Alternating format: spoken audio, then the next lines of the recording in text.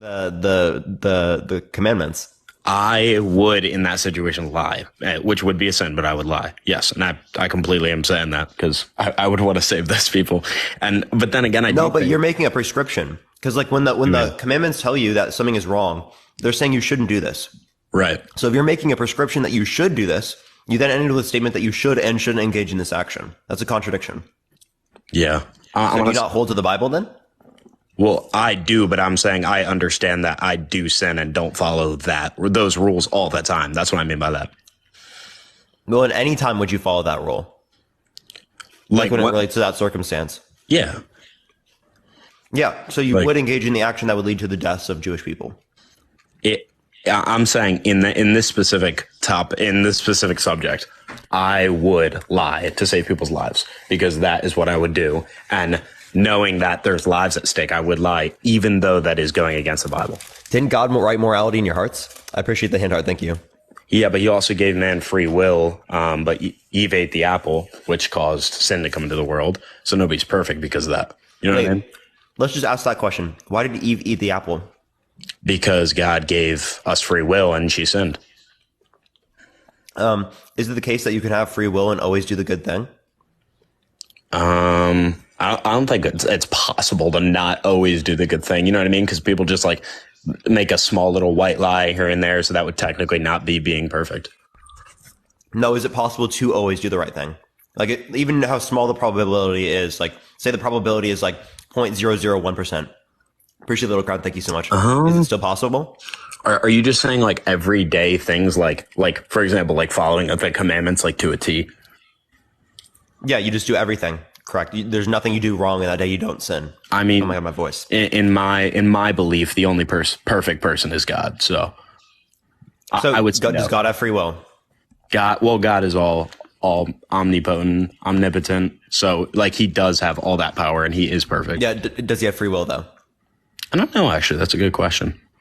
You don't know if God can do otherwise? You don't know if God can make choices? Well, no, he's all knowing, all He powerful. can, right? Yeah, well, what do you mean by free? Sorry, I'm not really good at arguing. That's fine. Don't worry. What do you mean by like free will? Like the ability to do otherwise. Yeah. No, well, God, I don't know. I mean, I believe that he is all powerful and everything that he's doing is in his plan. And I don't think there's room for doing otherwise.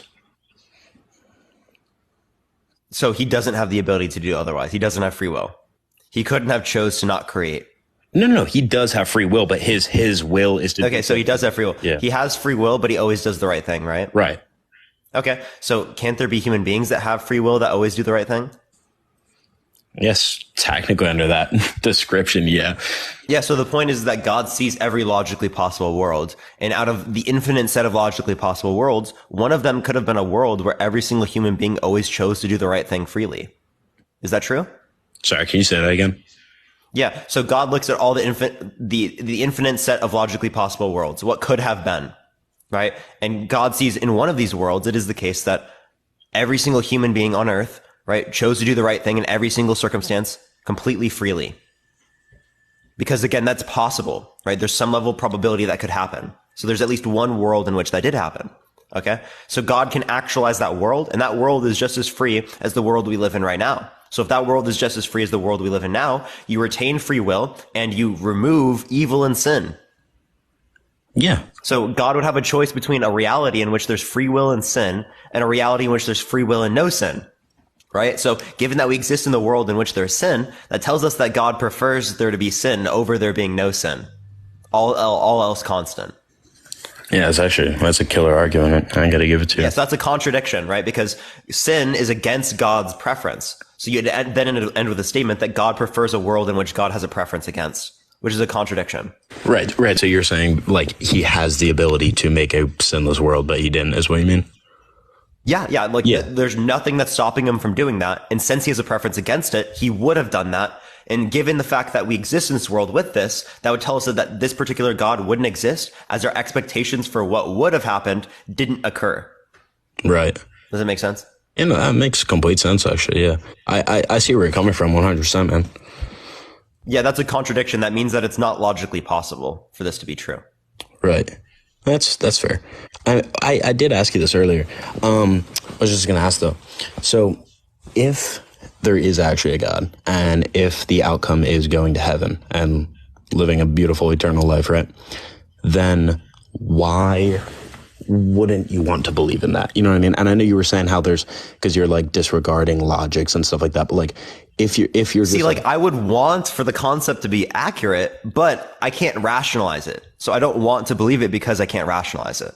okay, Like clearly I would want to believe that when I die, I'm going to be a Pokemon master, or that there's going to be so many great things that happen. So heaven, like my entire family's there. Appreciate the hand art. Like that would be great. Right. right, I love those types of concepts. They sound good to me.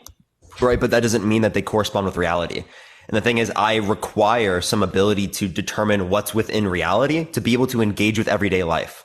right, Right? If I just decide to act in reality, like based upon like my delusions, whatever I think of in my head, without having a process to confirm or disconfirm a claim, well, then my life's likely going to be worse. One, appreciate the boiling cauldron. I appreciate it. And second of all, I'm just not going to be able to interact with reality in any meaningful way.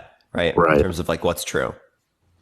Nah, So that's just like living a life of ignorance, which is one I would not like to, but. right.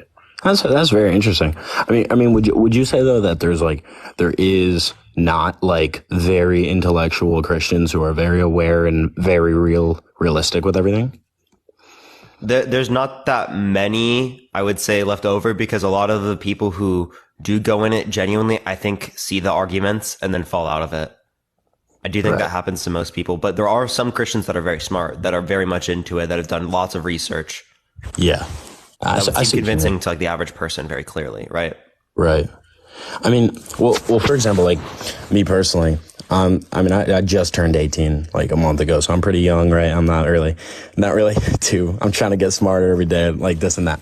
But I would say that I live a pretty enjoyable life. You know, I wouldn't say like being a Christian is holding me back. I mean, if anything, it's like, it's honestly helping me with like connections because I just try to dedicate my life to showing care, compassion, right? All of the fruits of the spirit. And so I just feel like for me personally, and I'm not trying to push anything on you. I think it's your life. It's the way that everything should go, right?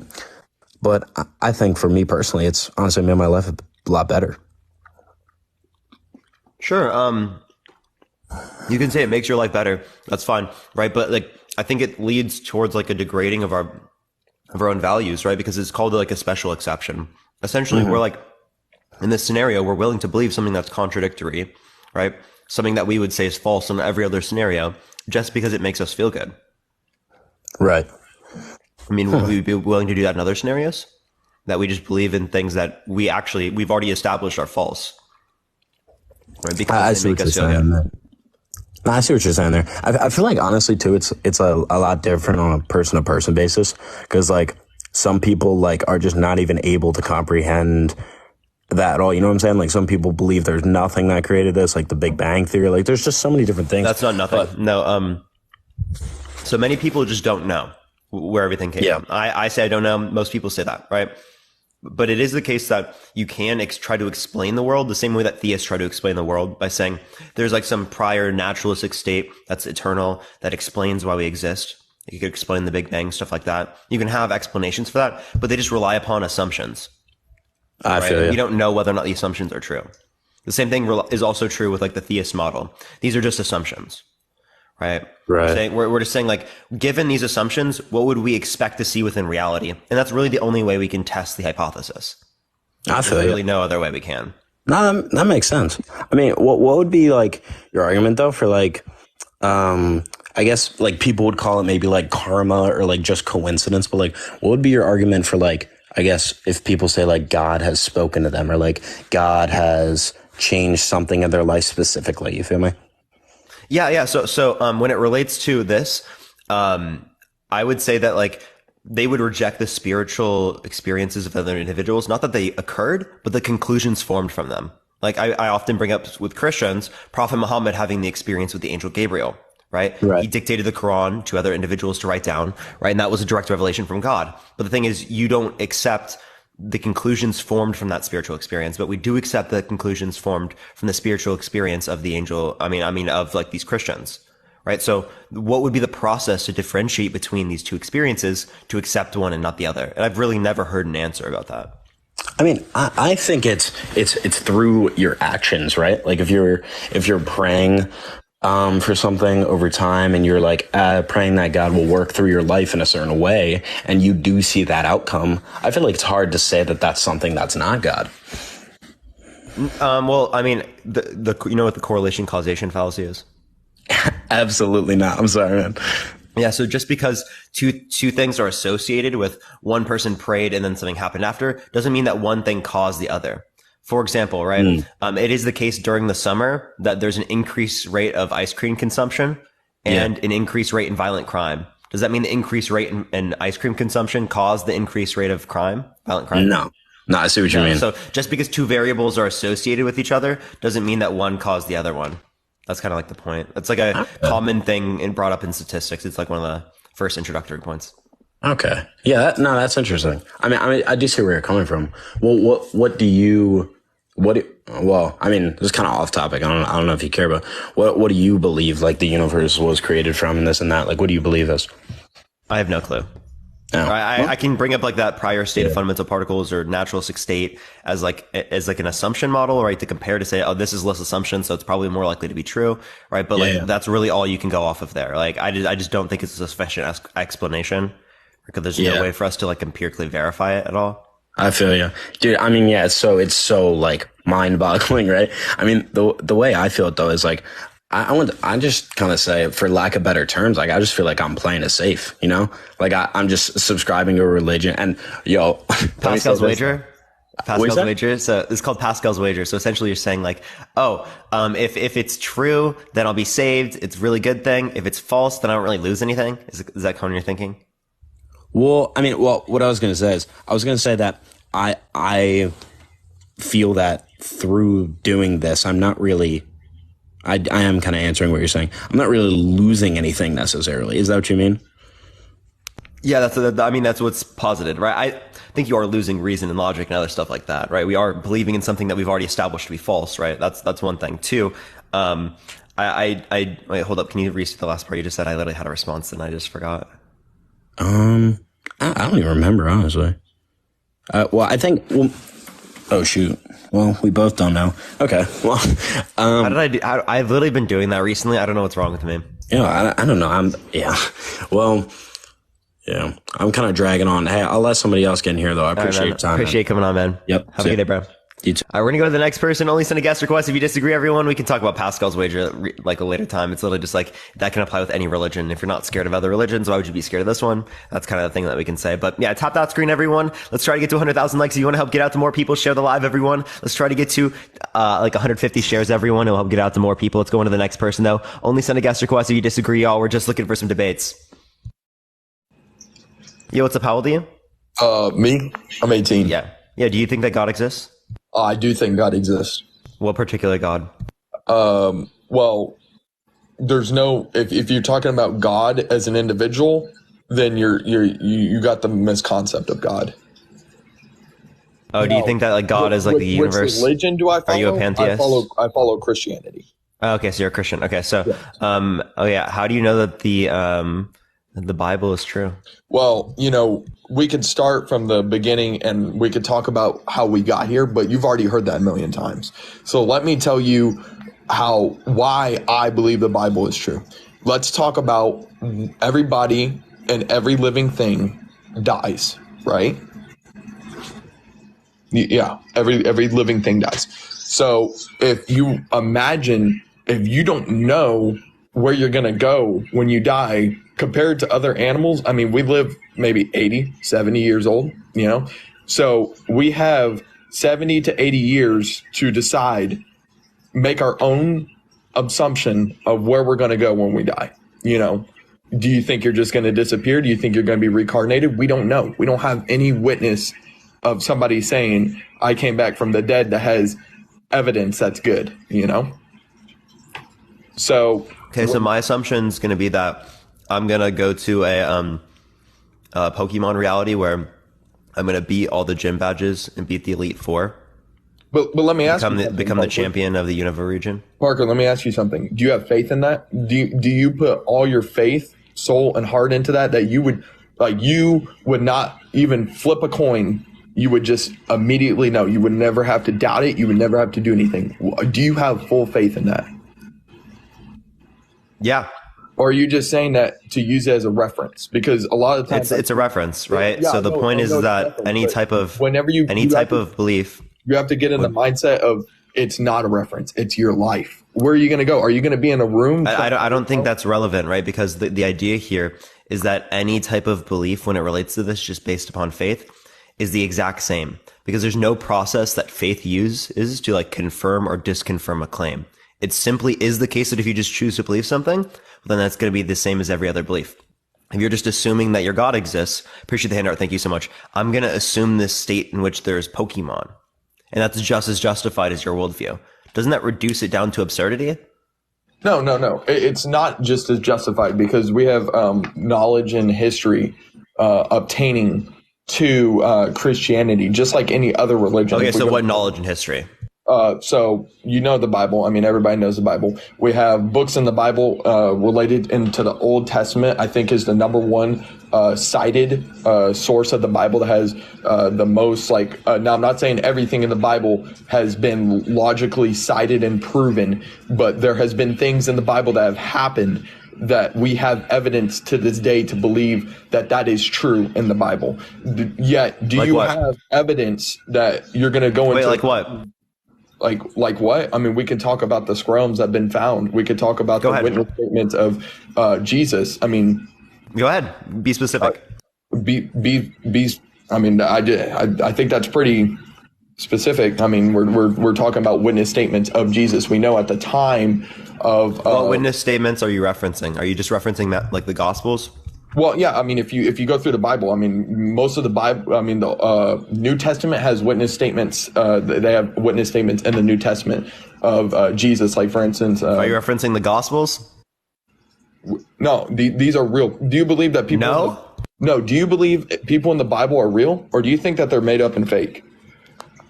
Well, I do believe that Jesus was a real person who existed, and I believe he was crucified on the cross. I just don't believe that he was resurrected. Right, but yeah, the Gospels, right? I'm pretty sure is what you're trying to reference. You believe portions of the Bible. You believe that Jesus was a real person. Oh, it's not because of the Bible; it's because of extra biblical sources, right? Okay, and what extra biblical sources are you using? Josephus, Tacitus. Okay, so I mean, yeah, there's other things other than the Bible that show that there has been story. I mean, we can both say, you believe that there was somebody named Jesus. Do you believe he preached to these congregations of people? Sure. Do you think he was really not liked by the Romans? I mean, you said you believe that he was crucified by the cross. So that's the exact same reason why I put my faith into my religion, is because we have over time. I mean, it is still stood strong. It's been the number one religion in Western European states and all kinds of different stuff. And that's going to be maybe for like the next few years or so, right? Because the issue is that Islam is becoming the world's predominant religion, right? In the 21st century, that's going to happen. And I mean, that's what the estimations, the projections are. But here's the thing, Parker. I debate with Islamic people all the time, and the one thing I ask them is, I said, who wrote the Quran? They don't know who wrote the Quran. Are you talking about people who also, you don't know who wrote most of the books of the Bible, right? No, you don't even know, right? So I don't know what you're talking about. In your books, Matthew, John. I mean, we know John the Baptist. We know Matthew. Wait, by the way, Matthew, Mark, Luke, and John. A lot of those you don't actually know who specifically wrote it. You have questions and assumptions, right? But you don't necessarily know. Well, that's like an issue fundamentally. Well, what makes you know? I mean, if you're bringing up that as a point, you just brought that up. That was all you. Right? Okay. I don't even normally bring that point up. No, but you're saying that you don't know that Mark wrote in the book Mark, right? That's what you're stating, right? Yeah, we don't know. Some of them don't, right? Like Matthew, Mark, and Luke, right? And John, like, we don't know if they were actually the ones that wrote the Bible, right? I mean, if we want to look at some particular, I don't even know if they have the characteristics to do so. No, Parker, the Bible is a book with multiple authors in it. Okay, there's. I know. I'm just making sure, because not one specific person wrote the Bible. There's multiple. Can you tell me the first 4 books of the Old Testament? We have Genesis, and then I'd have to look it up, but I don't know. You don't know? No. So, bro, I don't know why you're questioning my Bible knowledge. I know more than anybody. Well, Exodus, Leviticus, Numbers, Deuteronomy. You're not questioning the Bible knowledge. You're questioning the writers of the Bible. Yeah, no, I was asking if you knew the books even, right? Because you're saying like, oh, you know that there are multiple authors of the. Yeah, I know there are multiple authors in the Bible, of course. Okay. So if you know there's multiple authors of the Bible, but you don't believe certain authors wrote certain parts of the Bible, is what you're stating? Yeah, we don't know who, like the certain books that we have. We don't know some of the authors of those. Other ones we might know. So we just think that, John wrote Matthew as well and stated himself as Matthew, right? We don't know who wrote. I like all of those. Like I'd have to look particularly again, but to my knowledge, right, there's a lot of vagueness when it relates to who wrote it. Well, I mean, there was multiple people who wrote it. There in the Book of Quran. When it relates, I'm talking about those particular books, like especially the Gospels. But like, again, right, my point also is that, like, I mean, someone's even saying in the comments, right, John couldn't even read or write. Okay. So how would he write if he can't write? Well, where does it say he can't read and write? You want me to find it? I mean, that's just what someone said in the comment section. I know. I don't ever remember. I mean, hearing that John couldn't read or write. I think that would be very crucial to. I do know there was stories in the Bible about Jesus doing things. Performing miracles. But that would be unlogical to your beliefs, and I'm trying to be as logical to your beliefs as you will be logical to my beliefs. Wait, were you saying John the Baptist wrote the Book of John, by the way? Huh? Wait, are you saying that John the Baptist wrote the Gospel of John? Let me see. Is that your claim? Because it's definitely not that. It was a different person named John. John the Baptist was a preacher. Yeah. Okay. So like let's get off this point, right? Like, you think that the Bible has sufficient evidence to ground the resurrection? Is that your view? No. Let me explain it like this. Okay, so if we can't look at this animal, all right, or this being, whatever you want to name it. I'm just going to use a duck, for instance. We can't look at this, but it has feet like a duck, all right? It has a beak like a duck. But can that duck fly or not? So what? If there's certain things in the Bible that are true, which once again, you said you do believe that there is somebody named Jesus. You do believe he preached to a congregation of people. You do believe certain things in the Bible have happened, like the logical things, the things that could actually happen. So now that you believe things that are also associated with extra biblical evidence. Yes. Things that are associated. So now that we have association with extra biblical evidence, that's why I believe the Bible is real. Yes, you are taking a kind of step off the edge because you don't have. Wait. Hold up. Just because some claims in the Bible are accurate doesn't mean all claims are. Appreciate the duck. Thank you so much. I appreciate it. Especially a claim like this, right? Like, again, if we were to look at like Marvel movies, it is the case that New York City is a real city in real life, and that's actually factual. Right. But it's not the case that all the extra things like celestial beings creating the universe are true. Right. Because of the fact that Marvel movies have them in it. Parker, you're missing the main point. You're using. How am I missing the main point? You're using modern day ideas. I'm talking about, thousands and thousands of years ago. We're not talking about the new Marvel movie that just came out 3 years ago. Yeah, I was going to like the reasoning that you were using, right? Just because one claim is accurate within it, if you use the doesn't mean everything is. If you reuse the reasoning, well, they talked about the moon and Zeus could be real. That would be a more accurate reasoning than using a Marvel movie, because I want you to put yourself in the theme of when this happened. This was thousands and thousands of years ago. This wasn't 2 years ago when the last Marvel movie came out. Like that, it's a whole different. Yeah, I'm confused how that's even relevant. Huh? Can you please tell me how that's relevant? Okay, let me tell you how it's relevant. So you're referencing things that are, let's say, have been around for 100, 120 years. I know Pokemon's been around for a while. Don't know exactly, so Pokemon fans don't come at me. But anyways, you're using Pokemon and then you're using Marvel. Well, those are two things that, our movies. Obviously, we have movie producers and everything. And I'm talking about somebody who preached to a congregation, whether that's Jesus, John the Baptist, and two different people who preach to congregations, and that you said we have stated sources outside of the Bible that have, come saying, yeah, Jesus was a real person. John the Baptist was a real person. They did preach. So that's the same reasoning that we're using. We're using history. Yeah. So how do the claims that Jesus existing mean that he resurrected on the cross? How did the Or resurrected after the cross? How did the claims? Because, like I said, if you can't see what the animal is, but you have evidence, like certain things that are true that we have been able to prove, you can then come to the conclusion. Like I said, you're taking a step off the edge because, yes, resurrecting is not logical to the. Wait, Prophet Muhammad existed, right? Prophet Muhammad existed, right? Yeah. Okay. The Quran says Prophet Muhammad existed, right? Yeah. Therefore, Jesus didn't crucify on the cross because the Quran also claims that Jesus did not crucify on the cross. Well, then we go back. We can go into the whole debate about the Quran, but if you're going to defend the Quran, you have to believe in the Quran, right?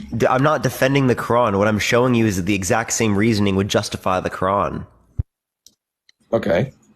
So, in the Quran, who wrote the Quran then? It was the people who Prophet Muhammad dictated the Quran to. I forget the particular names of the individuals, but can you, do you understand the point that I'm making? Is that the same reasoning also would justify the Quran? How many out of biblical stories in the Quran have been proven?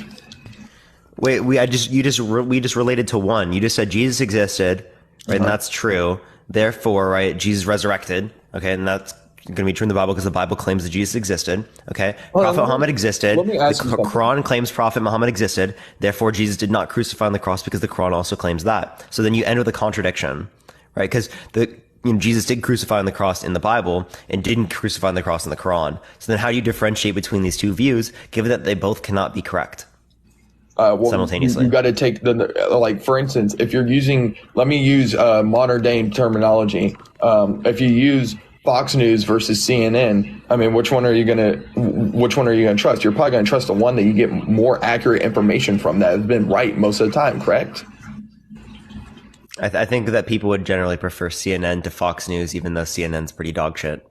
Well, right, but I don't see how that's relevant. We're asking this particular question. How do you differentiate between these two views, given that they contradict each other? Between the two views, which one has more out of biblical evidence? Which one has more evidence? Extra biblical evidence? Yes. Are you talking about the Quran versus the Bible in general? I don't think that you have the ability to differentiate that right now. What do you mean? So if you don't know, are you just going to be agnostic on which one's correct, man? But unless you have the ability to differentiate between them, we're just going to be agnostic on them. No, you can differentiate, between, if you believe in God, then you can believe whichever one you believe, But I'm just saying the reason why I believe the Bible is because it has more stories that we have been able to prove that are true. Yeah, so can you give me them?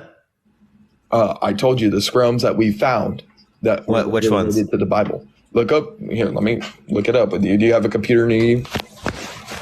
I'm asking you what specifically, just to clarify.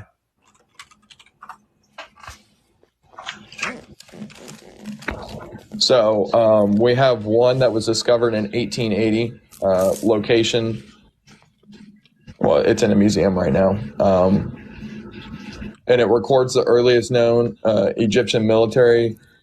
Are you trying to talk about the Dead Sea Scrolls? Huh? Are you trying to talk about the Dead Sea Scrolls?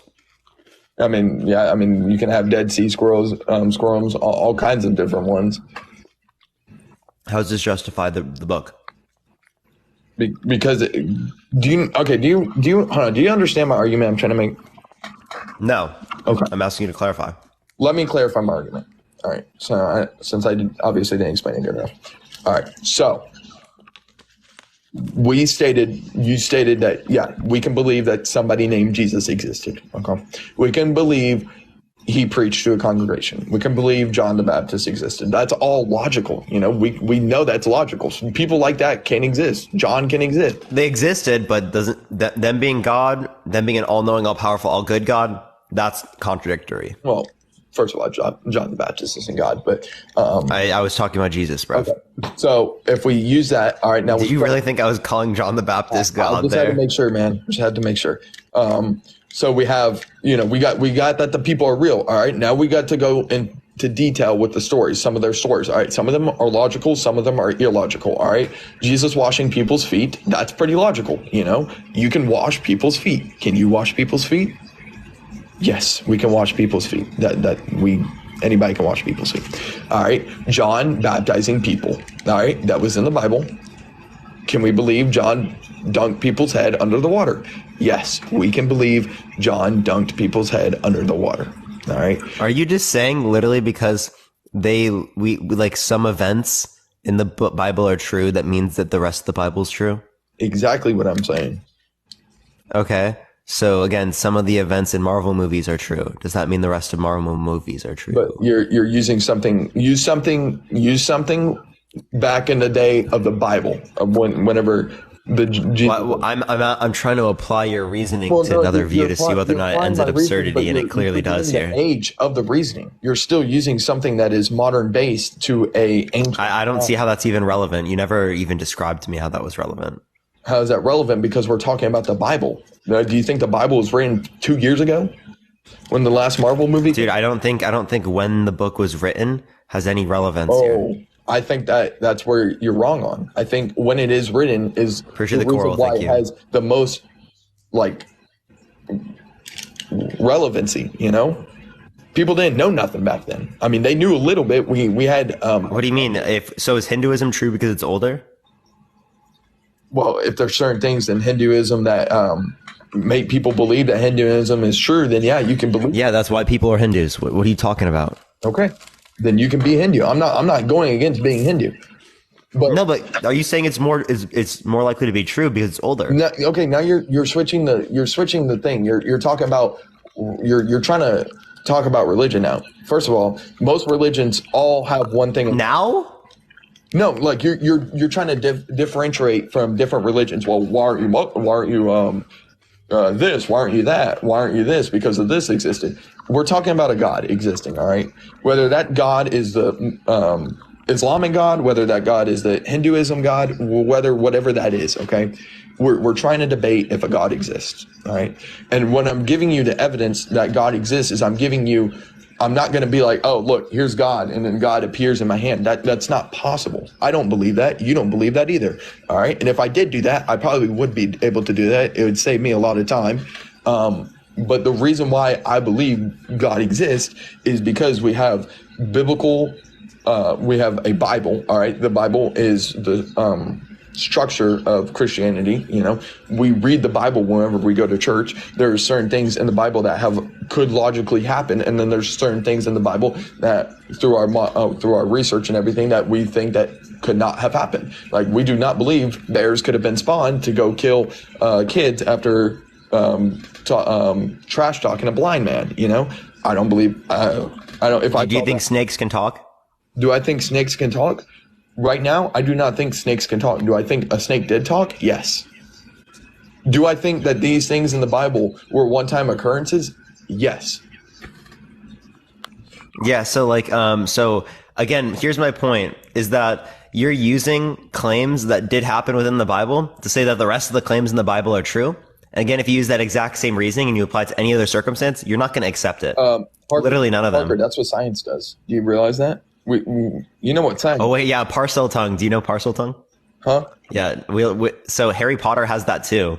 Harry Potter also has like language that snakes speak and stuff, right? So does that mean that it's accurate because it has something that the Bible has that you consider to be accurate? Well, can you talk about not Harry Potter? I don't really know about Harry Potter. Can you talk about more of what do you want me to talk about? Like, I want you to. What examples? What examples can I bring up to you, Keegan?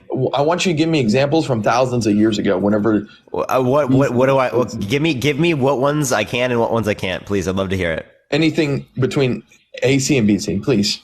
AC and BC? What? What is that? You don't know about time. Anything between AC and BC? I don't know what that's supposed to be referring to. Give me a time period that isn't 4 years ago, 5 years ago, 20 years ago, 100 years ago. Give me, you're using modern ideology. Again, you never explained to me why that's even relevant. Can you please describe that to me? Okay. Because all I'm trying to do is compare the reasoning that you're using to justify this stance. Relevant is because, so do you know anything about astronomy? Sure, I know some things. Okay. So in astronomy, we learn about the history of astronomy, like the Greeks and all that. They believed that Venus was at the center of our solar system. All right.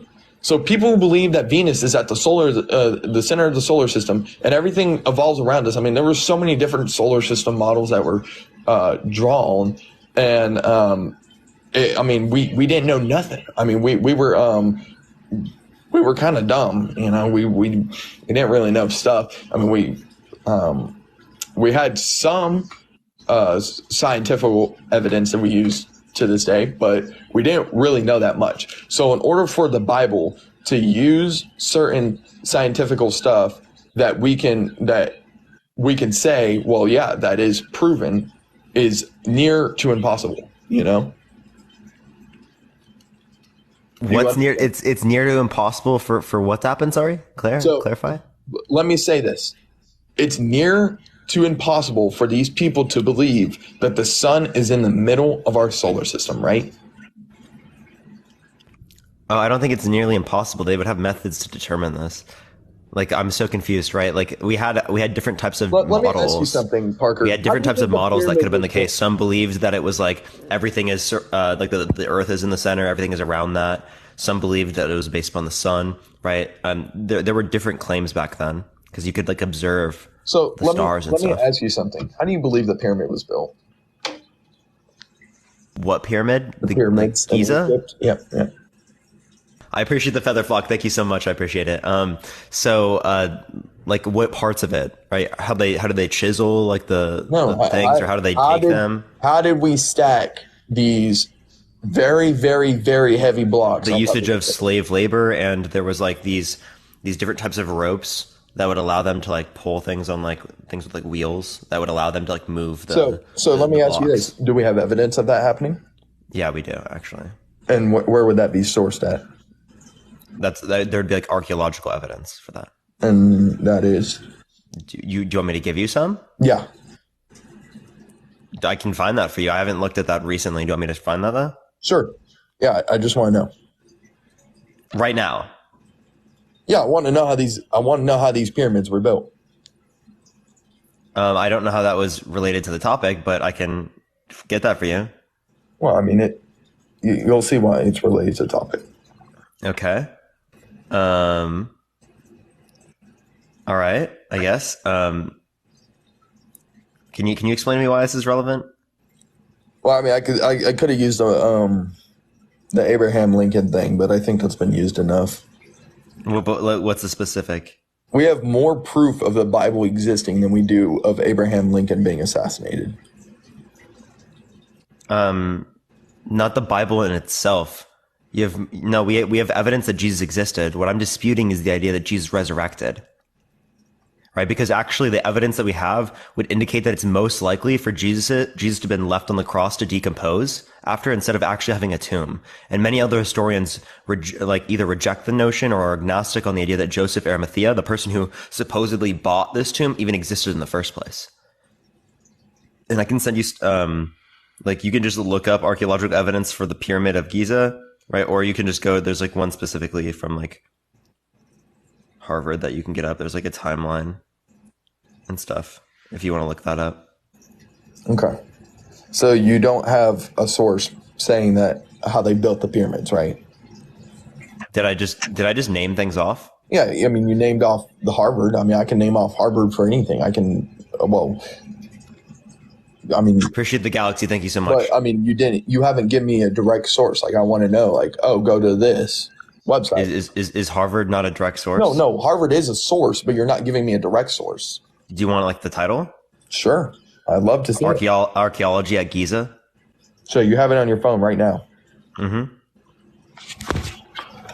Or you can look up, or you can just go to the first thing from the New York Post article that comes up when you first look it up. Appreciate the handout. Thank you so much. And it links towards Daily Mail articles that go over stuff and link towards sources if you want to look there or read into it. It tells you like how the process happened.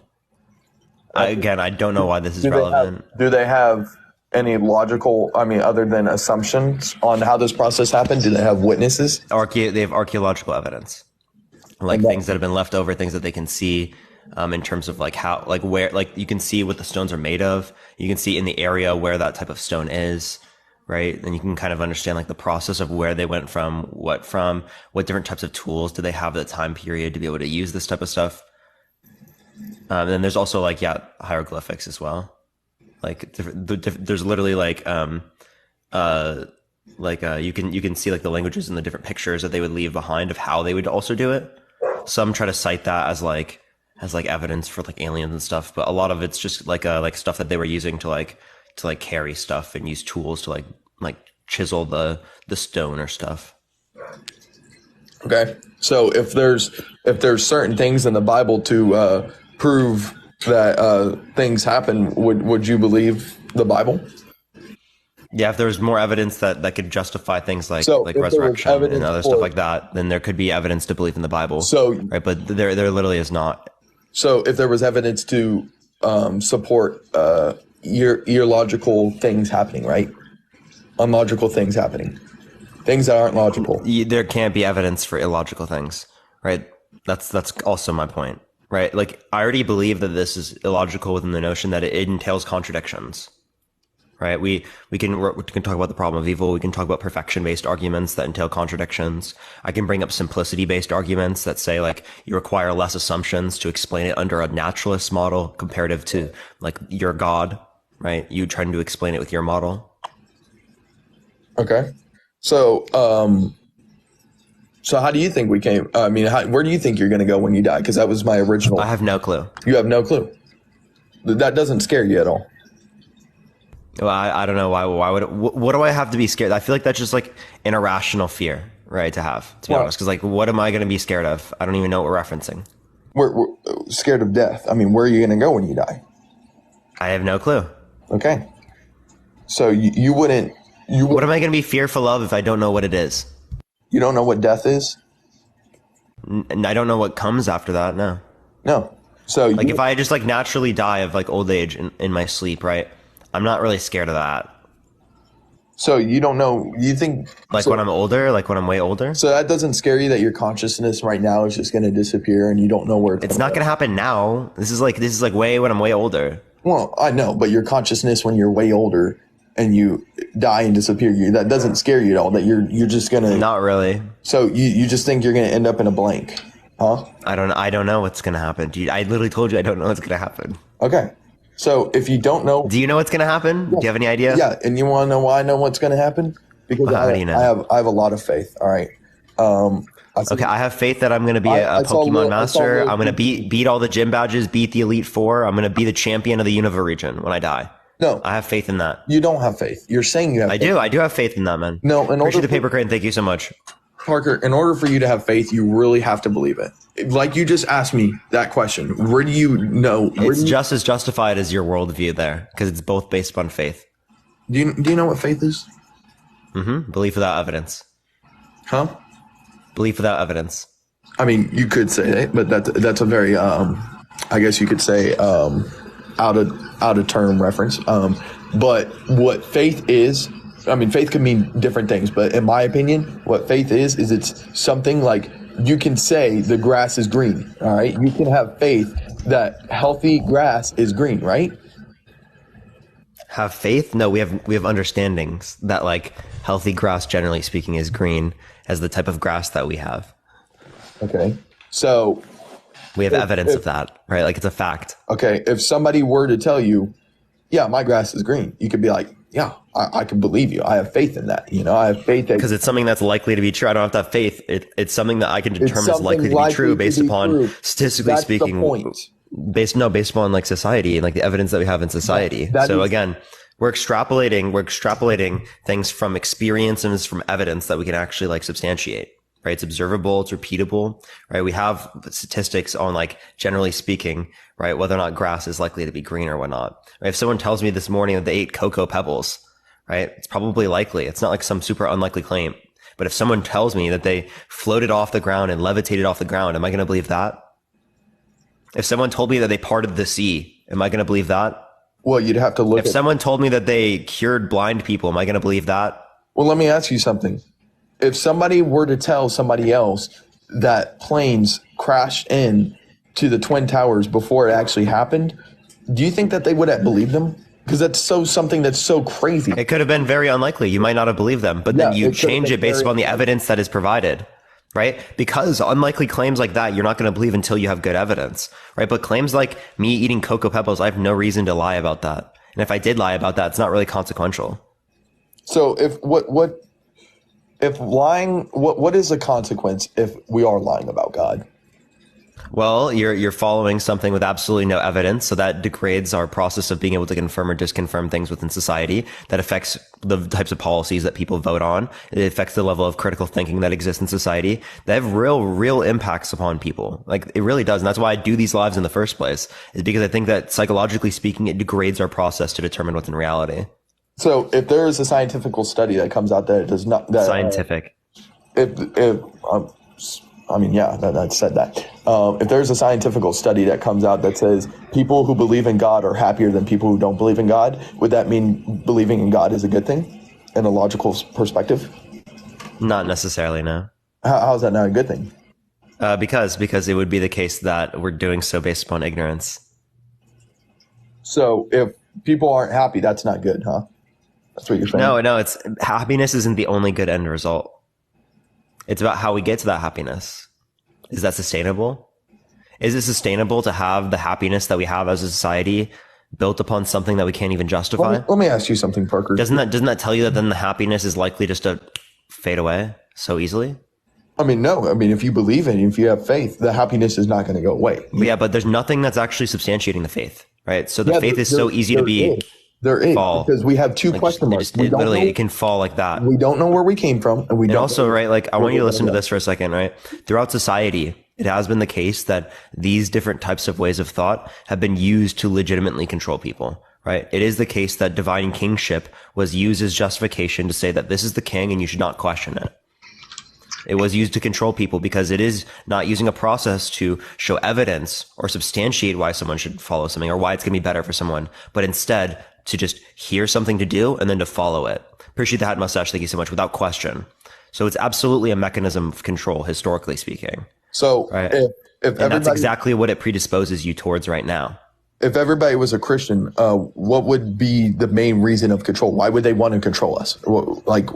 No, it's a way that they can control you through, right? To get you to engage in particular types of behaviors. Such as allowing, not questioning, like the particular individuals in power and authority, right? To accept something without there being any type of evidence. Right? That's something that's existed throughout history. Again, like what I just explained with divine kingship. That was literally what was used. Mm-hmm. There was stories in the Bible about people using Jesus's name to do more to tax these people, that's something. So like, how do you know whether or not you're being manipulated if you have no process to confirm or disconfirm their claim? Let me ask you. It is simply the case that you just believe it. You don't know if you're being manipulated. You don't know if you're being deceived. You don't know if they're lying to you because you have no process to confirm or disconfirm their claim. To see whether or not their claim actually corresponds to reality. Manipulation? If you're manipulating something, you're obviously manipulating something to get something out of it, right? Yeah. Typically speaking, that would be control and power in this scenario. Okay, so I'm a Christian. How is that manipulating me? It's the process in which what you think, right? I appreciate that mustache. Thank you so much. You actually are manipulated to engaging in particular behaviors, like not say lying or having sex before marriage, other stuff like that, because you believe that you're going to go to some hell if you die, and you don't believe. No. That's not what Christians believe, Parker. That is exactly what Christians believe. I do not appreciate the little crown. Thank you. I do not believe I'm going to go to hell if Are you a universalist? Huh? Are you a universalist? In what sense? Do you think that like everyone, if they believed at any point in their life, goes to heaven? I mean, I don't have enough evidence to speak on that, so I wouldn't be able to say. No. Okay, so do you think that some people go to hell? Do I think some people go to hell? Yes. Yeah, so how do you know if someone goes to hell? If they don't believe? If they commit sin? What is it? Huh? How do you know if someone goes to hell? Well, because it's in the Bible. I mean, that's why. And what does the Bible say? It says that you go to hell if you don't believe, right? I mean, yeah, that's what separates us between God. That's what I believe. That's my faith. Yeah. So let's just think about this for a second, right? If you don't believe, you go to that hell. So you are literally coerced and manipulated into believing that it's true with the threat of going to this fiery hell. If I told you, believe that I am God, and if you don't believe that I'm God, you are going to go to this place where you get burnt alive for the rest of eternity. Eternal conscious torment. Is that not a coercive threat? I appreciate the handout. Thank you so much to get you to believe that. Well, is that not coercion? You don't know if it's trying to save us. You know, you don't know. I appreciate the little crown. Thank you. Is that coercion? Yes or no? You don't know if it's the opposite. You don't know if it's. No, wait, save us from what? Save us from God. Save us from hell. Because God created hell, and God is sending us to hell. God's saving us from a problem. Wait, hold on. Let me finish. God, I appreciate those sunglasses. Thank you. God is saving us from a problem that God created Himself. How do you know God? Simply the way that I am judged is dependent upon the way that God wants to treat me for the things that I've done. How do you know God created hell? How do you know God created hell? Well, it's your view, right? God created all things. I mean, everything that is not God, God created. I do. Okay, so this is also another stance. Yes, God created all things. Do I think God? There you go. So you already believe it. God created hell. You're not letting me finish my statement. God created all things. Did God create Satan? Yes. Did God create Adam and Eve? Yes. Did God create sin? No. But He created Adam and Eve that made sin. His creations have done other creations. I can build Legos. I made a Lego house. All right. Is He all knowing? God's creation.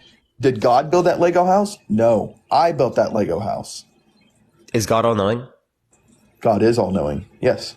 Okay. So God knows that when He creates this, it's going to create sin. So you can't say that God created everything and then God didn't create something. Well, God created everything entails that God created sin because sin is a part of everything.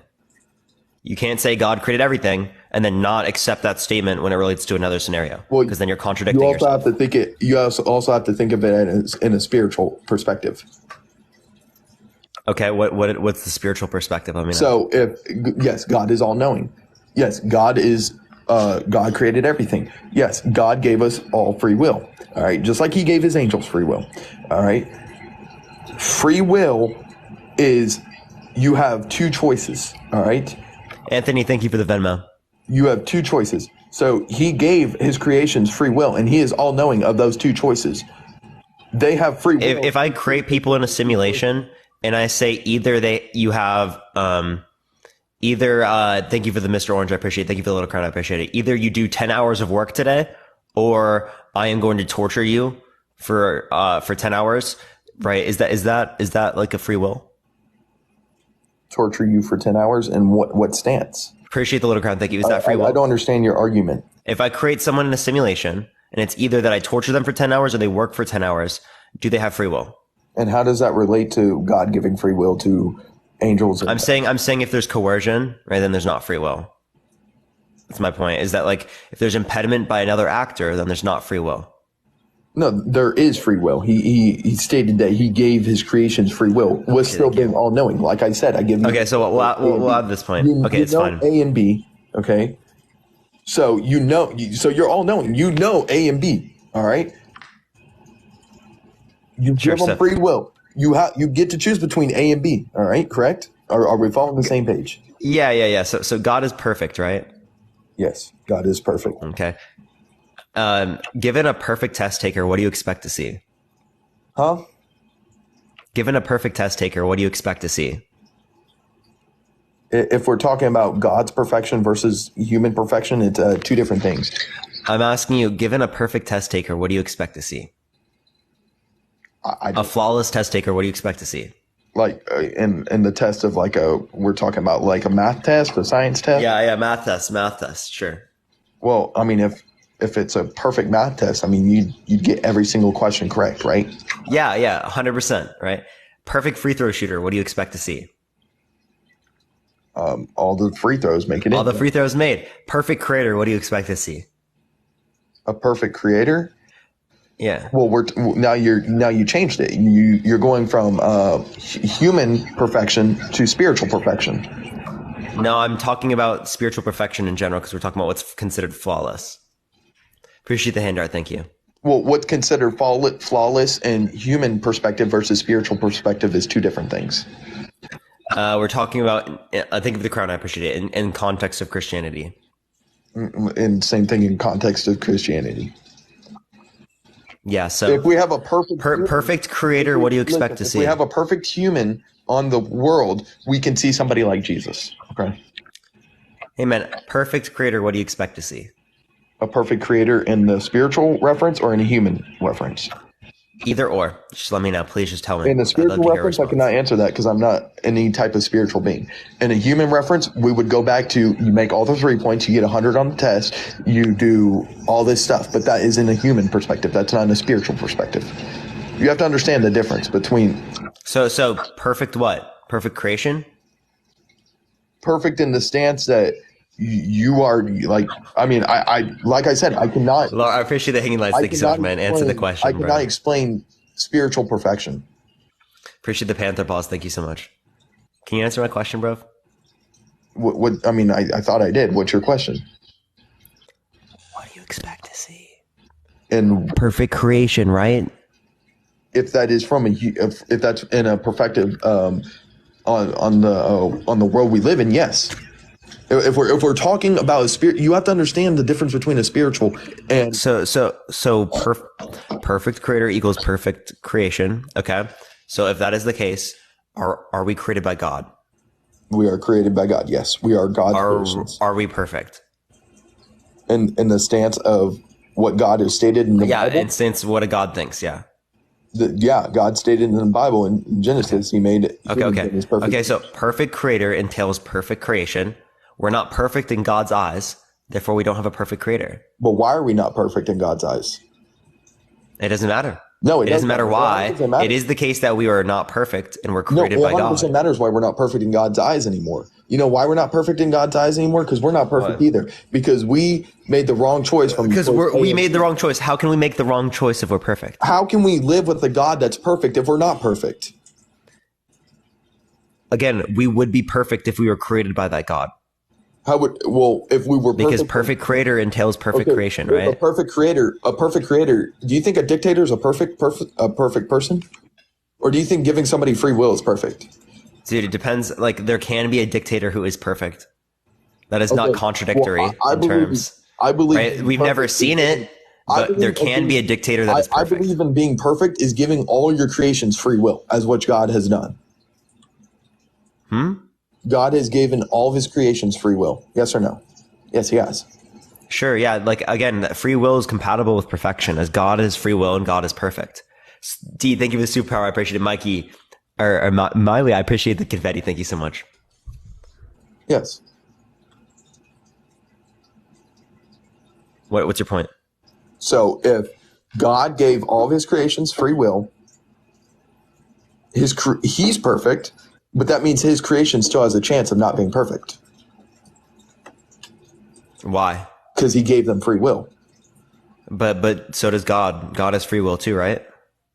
I mean, if they're perfect and they have free will, they're always going to choose. Wait, hold up. If they are perfect and they have free will, they will always choose to do the right thing, right? Because that's flawless in God's eyes. If they're perfect in the sense of God's perfection, of God's free will.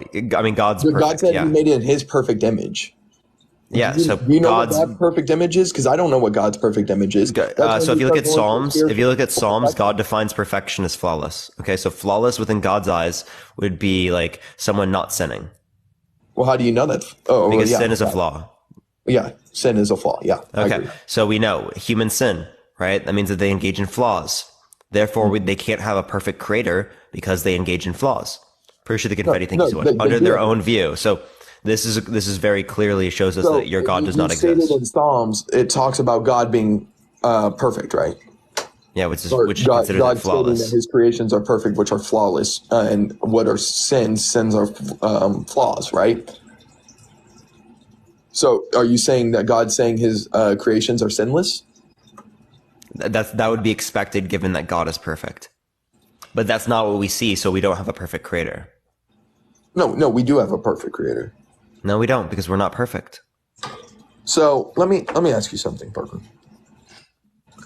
So, if you were to make your own world and you were to put in creatures, would you let these creatures choose what they want to do?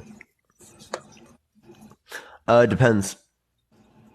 And no, it's a yes or no question. Do you want these creatures to choose what they want to do?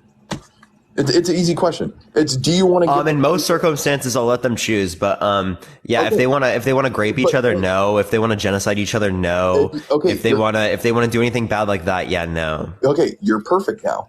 You're still perfect because you gave them the choice to do whatever they want. That's a perfect choice. You know, they're made in. I didn't give them a choice to do whatever they want. You can choose to do whatever you want, so long as it's not one of those things.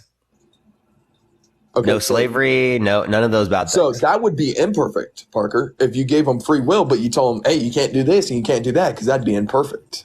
No, that'd be perfect. That'd be so much better under my How view. would that be perfect? Because perfect is defined by me. What's considered a flaw or flawless. I used your own definition of what's considered a flaw, and I showed that given your own definition of what a flaw is, it entails a contradiction with reality. Which part in Psalms, just so I can get a Yeah, I can pull it up. I got you. Somebody also put a verse in, and I almost interrupted you because it's an amazing verse. I love it. It's actually one of my favorite verses, but many atheists use it to contradict God. It says God is 1830. Psalm 1830. God, it says, I am the creation of light and darkness. It also is translated to on the. No, it says, as for God, his way is perfect. The Lord's word is flawless. He shields all who take refuge in him. Right. He shields all who takes refuge in him.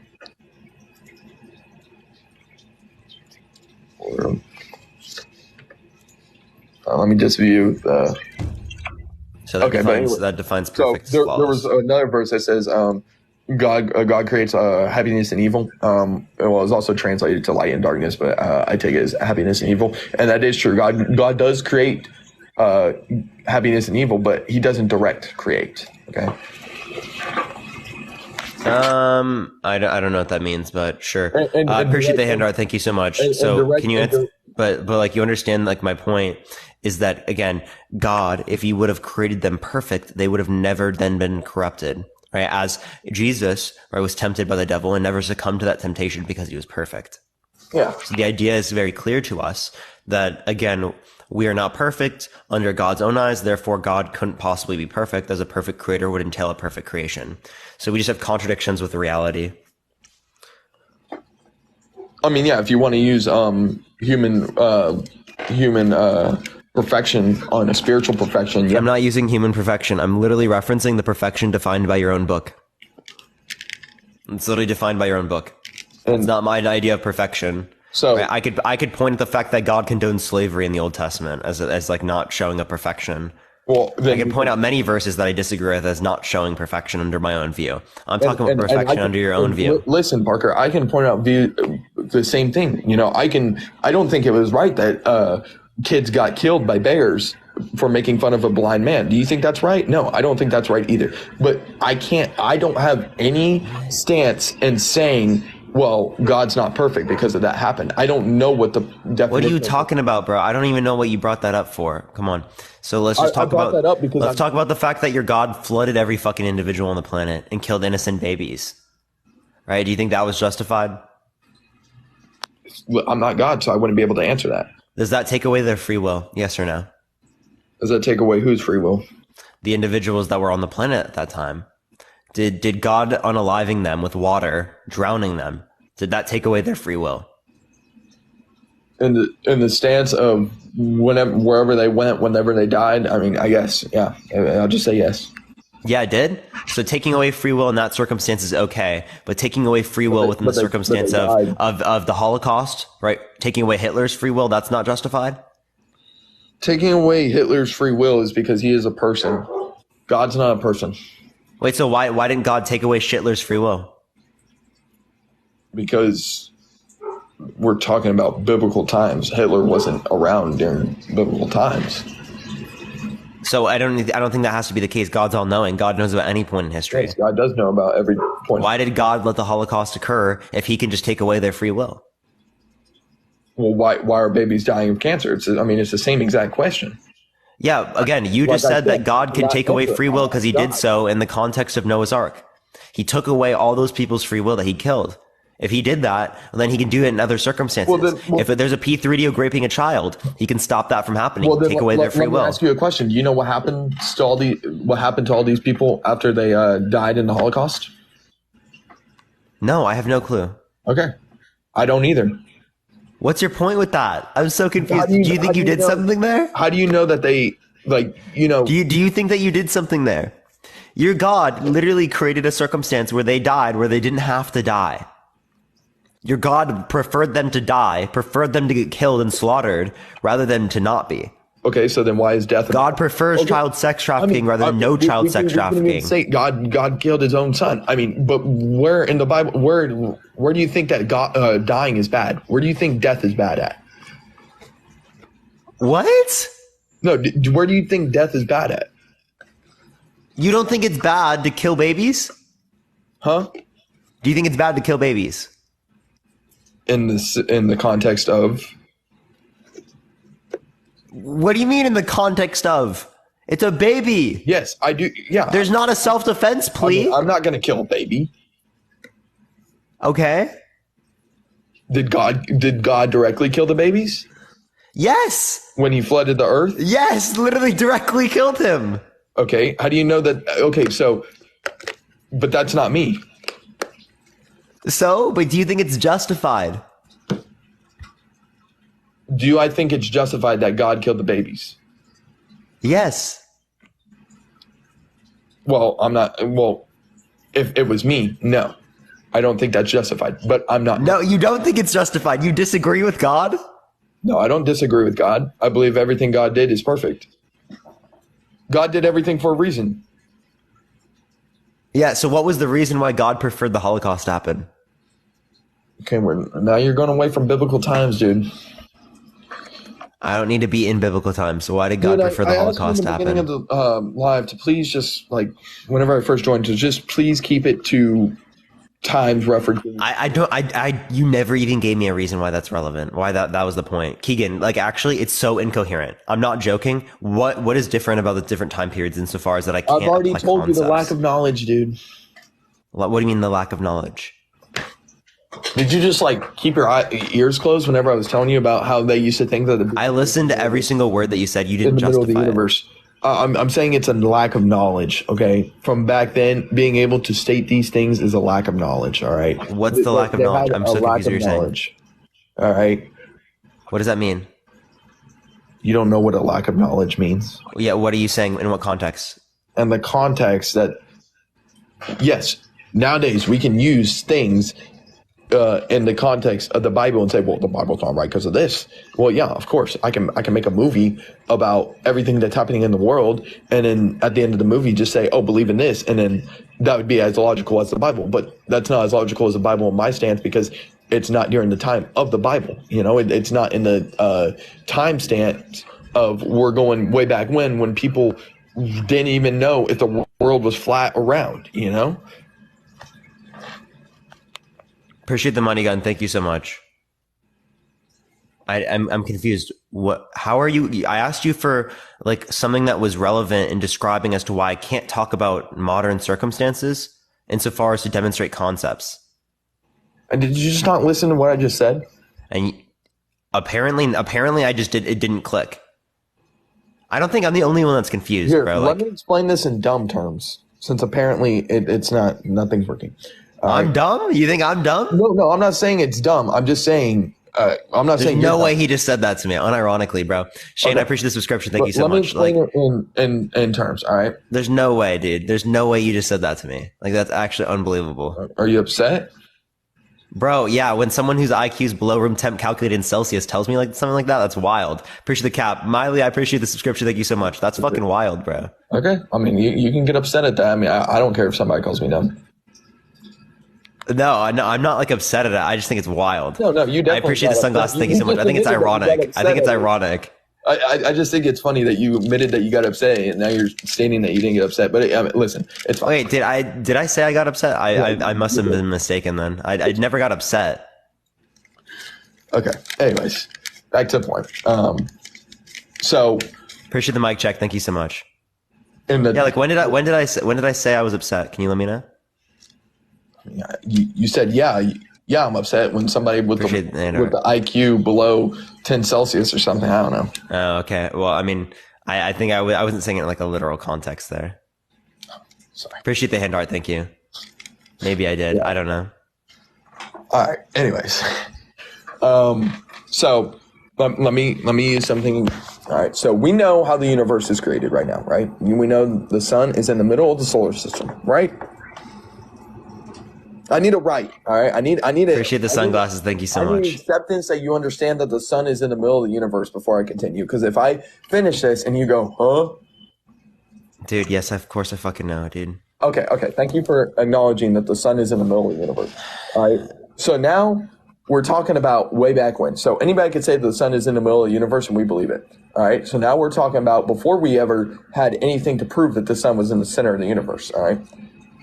If somebody at that time, that before we even believed that the sun was in the center of the universe, the world is round, a sphere, and is not flat. If somebody were to say that, they would be judged. Wait. Where'd you get universe from? Where'd you get universe? We were just talking about solar system. I think I misspoke. The solar system. Okay. All right. So if we have somebody that says the sun is in the center of the solar system and the world is a sphere, do you think they're going to believe them? The sun is in the center of the solar system and the world is a sphere?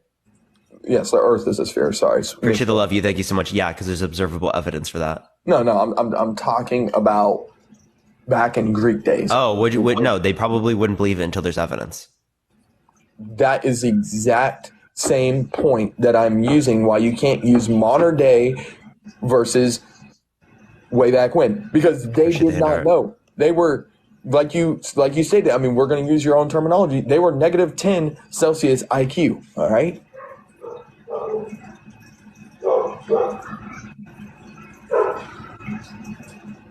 Maybe it's because they didn't have the technology. I'm so confused, dude. There's no fucking way, dude. How are you? They had a lack of knowledge. Lack of knowledge of what, dude? How is that even fucking relevant? How is that relevant at all to whether or not I can compare? To whether or not I can compare these different states of affairs to say that this is the same reasoning applies in the modern era. What are you talking about, dude? This is incoherent gibberish, bro. You have no clue what you're saying. Incoherent gibberish, whatever you just said. It ironically is, dude. How? I literally just described it. So you believe that that modern times right now is just as relatable as times back then? No. If I were using the same reasoning, yeah, I don't see how time has any relevance. You haven't given me any good reason to say that time has any relevance. You just said that people would be ignorant or they wouldn't know something, which has literally no relevance to the initial point that I was making. Do you believe that we've gotten more knowledge over time? Or do you think? Yeah, clearly we've gained more knowledge over time. That's not even relevant, though. That is relevant. Apparently it hasn't affected you, Keegan. Oh my gosh, that is relevant. Apparently it hasn't affected you. Okay, I don't care if it's affected me or not. All right, I got negative 10 IQ and I'm still talking to you. I never said negative 10. I said below room 10 calculated in Celsius. Calculated Celsius negative 10. What is that, like negative 1,000? I said below room temp calculated in Celsius. All right, dude. 10 IQ doesn't calculate that, all right? It would probably be like around 20. All right, well, listen. My 20 IQ, I'm talking to you, and you're not understanding. Do you think you'd understand 20 IQ?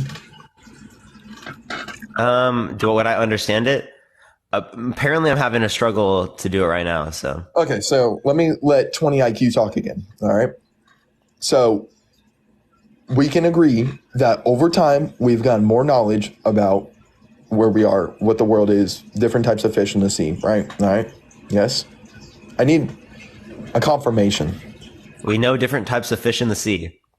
Have we discovered more types of fish in the sea? Have we discovered our world is a sphere, our Earth is a sphere? Have we discovered that the sun is in the middle of the universe? Or solar system. Solar system. Yeah. All right. Boo. That's the same exact point I'm using. We have all this knowledge. I mean, literally, we have. Dude, us having more knowledge doesn't actually like take away from the concepts that I was demonstrating. I was talking about like, is it justified for me to believe in like Marvel, like in Marvel movies? Because like, again, because like the same reasoning that you provided as justification yours, you're not giving me something that's relevant to why I can't do that at all. I can't compare that. I'm giving you something that's relevant. I'm giving. No, you're not. You're actually not. You're literally just saying we know more. Okay, I've never disputed that we know more. Never disputed that once. I don't see how that's relevant.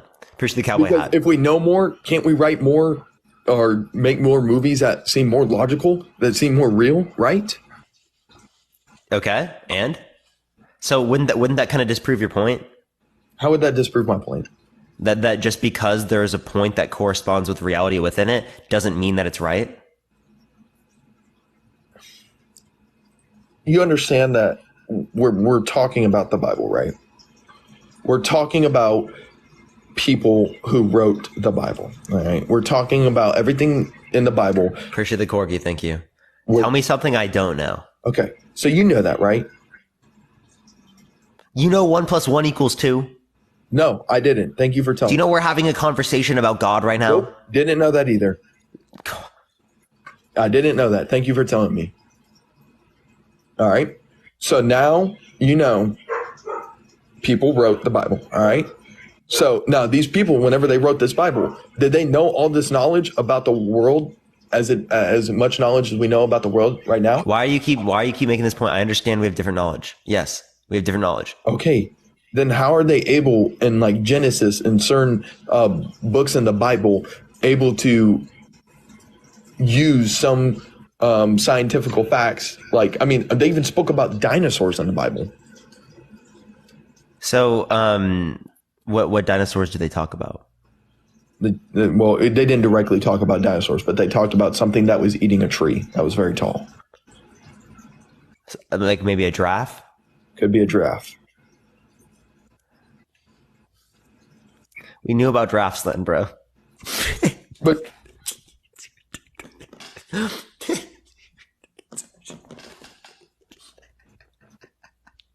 dude, Keegan, man, what point are you making, bro?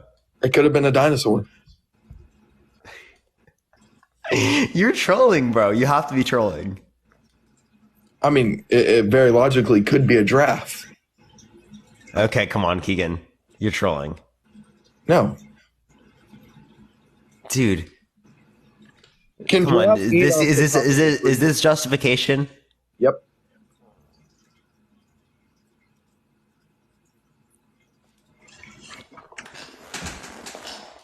Hello, darkness, my old friend.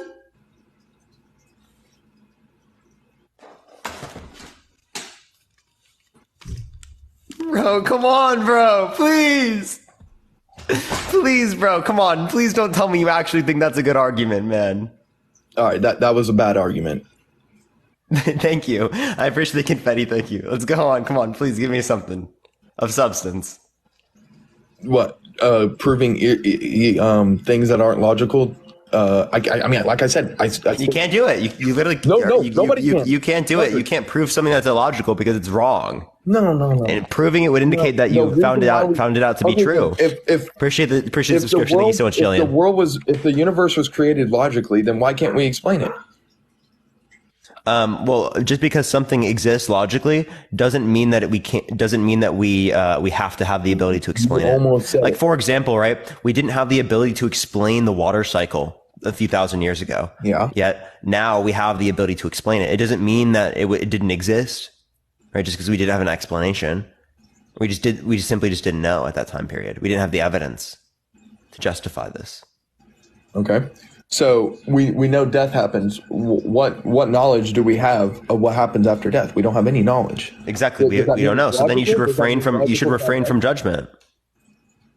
Does that mean death is logical? What do you mean is death? What do you mean death is logical? Yes, anything is logical. I don't know what you're talking about. Okay. But we don't know how it happens. I mean, we don't know what happens. Yeah, just because we don't know what happens doesn't mean that like a where our particular thing universe does created, happen. But we know our universe is logical. We know everything is logical. Hold on. Parker, could that mean that something illogical created something that's logical? No, that's incoherent because something that's illogical cannot exist. It's not possible to exist. It's not possible to exist that we know of. That's why we call it illogical, because we don't know. Do you think a squared circle can exist? Huh? Do you think a squared circle can exist? You're talking about Appreciate the free hat. You're talking about geographical shape. Okay, can you, dude? Please, do you think that a squared circle can exist? No, a circle has to have round edges. Okay, so again, there wouldn't be edges. Okay, so the point would be is that there would be 0 sides and 1 side, 4 sides that can't be true simultaneously. I appreciate the little crown. Thank you so much. Do you agree? You can't have 0 sides, right? Corners, right? And also 4 simultaneously. Okay, but that's geometry. Yeah. Just like 1 plus 1. Yeah. Okay. 1 + 1 so the idea is that you cannot have a contradiction, right? It can't be 4 and not 4 simultaneously. Okay. So I appreciate the orange. Thank you so much. So you're saying something illogical can explain something logical. That doesn't make any sense because if something is illogical, then it doesn't exist. Like that would be like saying a squared circle created the universe. So you know what logical means, right? It's a reason or sound idea, right? Logic refers to the law of identity, the law of non-contradiction, the law of excluded middle, right? It generally refers to whether or not things are themselves. Which is basically what I just said, sound ideas, right? Well, sound, if you understand it in like philosophical terms, sure, right? But but that doesn't actually necessarily take into account, right? Valid would probably be a better way to reference it because valid just refers to whether or not it's consistent, whereas sound refers to whether or not it's true and consistent. So do you appreciate the boiling cauldron? Thank you. Do you think Einstein's time of relevancy is logical? What? I appreciate the orange. Thank you so much. Let me look at like theory of relativity. Yes. Do I think it's accurate? No, logical. Yeah? Yeah, you do think it's logical. Why? Because there aren't contradictions? Well, I was more stating of the mathematical facts. Yeah, so like whether or not they correspond to the reality or whether or not they're just logical. Whether or not they correspond with reality, yes. Corresponding with reality is different than necessarily being logical. Something can be logical and not necessarily correspond to reality. Like it's logical for me to have eaten Cocoa Pebbles this morning, right? That's a logical point, right? But that doesn't mean that it happened.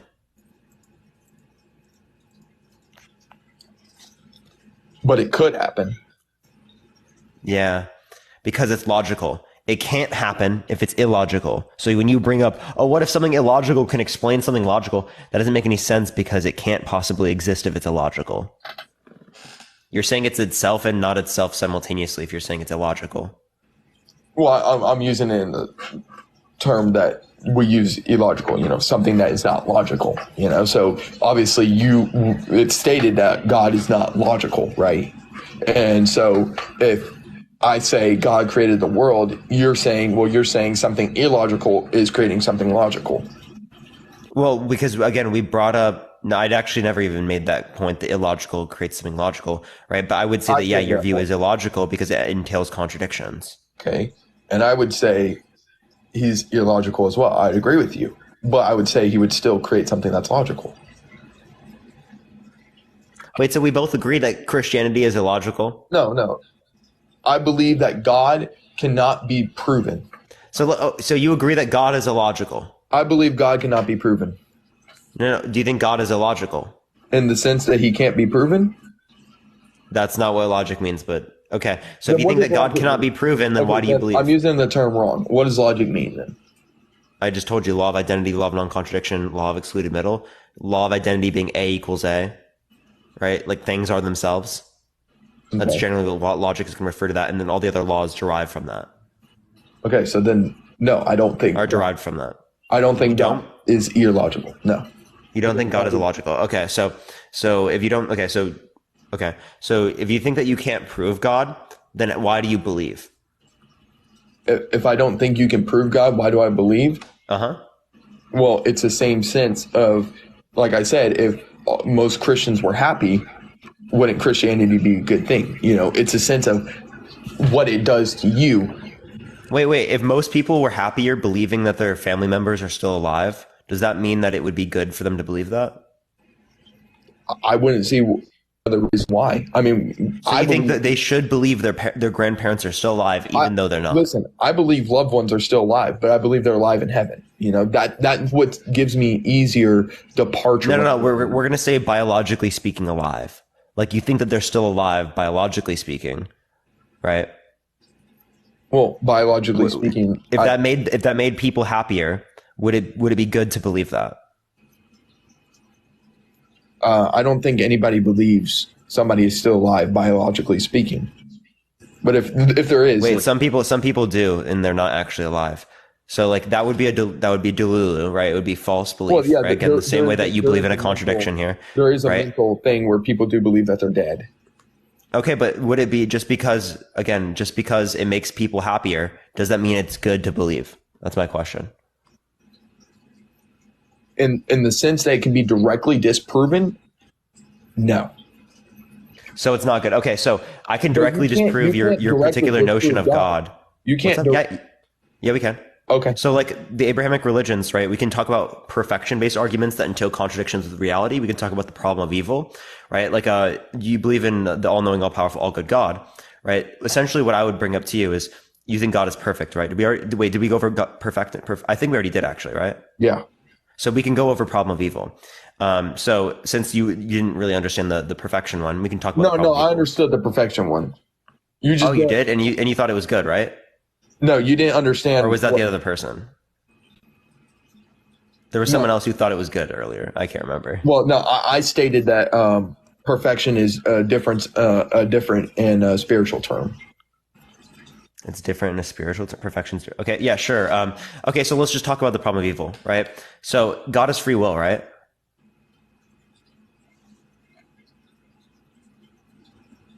God is free will, right? I mean, if I were to, it's a question that I don't have any proof of answering, but if it was my opinion, and I could definitely be wrong about this, yes, I would believe God has free will. Yeah, it would just follow with the statement that God had the ability to create or to not create. If God had the ability to create or to not create, well, then he has free will. Okay, so God is free will. Can God do evil? Can God do evil? No, because God is perfect. No. Okay, so you can have free will and not have the ability to do evil? Unless you're not God.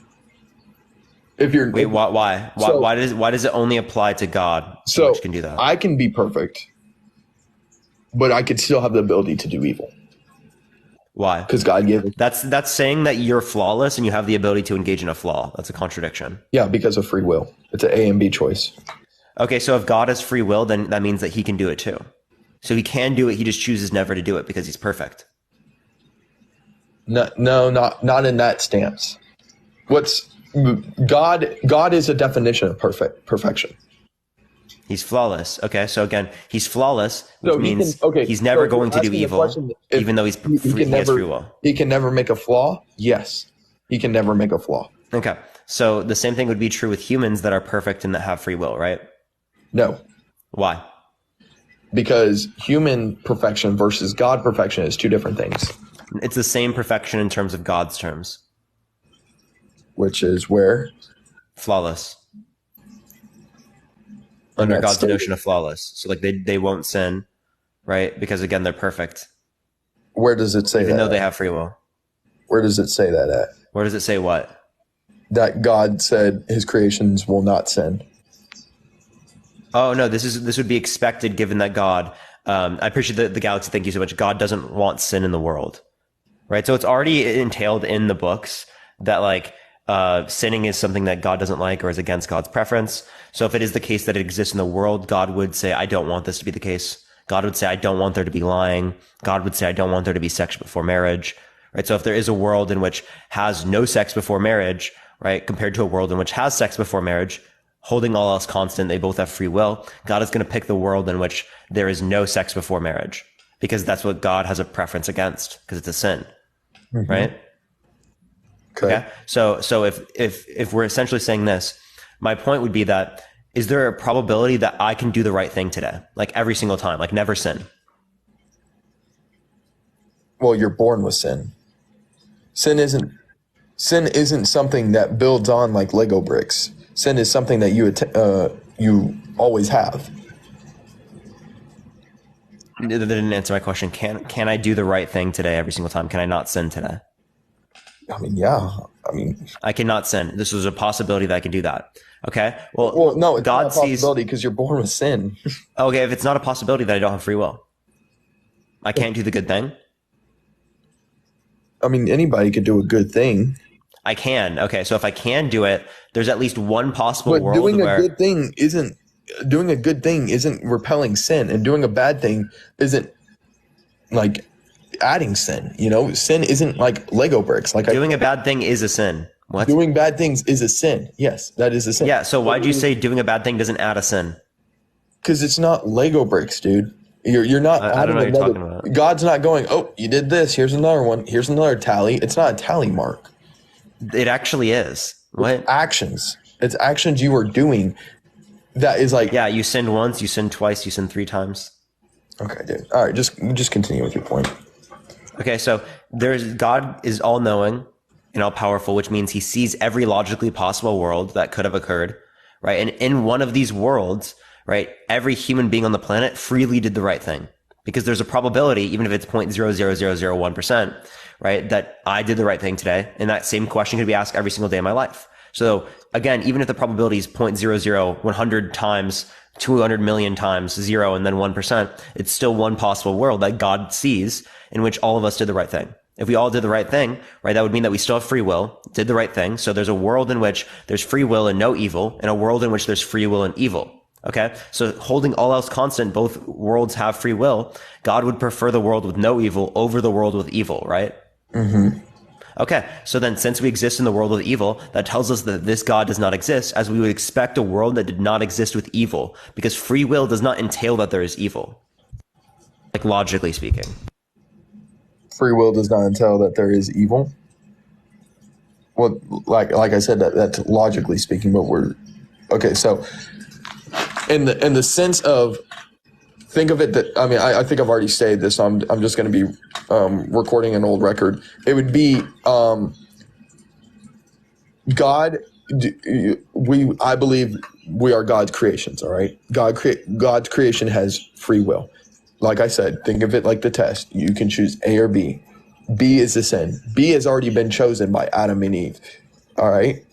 So that means no matter what this baby does, it is always going to be born into a sinful world. Okay. So when this baby, everybody's born sinful. All right. Sin is not measured. It just is there. You know, you're born into a world that's sinful. You're automatically sinful. You know, you're automatically separated from God. We are not perfect. That's what sin is imperfection. All right. And the Bible, God tells us the 10 Commandments. These 10 Commandments are things that we should follow in the sense of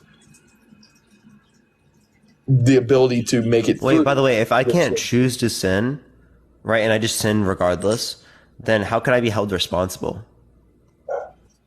How can you be held responsible? Because you're born into this world. That as soon as you're born into, but it's not something that I did. And that's like saying that I could be held accountable for something that like my ancestors did. Do you think I should be held accountable for something my ancestors did? Like responsibility speaking? In all honesty, Parker, yes. Which things? Like I can be responsible for things that exist in our current society that could be reinforced by like, say, me or by other people that are like me or something, right? But it doesn't mean that it is the case that I'm responsible for the initial actions. I appreciate the superpower thinking. No, you're not responsible for the initial actions, but if your family goes inbred and you come out as inbred, is it your responsibility that you're inbred? What do you mean your responsibility? Like, did they cause themselves to be inbred? No. If there is a mutation that happens, is it your responsibility that the mutation happens? No, because I didn't cause it. Okay, but do you still have to live with the mutation? Yeah, you still have to live with it, but that doesn't mean that you caused it. No. We didn't cause sin. So for example, let me ask you a question. Let me ask you a question. Let's say my mom drank during pregnancy and then I was born with FAS, fetal alcohol syndrome, right? Okay. Am I responsible for that, or was my mom responsible for it? Are you responsible? Well, let me ask you something. You're responsible for your own life, right? I'm responsible. No, my mom is responsible because she caused it. That doesn't make any sense to say that I'm responsible for it because I didn't cause it. Okay, yeah. Appreciate the Panther pause. So, thank you so much. Your mom is responsible for it. All right. Okay, so again, it would be the case that you're responsible for it if you caused it. If humans aren't causing the sin and instead it's something that they're just like born with, right? They don't cause it. Well, then how can they be held responsible? Originally, humans did cause sin. That's the thing. Okay, but that wasn't me, right? No, it wasn't. So Adam and Eve caused sin, and then that means that I'm responsible for it? Yeah. Why? Like I said, the same exact meaning. If you have a mutation, and you're born, you're still going to have that mutation. You still have to deal with it. Like, it's still going to exist around me. I'm not disputing that. Like, I'll deal with the consequences, but am I responsible? Are you responsible for the original actions? Yeah. No, you aren't. No. Okay. So if I am not responsible for this, then how can I be held accountable for this? How can you be held accountable for being born into a sinful world? Yeah. Would you hold a pregnant person accountable for being pregnant if they were raped? No. No, because they didn't cause it. Yeah. Okay. So you say that you can't hold them responsible for it if they didn't cause it. Yeah, you can't hold them responsible, but you could still hold them responsible if they do things that are sinful. And the stance that, yes, everybody is born with sin, but whenever God is the judgment day, he's not talking about the sin we were born with. He's not going, curse you because Adam and Eve sinned. He's going, why did you commit adultery? Why did you do this? Why did you do that? Well, I didn't know God. Well, God is all knowing. God knows that I knew. I can't make the excuse, well, I didn't know God because God is all knowing. That means God is all knowing in the sense that if you say, well, God, I'm going to be honest with you. I've never heard about you before. God is all knowing in the sense that he knows if you've heard about him or not, Do I believe that people, hold on. No, this is another belief. Do I believe that individuals that have never heard about God go to heaven? Yes, I do. By the way, I just want to point out that you do. So sins do stack, 1, and 2, they do get marked off because God marked them off and then saying, why'd you do this? Why'd you do that? Why'd you do this? God couldn't say, why'd you do all of these different things if God didn't mark them down when you did them. God marks down our actions, not our sins. Our actions are sins that he marks down. What are you talking about? Our actions are sinful. Yeah, so then sins could be marked down as they are actions. But if I go up to heaven and I say, well, God, I did all these good things, I'm not going to be let into heaven. Okay, I don't know what your point is with that. My point is that no matter what stacks on what, it just doesn't matter. Like, it doesn't matter about what good I do. It doesn't matter about how much evil I do, It does matter how much evil you do, right? It is measurable. It's not measurable. Wait, how is it not measurable if God's all-knowing? That's like incoherent. God can measure anything. That's logically possible. Okay, then it's measurable to God. There you go, Parker. Yeah. That's the whole point I was bringing up. So God does. Okay. So the point I'm also saying is that, again, let's go back to the problem of evil. There's a contradiction here, right? God has a choice between a world in which there's free will and sin and a world in which there's free will and no sin, right? Given that God How do you know that picks God the has world a in which choice? there's sin over the world in which there's How do not you know sin. God has a choice? How do I know God has a choice? Yes. Because, well, we already established that in the conversation. God is free will. Parker, let me ask you something. If you train this dog and you tell this dog, do not piss on my carpet, and that dog pisses on your carpet, are you going to be mad? You feed the dog. All right. I'm not going to have a dog, but sure, it depends on the circumstance. Probably not, generally speaking, but maybe. Okay. That's the same. God told us, do not do this. All right. We did not listen to him. Think of it as a mutation. Now we Okay, have to live with the mutation. God knows that we were going to do that. Did you get my point, though, that God sees all these different worlds? Hold on. God. Debbie Grimes, I appreciate the subscription. Thank you so God much. Did you get my point that God sees all these different... that we're. Hey, God sees all these different possible worlds. God sees the worlds where we sin, where we piss on the fucking carpet, and God sees the world where we don't piss on the carpet. If I could see all these worlds where freely my dog either pisses on the carpet or freely they do not piss on the carpet, I would prefer the world where my dog freely does not fucking piss on the carpet. Okay? Do you agree? I mean, yeah. Yeah, right. So like God is going to prefer the world, right, where again they freely do not engage in sin, right, over the world in which they freely engage in sin. How do you know? Because God has a preference against know? sin the same way I have a preference against the dog peeing on the fucking carpet. Well, we know God has a preference against sin. Isn't that the same reason why he told people not to sin? That's why he told them not to eat from the tree, because he has a preference against sin. All right. You tell your dog not to piss on the carpet. Yeah. So if he has a preference against sin, that entails that all else constant, he's going to prefer a world without sin. Okay. He does. There we go. Since we don't exist in this world without sin, even though wait, hold up. Since we don't exist in this world without sin, given that we could have, it tells us that this God does not exist, as that world would have been actualized rather than the world we exist in today. How would that world be actualized? Because that's the expectation that we would have for your hypothesis, for your explanation.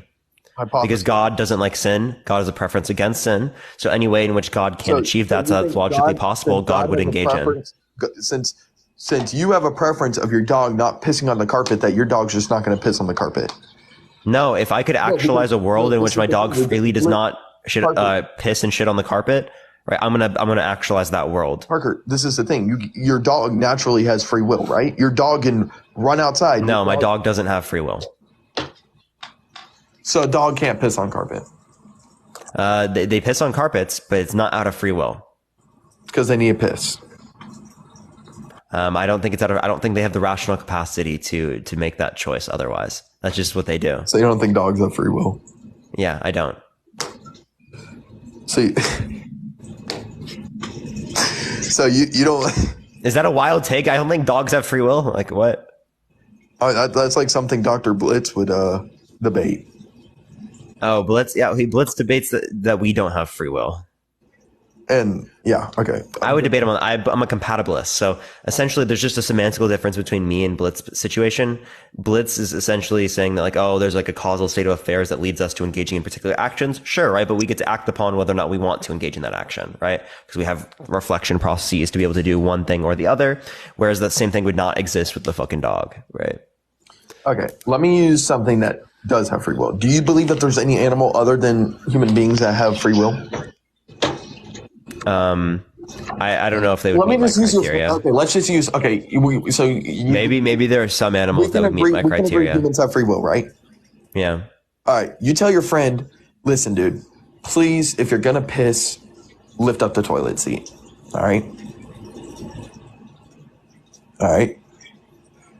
He doesn't lift up the toilet seat, and he pisses all over the floor and on your toilet seat. Okay. Please let me know what you're trying to demonstrate here. I'd love to hear. I'm using the same logic of a dog, but dogs apparently don't have free will, but I will use humans. Someone please save me. Chat, please. What? Yeah, I don't know what you're trying to say, man. Okay. Well, I see a lot of people asking for next, and I'm going to do what the chat says. All right, Sherman. Appreciate you coming on, bro. Discussion. I'll talk about the piss later with you. Okay, have a good day. Let's go to the next person, everyone. If you like my content, follow me if you haven't already. Keep tapping that screen, everyone. Let's try to get to 500,000 likes, everyone. It should get out to more people. Share the live, everyone. Let's try to get to 500 shares. But yeah, let me go on to the next person. Again, if you disagree, send a guest request right now. Please only send a guest request if you disagree, y'all. Hey man, what's up? How old are you? 18. Do you believe in God? I do. What's your birth year? June 18th, 2005. For sure. Do you think that God? So why do you think that God exists? I mean, well, before I talk about that, you could argue all day long, right? So I'm only gonna be on here for a minute because you could sit on here, argue with people all day long, but you're never gonna agree with them. It's never gonna change your mind. I feel like you know that. You're probably gonna deny that, but you know that's not gonna change your mind. Okay, and because of that, you have to actually seek God. If you really want to know if God is real, you have to seek him yourself. It doesn't matter how long it takes, but whenever you're at the lowest point of your life, it could be 10 years. By the way, do you want to debate? Yes or no? No, I'm just going to be on here for 10 more seconds. All right. Because. Nope.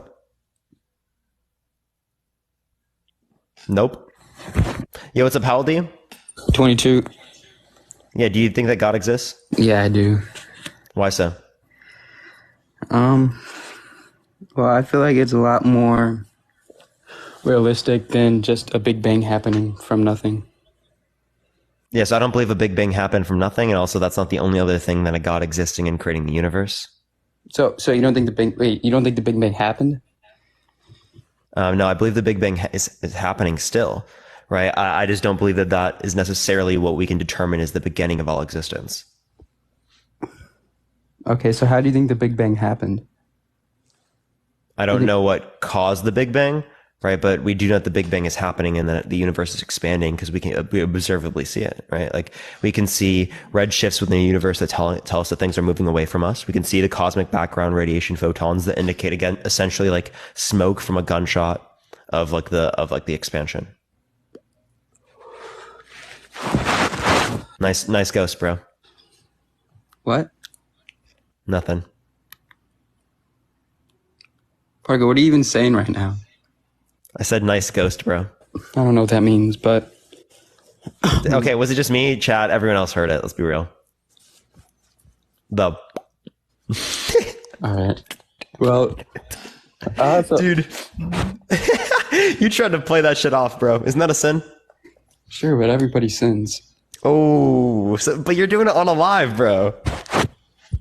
You did it in front of almost 4,000 people, bro. That's wild. Damn, there is 4,000 people in here. Well, I don't really care, but it's a sin. God's not gonna send me to hell right away for it. Well, you just promoted doing sins in front of 4,000 people, so I don't think God likes that. God doesn't like things a lot of people do, and they still. He really didn't like that one. He listened to that. You did it, and you're trying to justify you doing it. So God is not liking this right now. You're going to hear about this on Judgment Day. Actually, in the Bible, there's nothing that's... Blair, thank you for the subscription. I appreciate it. There's nothing that says smoking weed is a sin. So. Oh, so it's weed. We just thought it was another normal vape. So. Oh yeah, it was a normal vape. And you're 18, right? I'm 22. You said 18 earlier, didn't you? Because you said 2005. That's 22. That's tough, bro. That's tough, dude. That's tough. He said 18. He said 18, chat, right? Am I wrong? Am I wrong, chat? He said 18, right? Yeah. He said 22? Oh, I'll add him back up. Send a guest request back, man. I apologize. I thought I remembered 18. My bad, chat. My bad. Fuck, chat. I've done that a few times. I apologize. We will get him back up. Send a guest request back, bro. That was the other person. See, my memory just like goes back, chat. My memory just goes back and does that. Does anyone remember his name? He said he was born in 2005. Oh, okay. All right. Well, we're going to go to the next person. All right. If you like my content, follow me if you haven't already. Everyone, tap that screen. Let's try to get to 500,000 likes. Everyone, if you want to help get out to more people, share the live, y'all. Yo, what's up? How old are you? Yeah, I'm 25. For sure. Do you believe in God? I believe in a higher power. There's got to be something out there. Do you believe in one of the Abrahamic religions? No, I don't know much about that. Okay. I am just looking for people with the Abrahamic religions, but I appreciate you coming on, man. Okay, thanks, brother. Thank you so much. Yeah, everyone, again, we're just looking for Abrahamic religions, gods. That's what we're looking for. I don't really want to debate pantheism. I'm good. I'm not trying to debate pantheism. Yo, what's up? How old are you? I'm 18. What's your birth year? November. 2004. 2004, November? Yeah. Yeah, do you think that God exists? Yeah, I do. I do believe Why that God so? is. I have a question for you. Go for it. Do you think that God created evil? Like, if you did believe in God, like hypothetically, would you be like he created evil? Jace, thank you for the Venmo. Sorry, say that one more time. Like hypothetically, when you like debate Christians, are you like, do you think that God created evil? It depends on the Christian. Okay, so I'm just gonna say like, because you were talking about like free will and about like how you believe that if God created an earth, you would want him to prefer the earth with free will and nobody sins or whatever. Yeah. God would prefer a world with no sin over a world with sin, all else constant. But wouldn't that be just like a bunch of robots? No. It is the case that it's logically possible for me today to do the right thing in every single scenario, right? Well, the Bible says that like every man sins and there's no man without sin, so that's like not possible. Then I don't have free will. If I can't do the right thing, then I don't have free will. What do you mean by that? You're saying if I can't do the wrong thing, then I don't have free will. Well, if I can't do the right thing, then I don't have free will. It's not a matter of you're just not gonna do it because we're sinful in nature, the fall of man. But I can do the right thing. But you're not going to. That's the thing. If you were Adam and Eve, you would have done the same thing. If it means that I can, it means I'm going to in at least one logically possible world. Okay, that's the point. So when we talk about logically possible worlds, we're talking about what could have been, right? And there's an infinite set of logically possible worlds that could have been. I could have this morning ate Cocoa Pebbles, right? This morning I could have ate Cinnamon Toast Crunch. These are all different possible worlds that could have existed, right? Given my free will, right? Different things that I could have chose. Okay. So it is the case that, again, if I can choose to do the right thing in every single scenario, right, there's going to be at least one possible world where every individual does the exact same thing in every single scenario. Even if the probability is 0.00 100 million zeros and then 1%, right, it's still going to be the case that at least one possible world that God sees, every single person is going to freely do the right thing.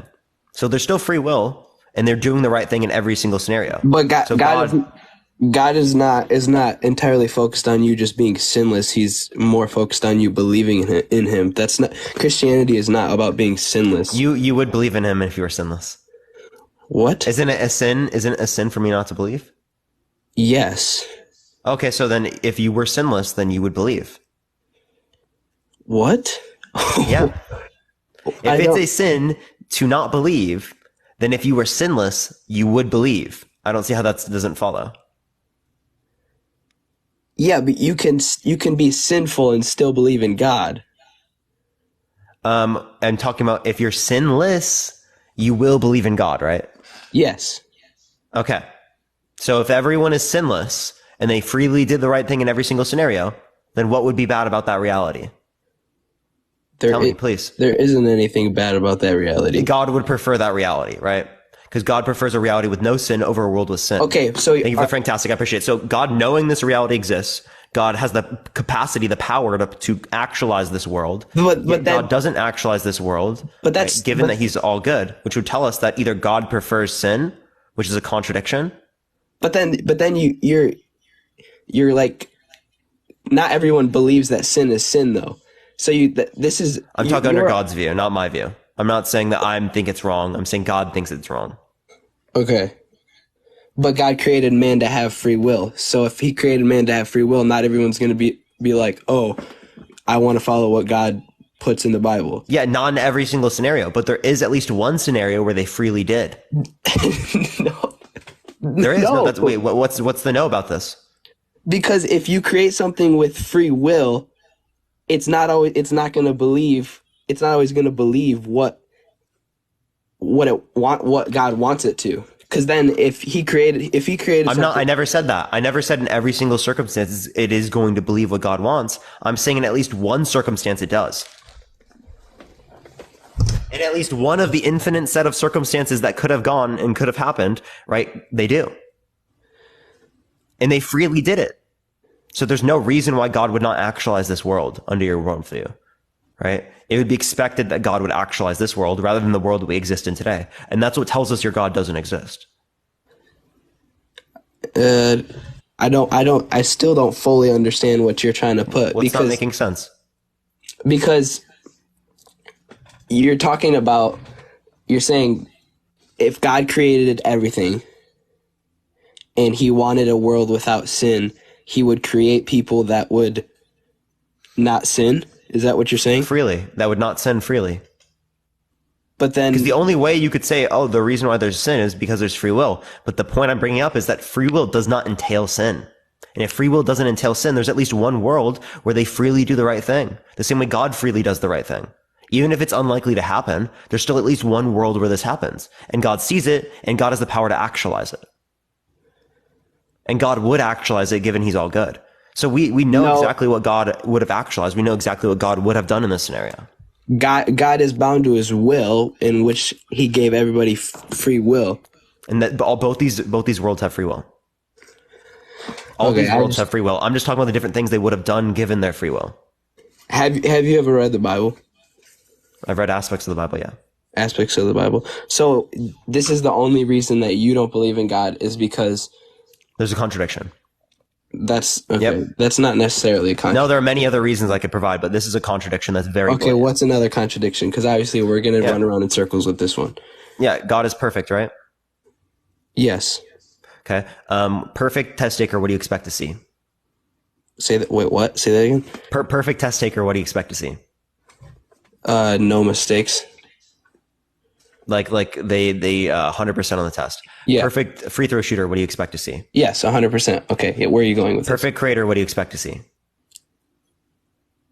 Perfectness. Yes. Perfect creation. Yeah. Are we created by God? Yes. Are we perfect in God's terms? No. Therefore, we don't have a perfect creator. Well, no, that does not. Perfect creator entails perfect creation. We are not a perfect creation, therefore we do not have a perfect creator. Listen. If I'm a creator and I create something that's perfect, that's only going to worship me and is never going to do anything wrong, and I know that it's always going to worship me, that's just creating a bunch of robots. That's no, because they have free will. No, but again, you're now going back to the argument about free will and about the problem of evil. This isn't the perfection-based one. The perfection-based one just says perfect creator entails perfect creation. We do not exist in a perfect creation, therefore we do not have a perfect creator. Simple. Those are two arguments that end in contradictions into your worldview. I can also give you an argument that relates to theoretical simplicity, which essentially states that I have less assumptions in a naturalist model than you would under your model. I don't have to assume there's heaven, hell, demons, angels, God fucking walks on water. Appreciate the epic GG. Thank you so much. Parts the Red Sea. I don't have to believe in any of these miracles. All knowing, all powerful, all good. Mind. I don't have to believe in any of those, and I can still explain why we exist. Set of fundamental particles that exist eternally, right, prior to our existence. Explain why we exist because they have the necessary properties to explain this reality rather than another one. In the same way that God has the necessary desires to bring about this reality rather than another one. Okay. Do you believe that Jesus was real? Yeah, I believe Jesus existed as a person. I believe Jesus was crucified on the cross. I do not believe Jesus was resurrected. Okay, there's multiple studies that have proved that he did resurrect. Studies? Give me one. I don't know. Give me any study. I'd love to see I don't know a study that proved Jesus resurrected on the cross. I'd love to see it. Just go to Theist Brooks' page and you'll be enlightened. Yeah, Theist Brooks, tell him to stop dodging a debate with me and Danny. I sent him a message ago, like months ago. That I asked him prior when he came on my live platform. I said, you can come on whenever you want. He didn't respond. I said, I extended the offer again. I said, come on my platform. I'd love to talk to you sometime. He read the message and didn't respond. Well, because you just run around in circles.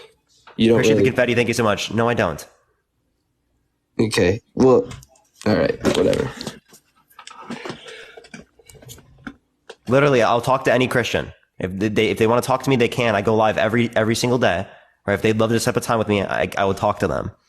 I believe that nothing anyone will say will make you change your mind. Give me an argument, and I'll absolutely change my mind if it can respond to the contradictions. But these are contradictions. You can't change my mind if there's a contradiction. Because my mind is built upon the facts of reality. No, I don't think it is. It is a contradiction. No, you saying that if there's a reality where everyone picks to freely not sin, then why didn't God choose it? If God chooses that, then that means he created robots. No, because they have free will. By robot, you mean they don't have free will. So you can't say they have free will and don't have free will simultaneously. That'd be a contradiction. So they have free will, clearly, right? It is the case that this is one thing that they did with their free will. No, that's just something we won't agree on, but that's chill. Because you're not willing to accept real arguments against your faith. I really don't think you are.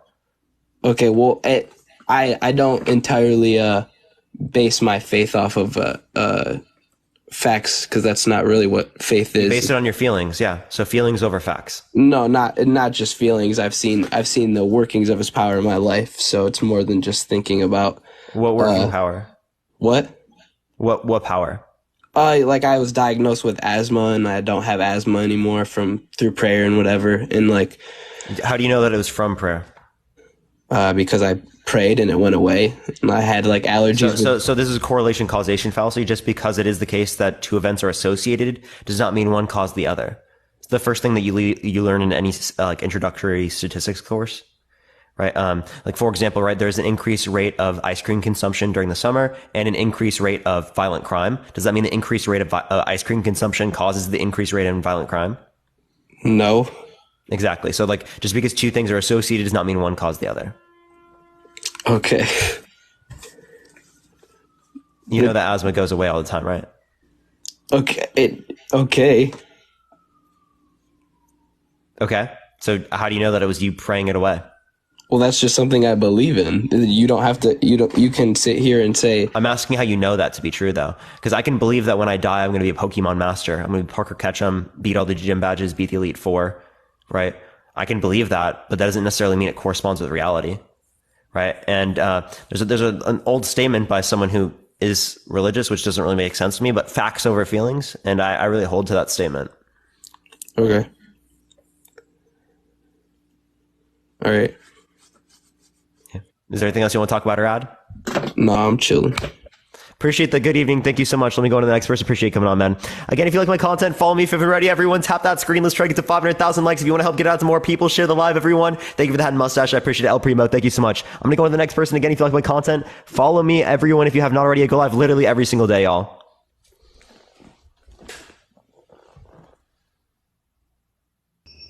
Yo, thank you for the hearts. I appreciate it. Thank you so much. Yo, what's up? How old are you?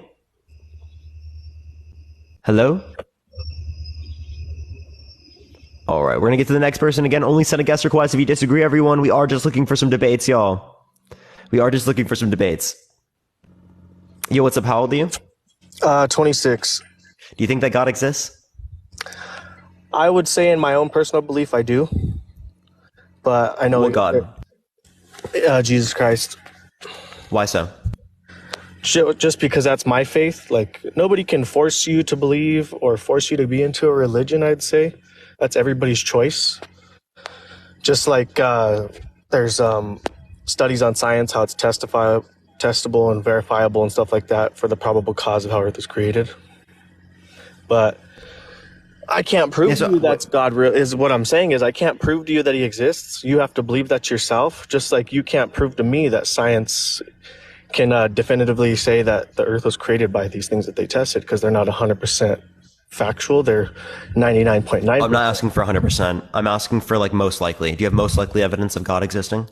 Yeah, through my faith is what I'm saying. Like, you don't believe it. Your faith doesn't make it most likely. I could have faith that the tooth fairy created the universe. Does that make it most likely?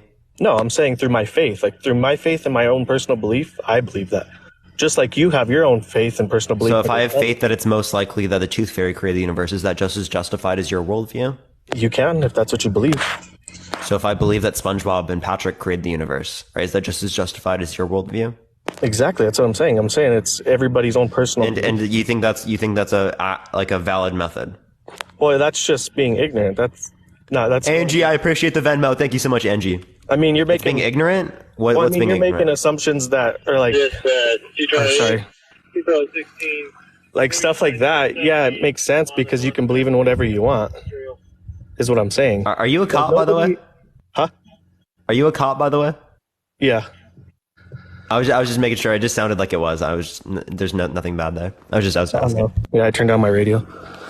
No, I'm just saying, like, everybody has their own personal beliefs to believe in whatever they want, is what I'm saying. Like, a believer of Christ can't make you believe or prove to you anything. It's all through your own faith, is what I'm saying. Like, I can't make you believe it or prove it to you at all. Just like science can't prove that the earth was created by everything that they've said. It's not 100% definitive. I'm not asking for 100%. I don't think any of these models are 100%, right? Again, I'm asking for what's most likely. So if you have evidence that can indicate something to be most likely, then I would believe that, right? If you don't have evidence, that can't indicate likelihood. Because if you don't have evidence, there is no probability assertion.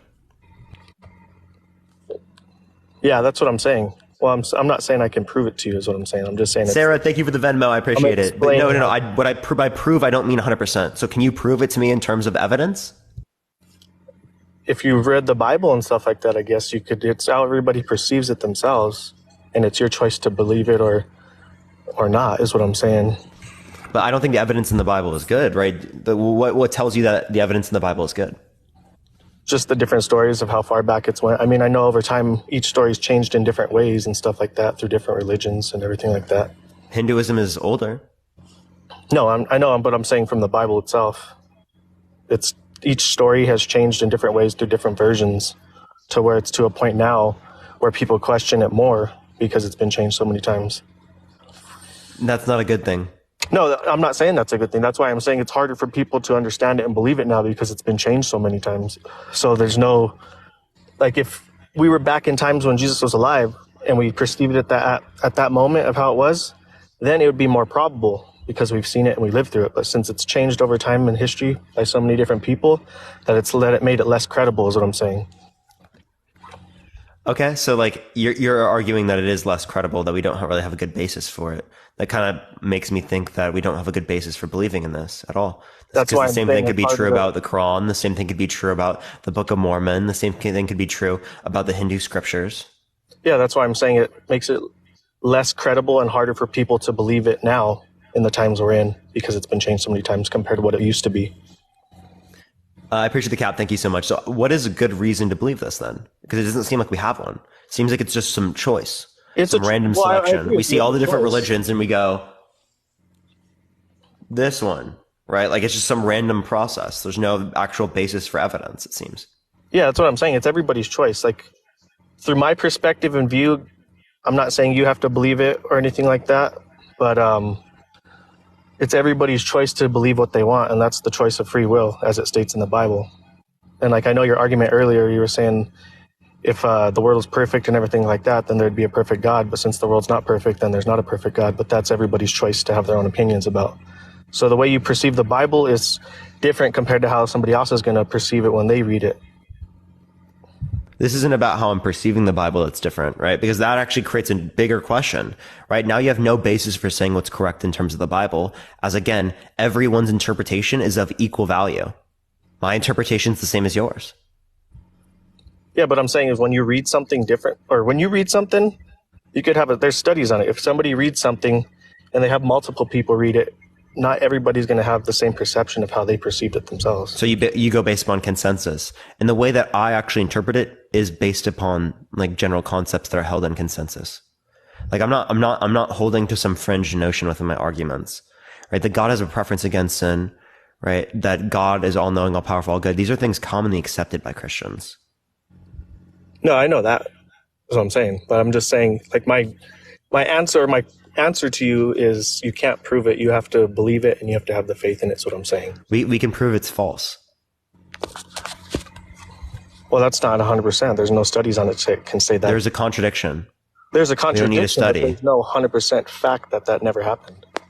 No, there's 100% fact that this religion is false because of the contradiction. No, I'm saying the existence of God. I'm not saying the Yeah, the existence of this God is 100% false because of the contradiction. There's no study that can guarantee that. There doesn't need to be a study. I've gone through the contradiction. We can go through the contradiction again. Well, yeah, but what I'm saying is people contradict themselves because they go off of a subject and then it changes, and then they have to answer that in a different way, and then everything contradicts itself if anybody has a good argument with it, is what I'm saying. That's not true. Because you have a good argument against everybody coming in here to debate you, is what I'm saying. I'm not saying that you're wrong or anything. I'm just saying the way you debate against people, you make them contradict themselves over and over, because the way you word your questions to them makes them think, and then they don't have the, I guess, general knowledge to be able to come back and debate that, is what I'm saying. There's no position I've ever seen from anyone who's been able to account for these issues. That's what I'm saying. I'm saying you ask them questions once they state something, and then it leads them back into contradicting themselves. I don't make them contradicting themselves. They do that themselves because the belief is contradictory. That's what I'm saying. You give them another question on top of the question, and then it fumbles back to its original question, and it's contradicting, is what I'm saying. Yeah, like when you're doing a proof by contradiction, you ask multiple questions to establish a basis for you then to show where the contradiction lies. So we have to make clear what someone's position is to lay out the contradiction in front of everyone. They contradict themselves in their statements. It's not me making them contradict themselves or forcing them to contradict themselves or even influencing them to contradict themselves. All I'm doing is showing the contradiction. Yeah, and that's understandable. That's what I'm saying. Like, I'm not like a super strong religious person, but I do believe there is a higher power. But what I'm saying is, like, everybody has the free will to do what they want. Like, there's going to always be atheists. There's always going to be Satanists. There's always going to be theists, everything like that. Like, that's everybody's choice. That's actually not expected under your worldview. It's expected that everyone would be Christian under your worldview. No, but I'm saying again, it would be a sin not to be. No, I agree. But I'm saying is, no matter what my morals and beliefs are as a Christian, everybody else's is never going to be the same. Everybody's always going to have the free will to choose to believe what they want and do what they want, is what I'm saying. So it's our job through my morals and Christianity to try to create more followers of Christ, but I can't do it to everybody because some people just don't want to. You can't force somebody to. And I understand what is the word I'm looking for? How Christians have like a very bad rap on them because of how some Christians treated some people. But I would say I agree with that as well, because there is some Christians that are hypocrites and not everybody's perfect. But myself as a Christian, I don't try to force my religion on people. I don't try to look at people differently and judge them, because it's not my life. And if they want to accept Christ, that's their choice, and I do what I can to help them follow it, but I'm not going to force them to. Yeah, clearly not going to force, right? But like, I want you to also recognize the fact that there are issues with the belief, right? We can go through contradictions, we can lay them out. And if we can lay out contradictions right in front of you and you still don't even judge or question your own belief, right, that shows an internal issue or a subconscious bias that you'd have for the particular religion. Right. Right. So like that's a process that deludes people's minds, that literally does not allow for them to see reality, because there's confirmation bias there. They're just looking for things to confirm their own religion because it makes them feel good. And I understand it. But like, again, there's huge fucking issues.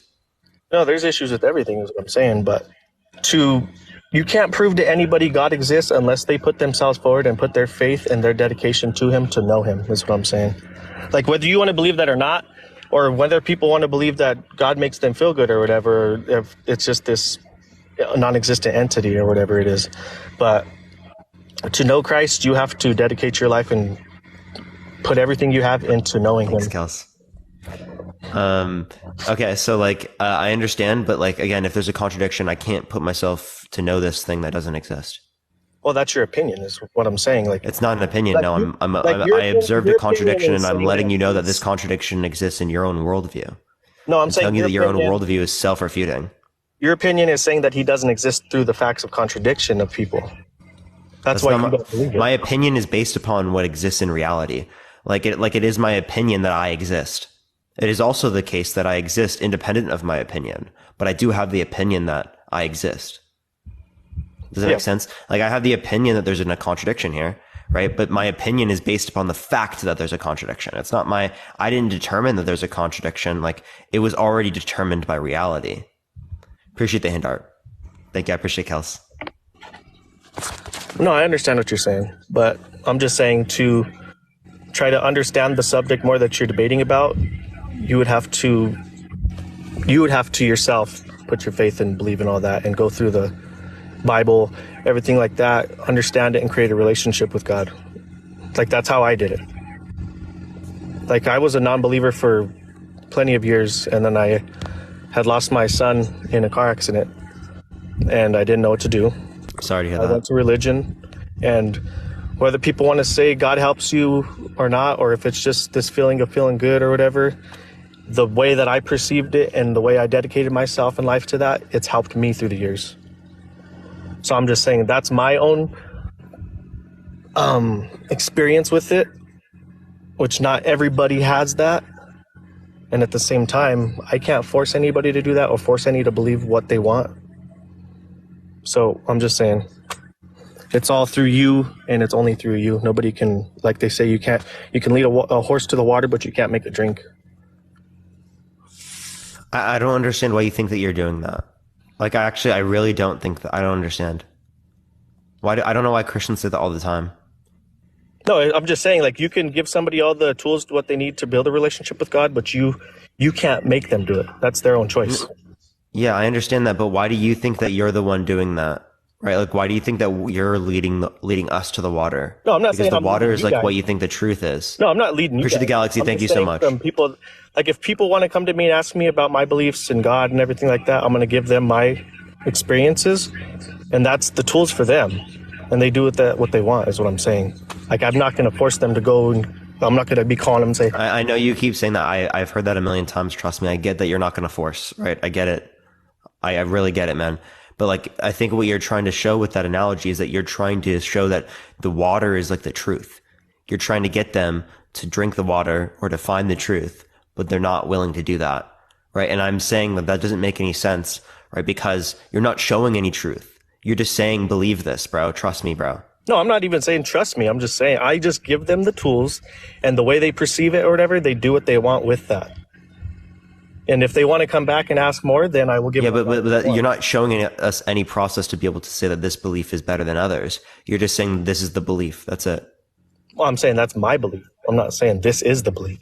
Appreciate the hand art. Thank you. Yeah, but like the thing is, why do we hold this belief? What's up? There's multiple religions. Everybody's going to believe in their religion. I'm just. You just muted yourself, by the way. I'm just. Oh, you got a call, man.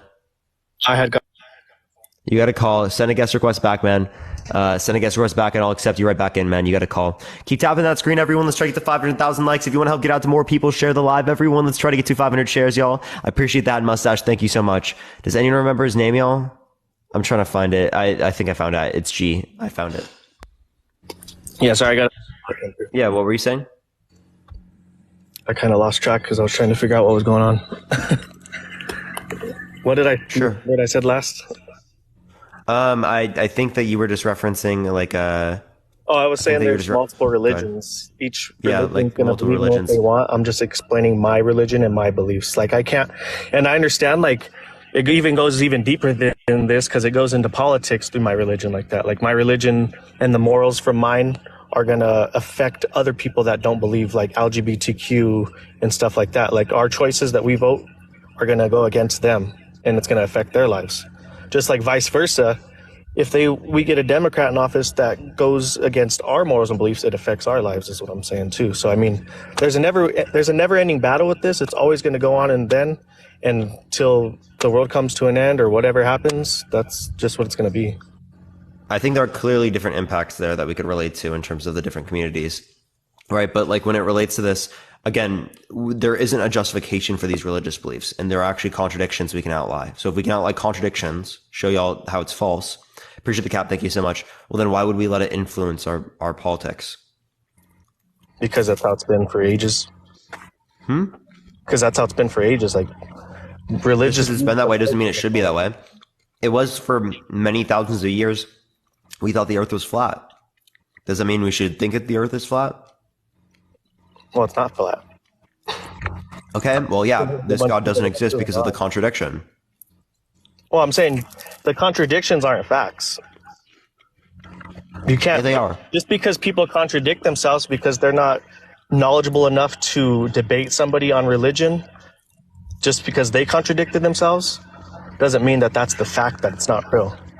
People Yeah, contradict it's themselves. wrong. Yeah, if there's a contradiction, it is a fact that it's wrong. Yeah, that it's. I would say the contradiction of people contradicting themselves on religious views in a debate isn't necessarily always 100% factual. It's just because they don't have the knowledge to debate somebody. Okay, so you're just saying that like there's not actually a contradiction with Christianity. It just happens to be the case that we sound like we're contradicting ourselves because we don't understand it. Yeah, I would say people that. So then, who does understand it? No one. No, I'm not saying I understand it 100% fully either. It's my belief, is what I'm saying. Like, I can explain this all I want and my morals and views and religious views, but eventually I'm going to get to a point to where somebody's going to ask me a question and I might contradict myself too because I'm not 100% knowledgeable of the religion. I just barely started my religion maybe 5 years back. So I'm saying anybody in an argument can contradict themselves no matter what, whether they know what they want to say, but they're trying to debate so fast that they fumble it and they contradict themselves. It just doesn't mean that was the fact right there, that doesn't exist. No, it does. It does mean that this God doesn't exist because there's a contradiction. Like this isn't just with your worldview. This isn't just with what you said. Appreciate the hint, Art. Thank you so much. This is with the Christian religion.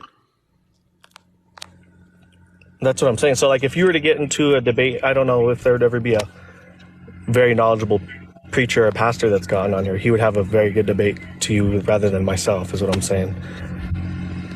Like somebody that knows it inside and out, done it for years, has the whole perception of it, and can actually argue this topic, I think that would be a good debate. But for me, I'm just going off my few years of belief and views and experiences. So I'm not saying I have the knowledge to debate you on this either. That's why I just joined just to explain that. But if you were to go against somebody who has it to a T, I think it would be a good debate. Sure. Do you have anything else you want to add or talk about? No, that's it, man. Appreciate it coming on, man. Yo, thank you for the hat mustache. I appreciate it, Bree. Thank you so much. Tap that screen, everyone. Let's try to 500,000 likes. If you want to help get out to more people, keep sharing the live, everyone. Let's try to get to 1,000 shares. Again, only send a guest request if you do disagree. We are just looking for some debates, everyone. Keep tapping that screen in the meantime, everyone. Holly, thank you so much for the galaxy. I appreciate it. Thank you so much, Holly. Yo, what's up? How old are you? Hello? Hello? Yeah. Yeah. How old are you? 45. For sure. Do you believe in God? I do. Why so? Okay.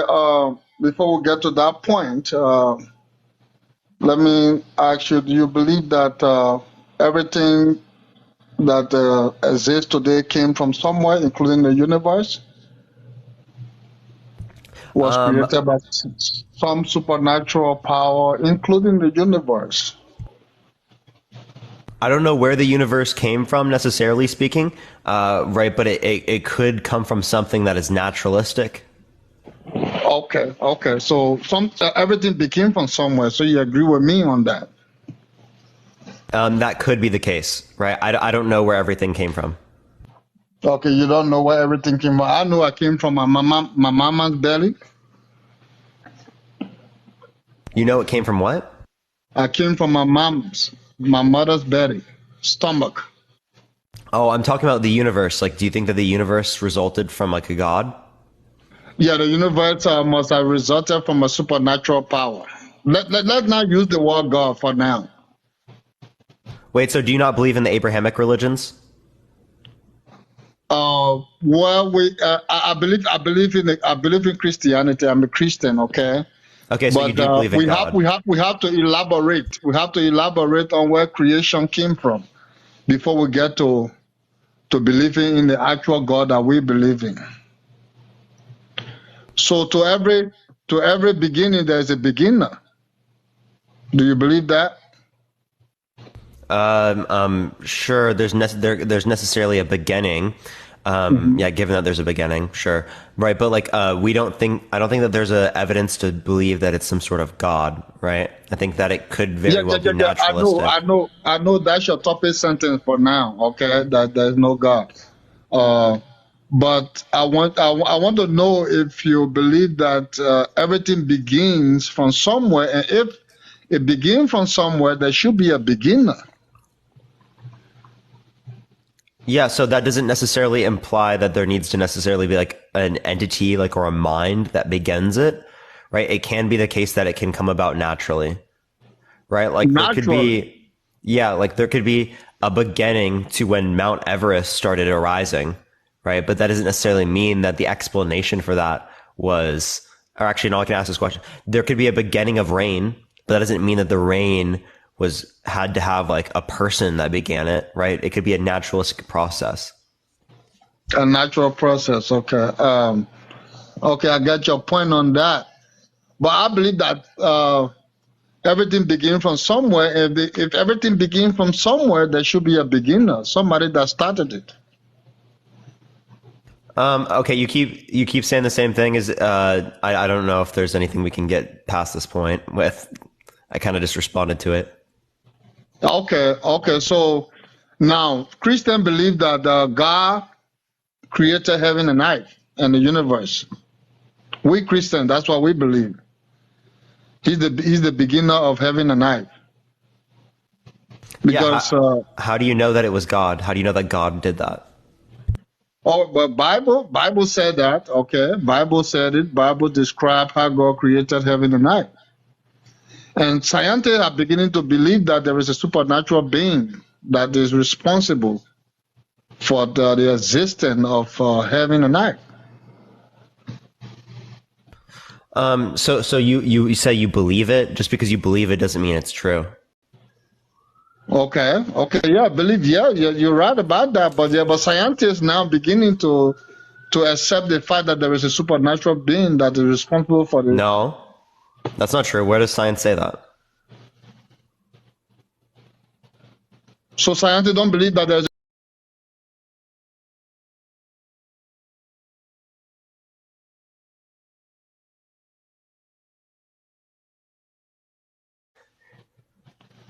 So you're trying to tell me that we just came from nowhere as human beings? I'm saying that we don't know. That science wouldn't be able to make a claim about like what happened prior to the universe's existence because it's not empirically verifiable. Or it's not verifiable. Okay, let's take for example. Anyway, I'll make more research on this, but I believe that there is a supernatural being that is responsible for heaven and earth, and that supernatural being is God. So I'll make research and I will come back on this topic, okay? For sure. Appreciate you coming on, man. Thank you so much. Have a good day, bro. For now. All right. All right, we're going to go on to the next person. Only send a guest request. If you disagree, keep tapping that screen, everyone. Let's try to get to 500,000 likes. It will help get out to more people. Keep tapping that screen, everyone. We're going to go on to the next person. Only send a guest request. If you disagree, y'all, we are just looking for some debates, everyone. Yo, what's up? How old are you? What is up? I'm 29. For sure. Do you believe in God? Yes. Yeah, I do. What God? Yeshua, Yahweh, Jesus Christ. How do you know they exist?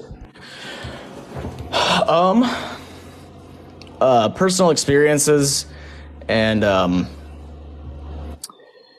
just really I've had multiple spiritual experiences, and then once I placed my faith in Jesus Christ and started adhering to his will instead of mine, was like I would say it was supernatural healing, and it's been the thing that I've been looking for my entire life to heal my anxiety and depression and fear and just lack of confidence, to be honest.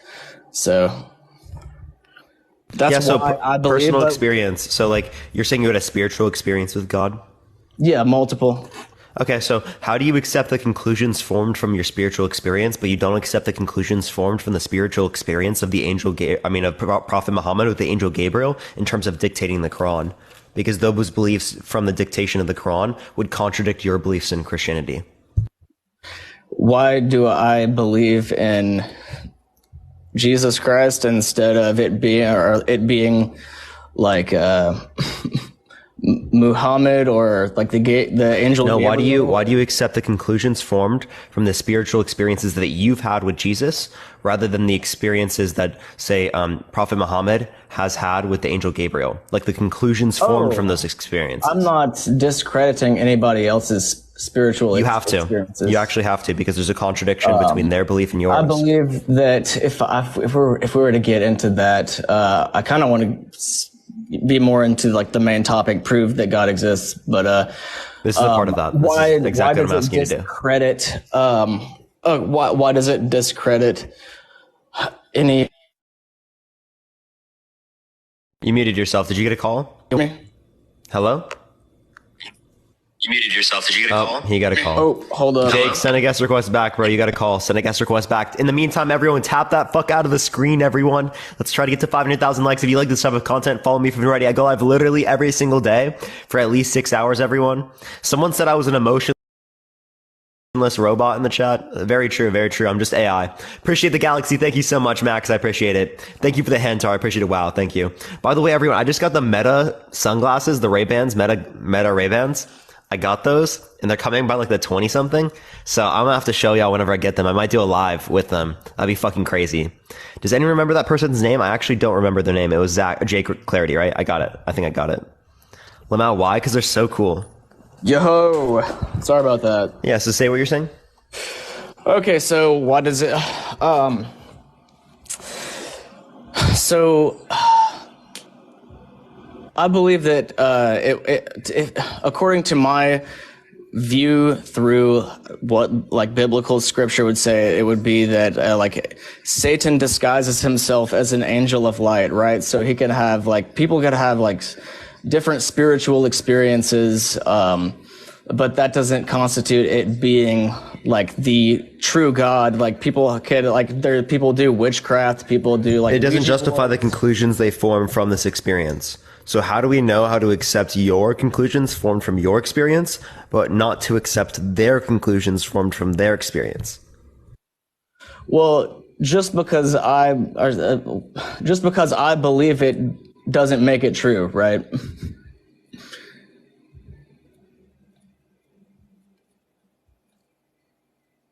Can you hear me? Yep.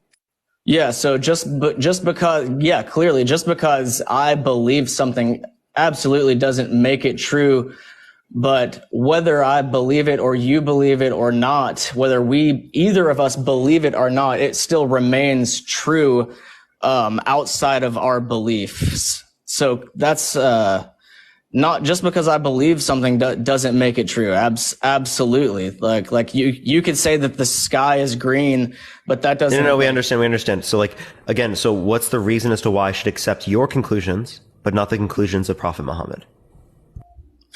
Because of what it says in the Bible, that there would be false prophets and people who come and preaching like false messages. Just keep. So it simple. you have faith in the Bible? Yes, I do. So there's no difference between these beliefs. It's just that you choose to believe in one. Okay, well, so if there's no difference between these beliefs and you just choose to believe in one than the other, it's just as justified for them to believe in that religion as you are to believe in this one. I appreciate the hand art. Thank you so much. Like, and if it's just based upon faith, well, then can you tell me one belief you can have that is not belief you cannot have by using the standard of faith? One belief that I can not have based by using the standard of faith. faith. Standard of faith. Let's see, man. What I don't even fully understand that question. Like, what's something? I can have any belief. So there is nothing that I cannot believe, right? I can believe in anything. I could believe that when I die, I'm going to be Ben 10. And I'm going to have an Omnitrix. Yeah. But would that make it true? Exactly. How do we Absolutely know it's true? Not. Yeah. How do we know Faith it's true? doesn't give you a process to know it's true. It's just something that you decide to believe in with absolutely no evidence. Well, the Bible I would say would be evidence, and Yeah, I mean, What in the I Bible would is look into evidence all the other particularly? religions. Why would say that again? I'm sorry. What in the Bible is evidence particularly? So there's not going to be like full blown like archaeological like evidence that you could look to, but what in the Bible is evidence is just I don't clearly that's not gonna if it's evidence according to I mean your standard of what evidence would be, it would be outside of your standard of what evidence would be constituted to like make something true, right? So it's like how can we prove anything outside of like the scientific method in that like worldview? Like it's like, but just because I can't see it doesn't mean it's like would mean that it's like not true. It's kind of. I'm asking, how do we differentiate between these two claims? Appreciate the cap, thank you. And it doesn't seem like we're giving me a process to do so. How do we differentiate between one religion or the other? Yeah, no, one claim and the other claim. You're both claiming that you had an experience with God, a revelation from God. If you're both claiming that you had a revelation from God, how do I know which revelation is true and which revelation is false, given that only one could be true? Because again, it is the case that both of these religions contradict each other. Well, Jesus Christ is saying that he is the way, the life, and the truth, and no one comes to the Father except through him would be the actually that claim can be compatible with Islam as again, particularly like he's a prophet in Islam, right? And that's true under Islam.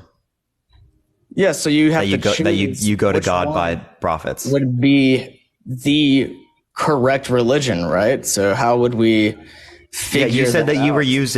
You said that you were using personal experience to justify your particular religion. And I again asked you the question I showed you that you don't have the ability to justify your personal experience over any other personal experience insofar as that we should accept your particular religion. That's the claim that I'm just referencing.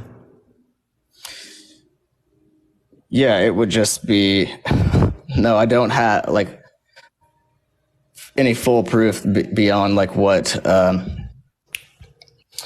the Bible says, dude. I mean, I would just have to point back to the Bible, and it's whether you believe it or not. And I was just like whether or not you believe it. And again, that's just as justified as me believing that when I die, I'm going to be. Because I believe it doesn't mean that it's true. Yes, no. Appreciate the Cameron. Thank you so much. Appreciate the subscription. So again, it's just as justified as me believing that when I die, I'm going to be Ben 10 and have an Omnitrix.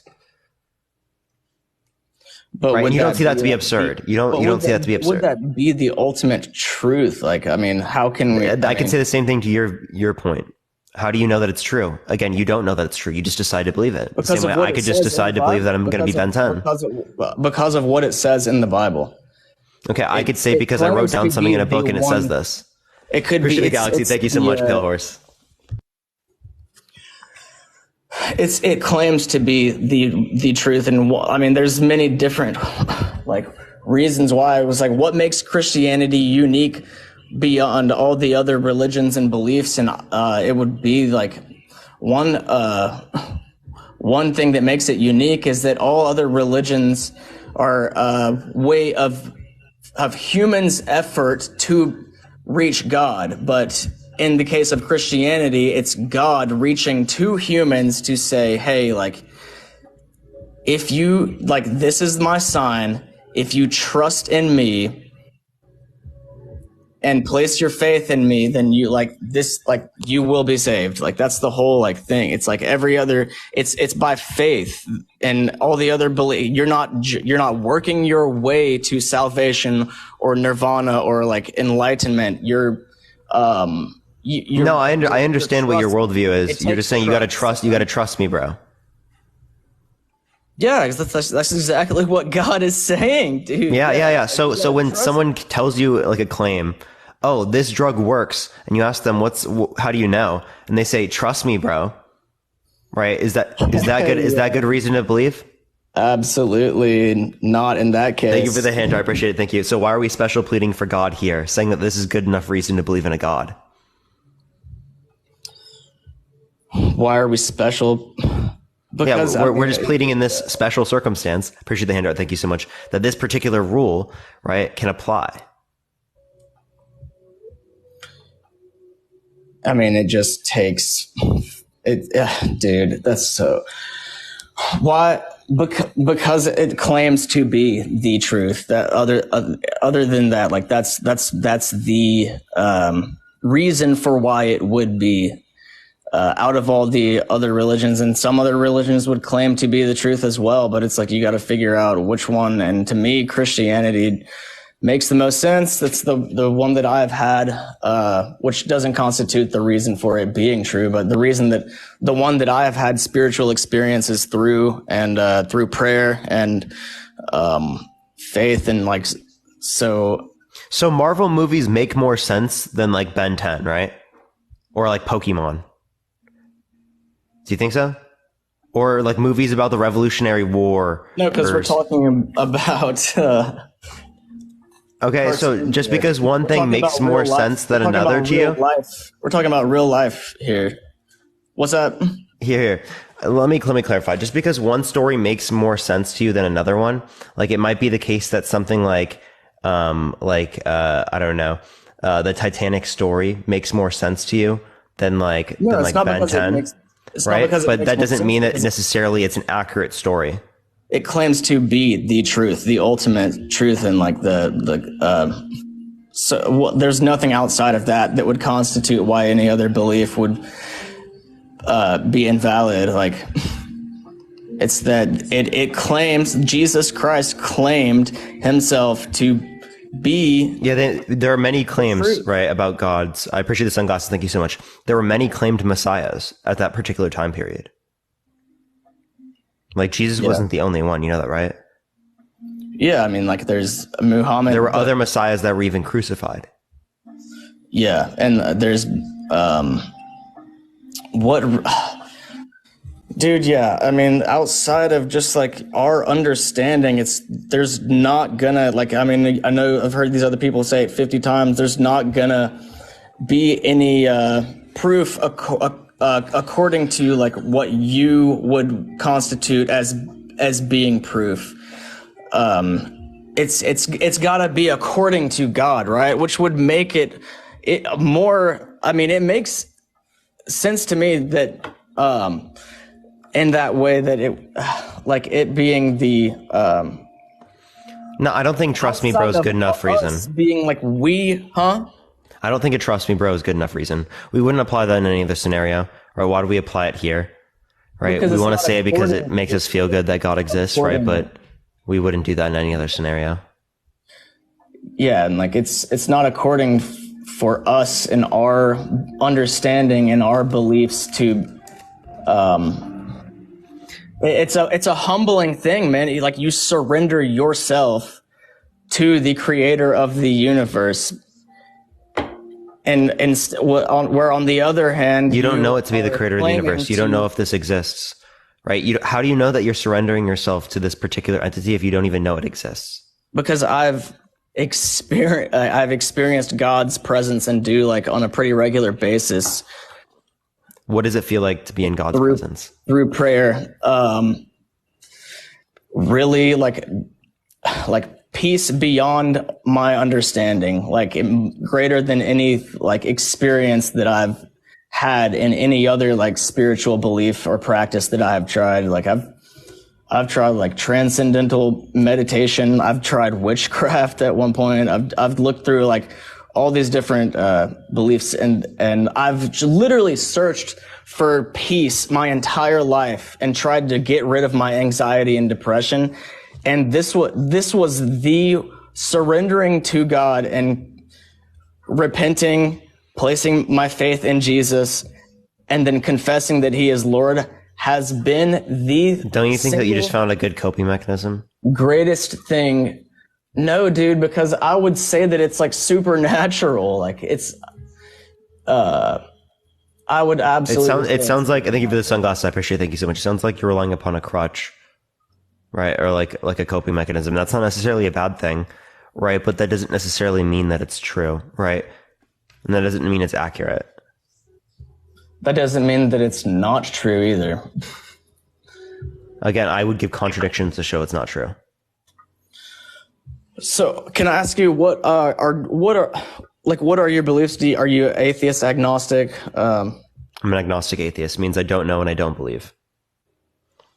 Okay. Appreciate the Pale Horse. Thank you for the subscription. I appreciate it. The I don't know is in reference to things in which we don't have contradictions, right? For your particular belief, I know that doesn't exist because there's a contradiction. Yeah, so there's a lot of things that would seem to be contradictions in the Bible, but when you actually look into it, there's reasons for these things, dude. Like, why would God say do not kill anyone, and then on the other hand, have these have a flood that would kill off people, and like there's reasons for these things and the ultimate thing would be like that God created this world and this universe for us because he loves us and he wants to get to know us and he wants the best for us. And these things in the Bible, absolutely agree, seem wild and crazy at first glance. But if you look into it, there's absolutely so many reasons out there. You can just search, just go like Google. And I mean, I'm sure you probably do but there's reasons, and a lot of them would be beyond our understanding, right? It would be God says, trust me, my plan is for your greater good. And we absolutely can't understand and fully understand God's plan, but it is for the greater good. And he literally wants to get that's literally a trust me, bro. Like if I do something, if I do something like say flood the entire planet and kill everyone, and then say trust me, bro, I'm doing what's best for you, are you gonna believe me? If you did, no. But you're not God. Okay, but what's the distinction? I flooded everyone on the planet, so apparently I do have those powers. Sovereign and ultimately good and for no. I have those powers, right? I flooded the entire planet, right? Everyone's not left. You're the only person left, like Noah. Okay, would you believe that I'm doing it for the greater good? I mean, in the case of, would I believe? Trust me, bro. I'm doing it for the greater good. Do you believe? Well, if he had been like protecting me and created me and been like protecting me my entire life, and then he says, "Hey, do this. Trust me, bro." And he does give reason for it being like that. The entire world was full blown wicked and evil. Yeah, if they said that about the world we exist in now. Would you, and he flooded everyone else is gone. It's literally just me and you. That's it. Okay? I've been protecting you your whole life, right? In your own mind. Do you believe me? Appreciate the crown. Thank you. Your question is, would I right now, this day and age? Yeah, that's crazy, dude. Absolutely. Think about being in Noah's position. Absolutely wild. But what happened out of that? Look at where we are now as a species, as compared to what the world would have become, which probably would have ended up like being way, way worse than what it was. So would you believe him? Would I believe him? Would you believe me now if I had full blown evidence and proof that God was coming, and I knew for a fact, and God revealed himself in front of me? He said, I'm the creator of the universe. Wait, you wouldn't believe until God gave you evidence? Like he has. Wait. So God needs to give you evidence for you to believe. Okay. Boom. Wait. Jake, you literally just ran right into the point. Like that was exact. I want to say this because you just literally came to the very point we're asking for. We need evidence. We need evidence to justify they exist for us to trust. There is, the evidence is the way that it's been presented to you, which is through the Bible. And if it's up to you. No, but you just asked for more sufficient evidence in the Bible. You already have the Bible. You just asked for more sufficient evidence than the Bible. I'm not asking for more sufficient evidence. I've been given it since I've placed my faith in Jesus. I've absolutely been given substantial evidence. You've been given substantial evidence against its existence. What's up? You've been given substantial evidence against his existence. I have been given substantial evidence against his existence. Okay, can you prove to me right now with 100% certainty that God does not exist? Yes. Yeah. So do you believe God has free will? That's not substantial evidence, bro. I'm asking you the question so I can show you. I haven't done it yet, dude. Holy fuck, sorry, dude. man. You know what proof by contradiction is? I'm just messing around. We have to get to I'm your just view. messing around, dude. I'm sorry. Okay, do I say that again? Do you I think believe God has that free will? Do I think that God has free will? Yeah. Does God have free will? Yes. Can God do evil? Can God do evil? No, because ultimately his plan is sovereign, is good. So he can't do evil. So you can have free will and not have the ability to do evil? If you're God. Okay. So if you can have free why can't humans do that if they have the same characteristics? Why can't humans have free will and not be able to do evil? Because that's the same thing God does. Humans do have free will and they absolutely do evil. No, I'm saying have free will and not have the ability to do evil. Because you just said that God has free will and doesn't have the ability to do evil. So if that's logically possible, well, then it will also be logically possible amongst humans, as God can actualize any logically possible world. I'm sorry. I'm kind of lost here. So why would it for human beings to have free will? Why would we not be able to do evil? Is your question? No, I'm saying, can humans exist with free will and not have the ability to do evil in the same way that God, you said, has free will and doesn't have the ability to do evil? Can that same thing be true for humans? No, because we're not God. What about us not being God means that we can't have this characteristic?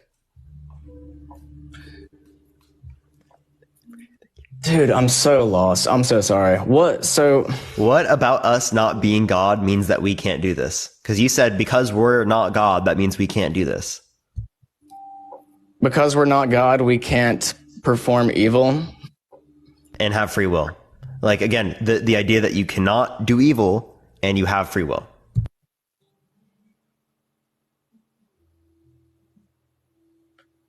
That doesn't make any sense because we can do evil and have free will. I'm not saying what we have right now. I'm saying, can it be the case that this happens?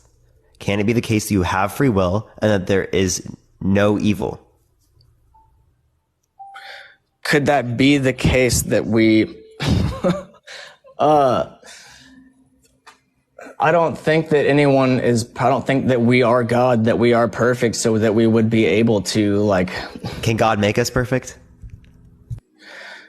Could God make us perfect? Yeah, he could do anything. He can. Okay, so if he can do anything, then he can make us have free will in a scenario in which we would not do evil. Yeah, but that's not what he has chosen to do, and you're trying to... Okay, so both of these scenarios have free will, right? Yeah, both scenarios. There's a scenario where God has free will. I mean, humans have free will and there's evil. And there's a scenario where humans have free will and there's no evil.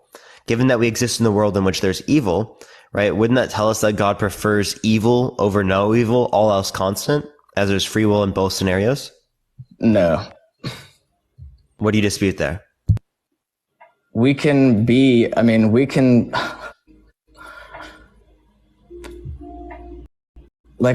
We literally, because we don't understand fully God's will. I mean, yeah, God could absolutely just be could have made this perfect, but that's what heaven is like.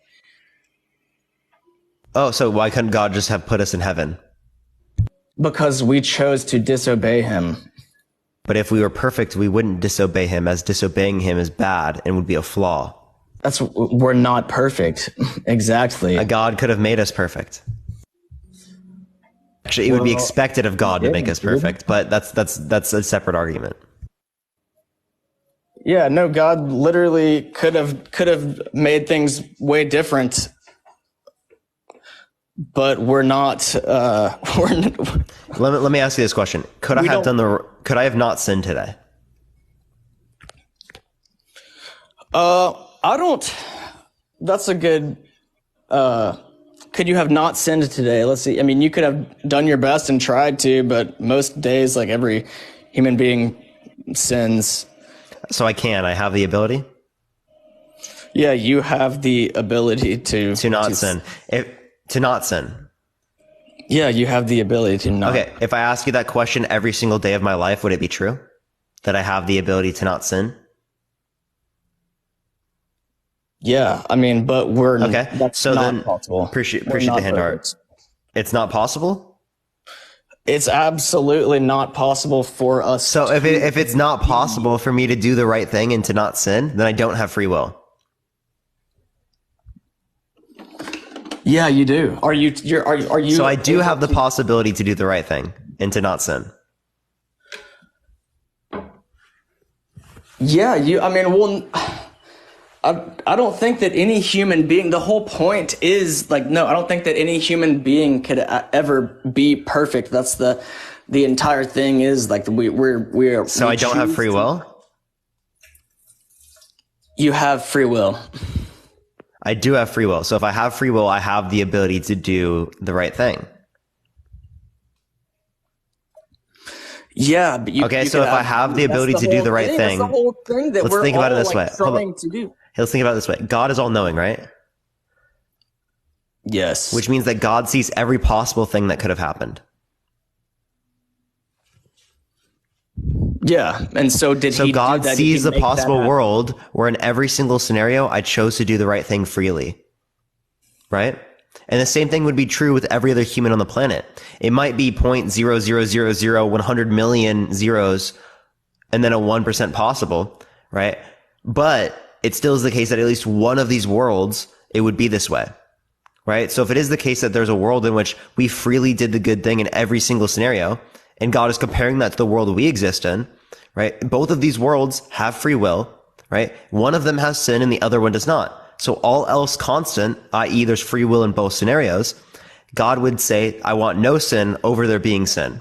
God would prefer a world without child sex trafficking, without the Holocaust, actually, I don't know about without slavery. He literally supports slavery in the Old Testament. All of these things, right? Over a world in which it is this way, right? So it is the case that since we exist in a world where this exists and it doesn't have to exist, that means that your God does not exist. As again, it would be expected that we would exist in a world in which there would not be sin. Because again, God can achieve that world even with there being free will.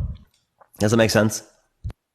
That does not disprove God at all. It literally does. It is absolutely a contradiction because you end with a statement that God prefers sin, right? So if God prefers sin, it says that God has a preference for a world in which God has a preference against, which is a contradiction. God does not prefer sin at all. Yeah, no. Okay, so if God doesn't prefer sin, then we would exist in a world in which there is not sin.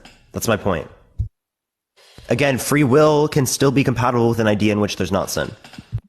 We would exist in a world where there's no sin. Well, that would be according to your plan. You're trying to understand fully. You're trying to.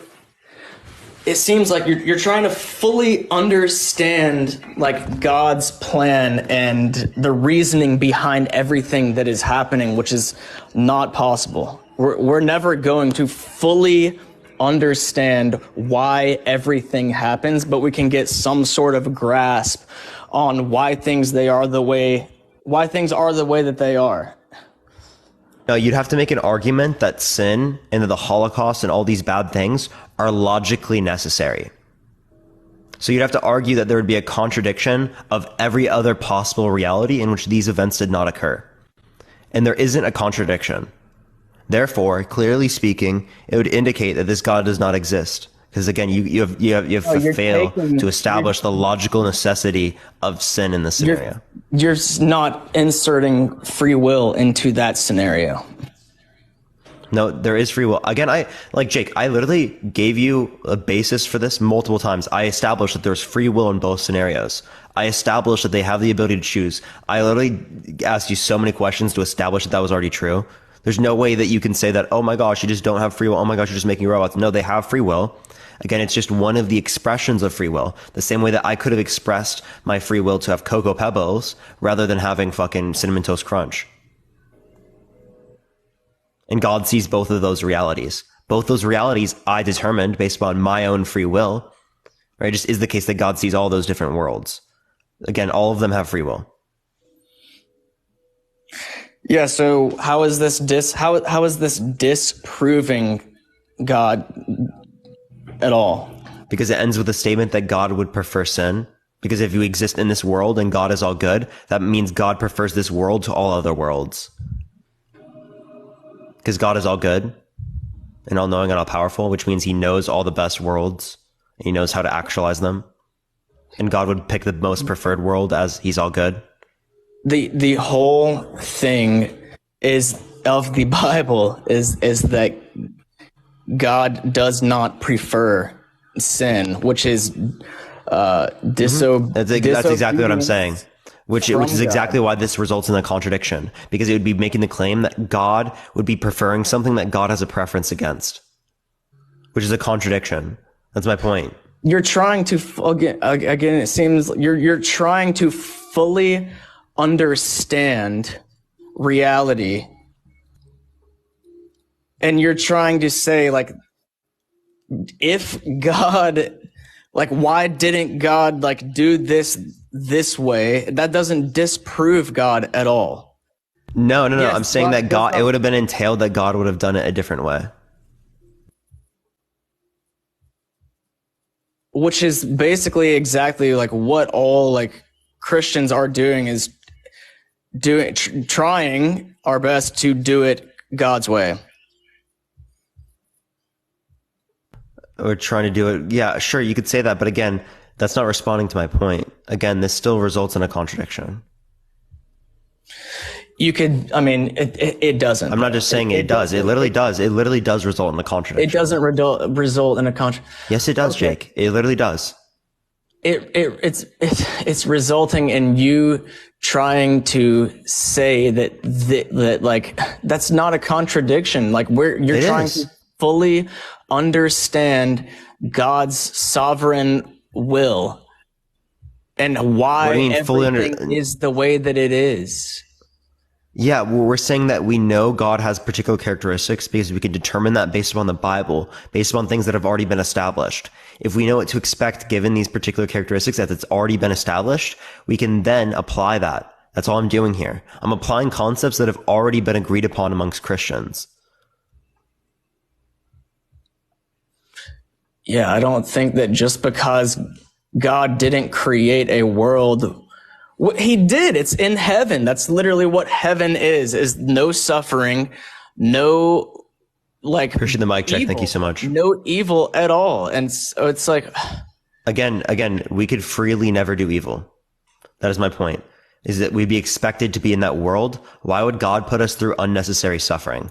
Because it would be purposeless. I don't understand. I don't, and neither do you. Why is there suffering? There is no way to understand if it's unnecessary, because it is logically entailed that God would engage in the behavior that would lead to a better world, because it's literally entailed given the fact that God is all good. Appreciate the boiling culture, and thank you so much. You can't say there's a more preferable world when God is all good, all knowing, and all powerful.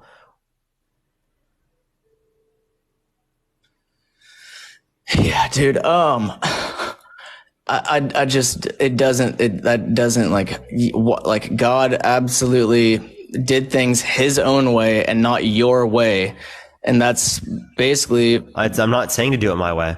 I don't care about a lot of the sins that are mentioned by God. I don't care about sex before marriage. I think it's okay to do that. I don't care about lying in specific circumstances. Like I'll lie in jokes, which is not bad because I clarify it. I also think it's not wrong for me to like lie to save someone's life, right? I can talk about many things that I don't care about in terms of the Bible, but I'm saying this is what God himself cares about. Yeah, God himself has like lined out and established in the Bible a way for human beings to be reconciled to him so that we can each day try to be a better person every single day. And I mean, dude, just the whole Bible can be summed up literally just by 2 commandments, which is love God with all your heart, soul, and mind, and then love your neighbor as yourself, and like humble ourselves, like fully. I mean, the Bible is one of the greatest books teaching how Hey to man, I be just want to relate to like a good person. I just want to relate back to like what your view is, man. Back to the Back to what contradiction. Like, why do you think it's not a contradiction? That we're not in a perfect world. No, that's not what I brought up. In terms of the scenario, well, I guess you could see it as a perfect world. That we're not in a better world than we are now. That's the only, I could literally, even if it is the case that there's a world where, say, one child didn't die and didn't get tortured, right? Then it would be a better world than we currently exist in. And that would be expected for God to create, right? I mean, according to you, yes, but that's the whole thing. Is it's either according to God or it's according to you. According to us, it's either we are the greatest authority in the world or God is, and it's like how do we establish? I mean, government can't be the greatest authority. You can't be the one person to say like everybody do that. Like we can't even as a society agree upon what is good and bad in a objective stance, and so it really does just come back to like who is the ultimate authority, who knows best, who is the one who you don't know it to be God, right? But the ultimate authority is just going to be like what our society ends up determining, and that's in a descriptive sense, not in like a what's justified. I would determine what's justified under my own view, right? Like what I think is permissible action. That's going to be determined by like my mental state under my own view. Yeah, other according people will to determine you. what's preferable to them under their own views. I don't know how that responds and says that this isn't a contradiction. Can you just clarify why you think it's not a contradiction? Because I think we laid it out very clearly. Can you say the contradiction again? Because can you say it one more time? Yeah. So God can see every logically possible world, every possible world that could exist, right? And there is a possible world where there is free will and no sin. Do we already have that established? Yes. Or do I need to establish that? Yeah. Okay. So God could have created there is a world. possible world where there's free will and no sin. Do you agree? There could have. Yes. There could. Yes. Okay. So if there's a possible world, God is all knowing, all powerful, and all good. That means that God can actualize that world, right? Sees the world to actualize it, and then would actualize that because he's all good. So it is the case that we would expect to be in this world, right, where there's free will and no sin, rather than a world where there's free will and sin. Because both of these worlds have free will, right? And God has a preference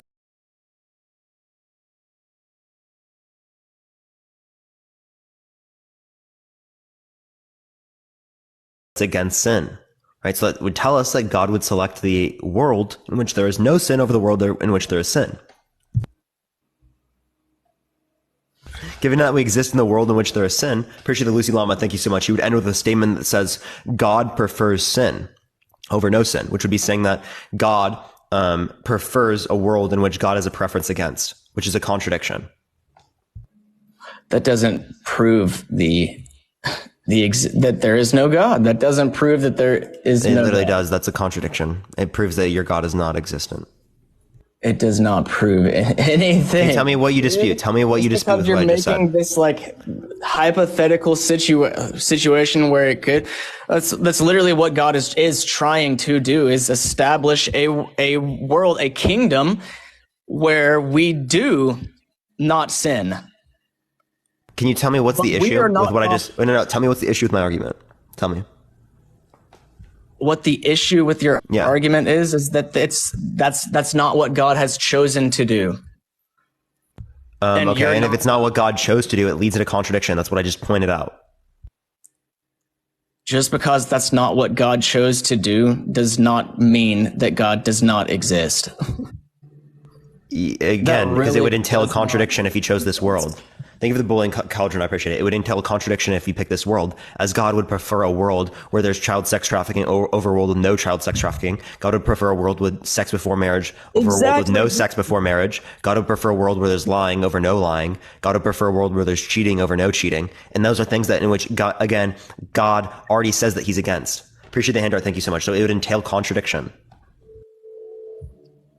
What part do you dispute amongst that? You're trying to logically explain the reality that we are living in, which from the biblical view. And the entire point of God's plan is for us to do what he is like trying to is to not sin. The entire thing is like, there you go. He doesn't want us to sin. So given all else constant, he would prefer no sin. Us to sin. That's all else constant, yes. He wants no sin. Again, both of these worlds have free will. All else constant, no sin. He picks the world with no sin. So given that we exist in the world with sin when there could have been a world with no sin, all else constant, that means that this God does not exist because it would entail a contradiction. God prefers a world in which God has a preference against.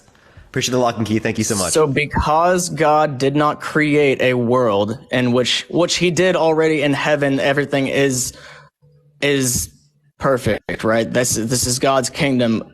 He already, dude, just because God did not. Let me ask you this question. The world. Sorry, I don't mean to cut you off, but let me ask, because we've gone over the same thing a million times. No, you're good. I'll ask you this question. Do aborted babies go to heaven? I have no idea. Probably. Yeah. I would say if they go to heaven, that means that they didn't have to go through the negative experiences on earth to be able to experience the greatness of heaven. So if it was unnecessary for them, So if it was unnecessary for them to go to earth in order to experience the greatness of heaven, why can't we just all go to heaven immediately? I agree. Why? I don't know. Wait, do you think that heaven is better than earth? Yes. So it would be expected that we would be in a better world rather than being in a worse world.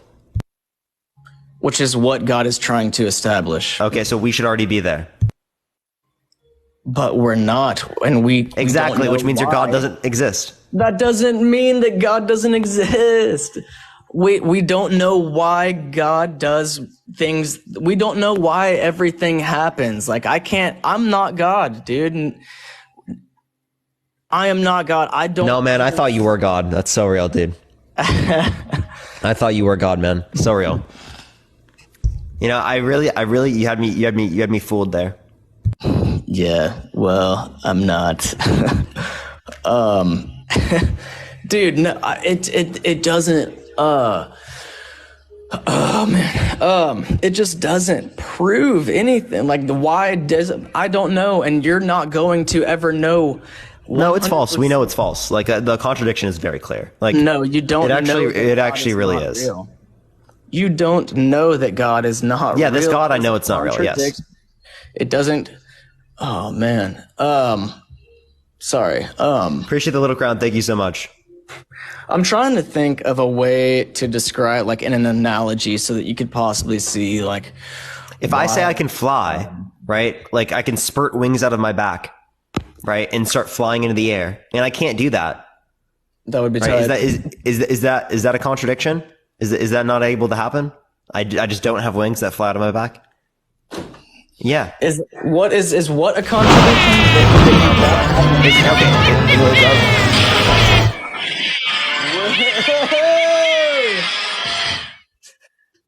That one is so loud, Gerard. I appreciate it. Thank you so much. The thing is so fucking loud, chat. It's hilarious. So loud. W is in the chat for Gerard.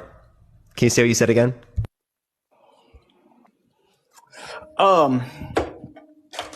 What was it? Is it a contradiction that you can't fly because you don't have wings?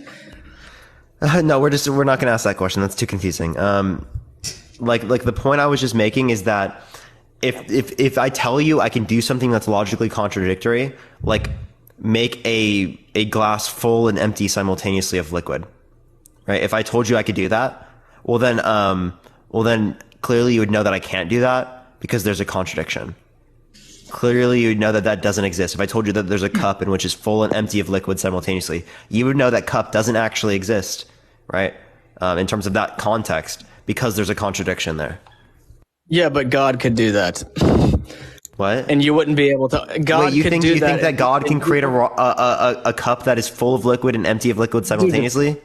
If the God of the universe, if there is a God who created this universe, he could absolutely do anything that would not. Yeah, dude.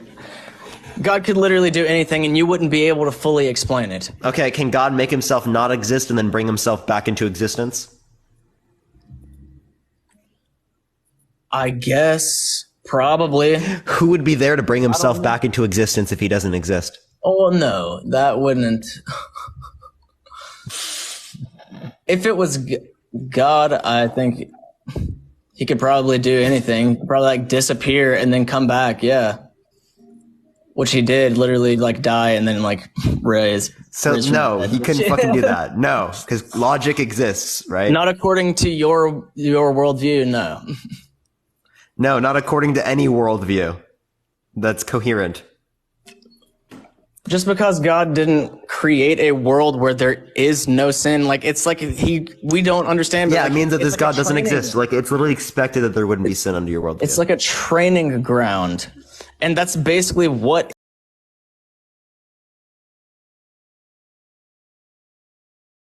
is. We don't need a training ground. Like for example,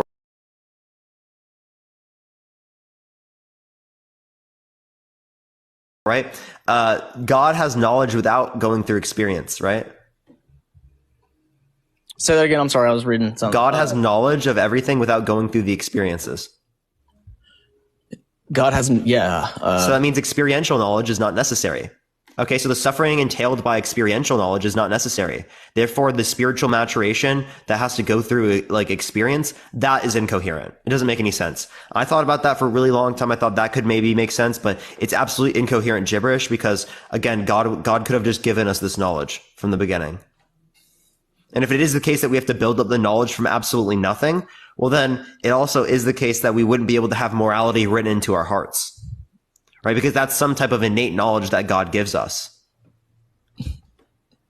Yeah, we have like innate like understanding, but that doesn't contradict itself.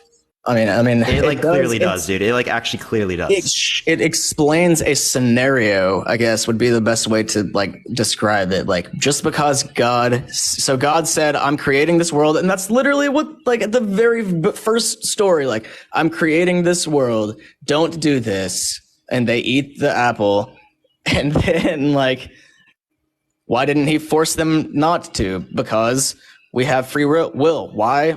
And then why do things happen the way that they do? We don't fully know or understand. Besides a trust me. I get you. Yeah, it is just a trust me, bro. Is there anything else you want to go over, Jake? No, that's all, bro. All right, appreciate you coming on, man. All right, man. Hey, thank you. All right, let's go to the next person. If you like my content, make sure to follow me if you haven't already. Everyone, tap that screen. Let's try to get to 1 million likes. Everyone will help get out to more people. Y'all already know the deal. Share the live as well. Let's try to get to 1,000 shares, everyone. But let me go to the next person. Again, if you like my content, follow me if you haven't already, everyone. Let's go on to the next person, everyone. Not the trust me, bro. So real. Yo, what's up? How old are you? Hello. Yeah, how old are you? I'm 35 years old. For sure. Do you think that God exists? I sure do. Why so? Well, I have a deep faith in what I believe now. I'm going to say this. I do not believe in religion because religion is man-made, but I believe in a spiritual higher being. Only because of what I've been through in my life. Okay? Now, let me ask you. Do you believe in any of the Abrahamic religions? In the what? Do you believe in any of the Abrahamic religions, like Christianity, Islam, Judaism? I believe when it comes to Christianity, yes, but I don't believe in like Baptist, Pentecostal, stuff like that. Okay. So, I'm more like I said, I'm more of I'm kind of like a non-denominational because, Baptist, Pentecostal, all that stuff, they start to kind of contradict each other with the way that they believe in worshiping the Lord. Like United Pentecostals believe that the only way to get to heaven is that you have to be able to speak tongues. That's not true. And the Baptists believe that you don't have to speak tongues because speaking in tongues was for the apostles back in the day. Whenever they would go out to different countries, God gifted them the gift of tongues, meaning he gave them the gift to be able to speak the country that they were going to. He gave them the ability to be able to speak their language. You see what I'm saying? yeah, sure. So, go ahead. That's what tongues is. Okay, it's not all this a boobla boobla boobla. All of a sudden you're in church and you hear somebody a boobla la la la la la. No, that's not that's not real. That's fake. Okay. Like I said, I believe in God solely. I believe in the Bible, but how do we know that Jesus is God?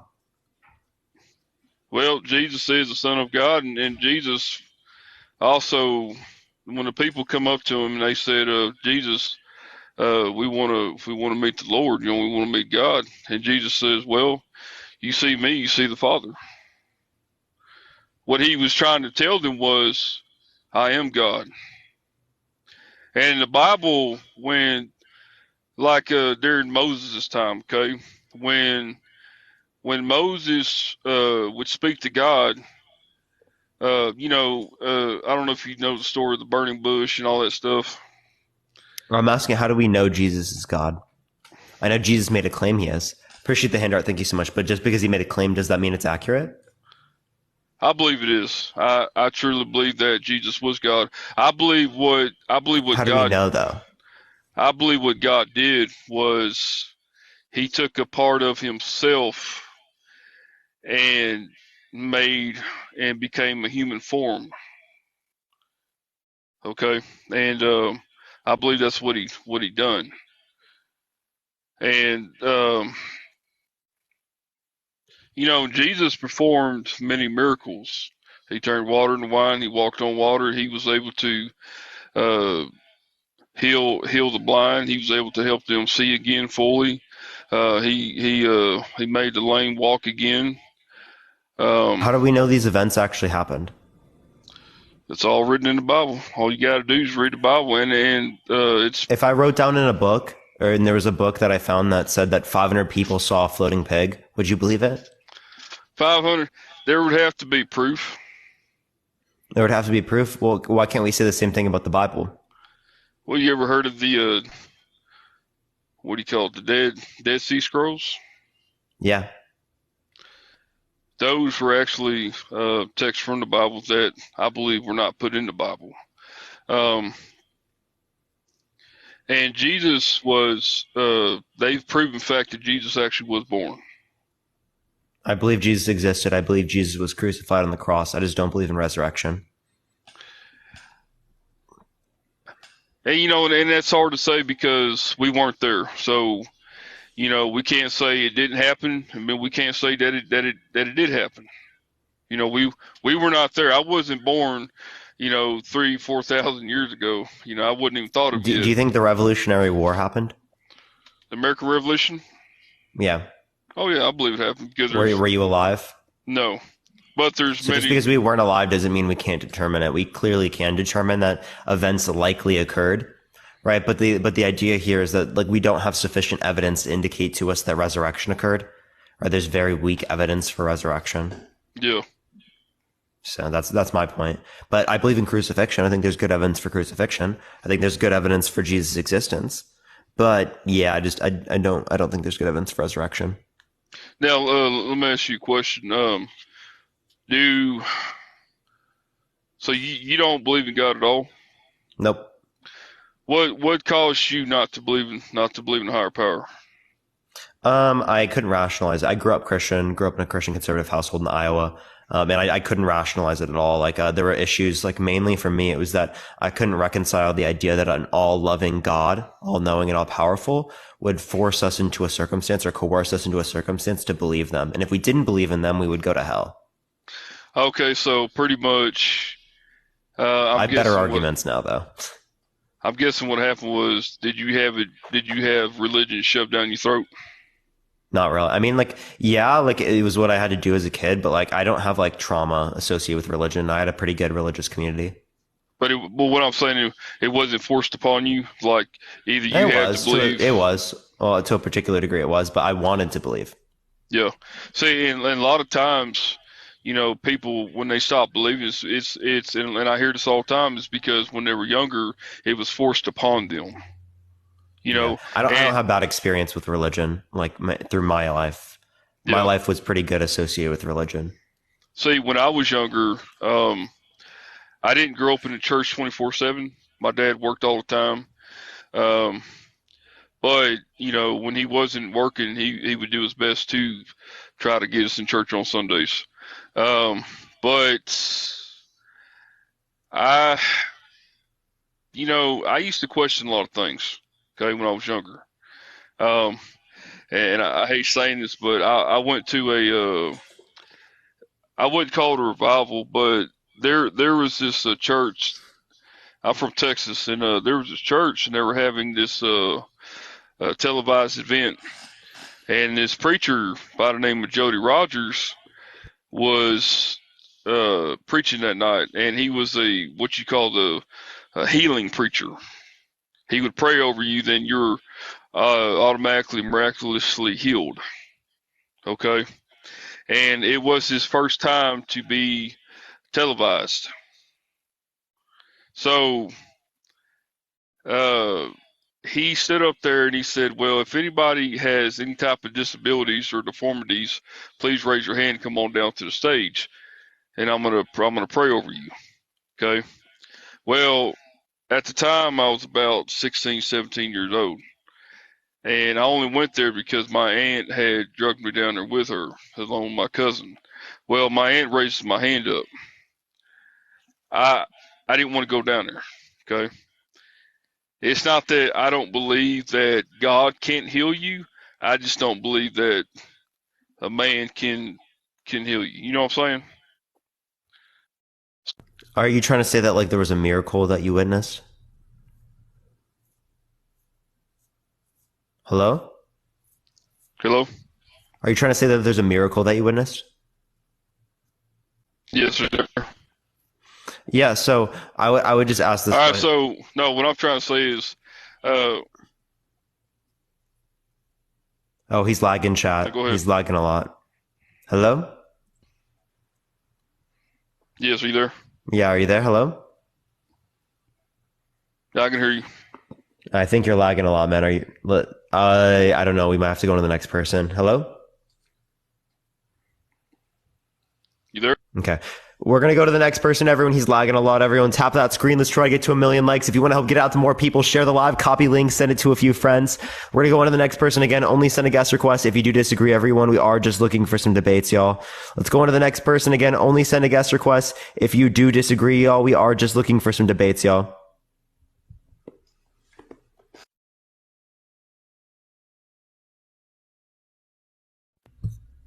He was trying to talk, man. Yeah, and it was lagging. The devil made him lag. So real. So real.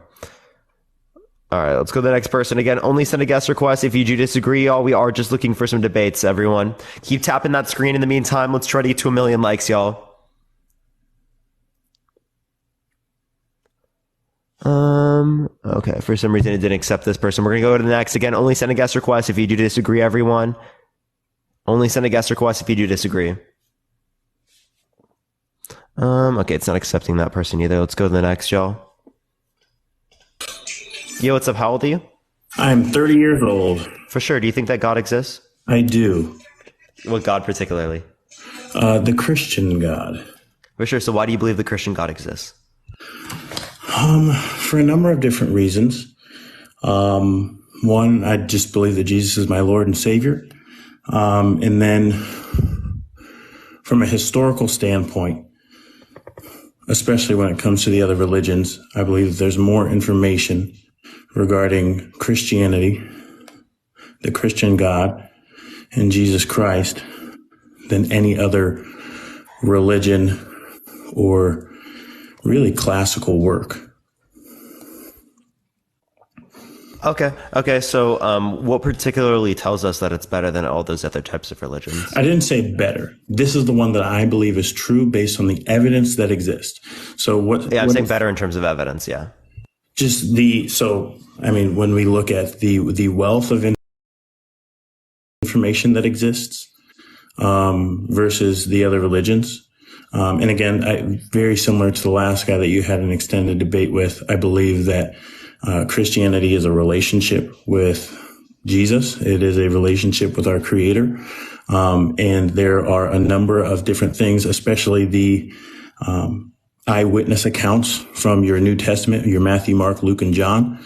You have thousands upon thousands of manuscripts that have been written about the life of Jesus in particular.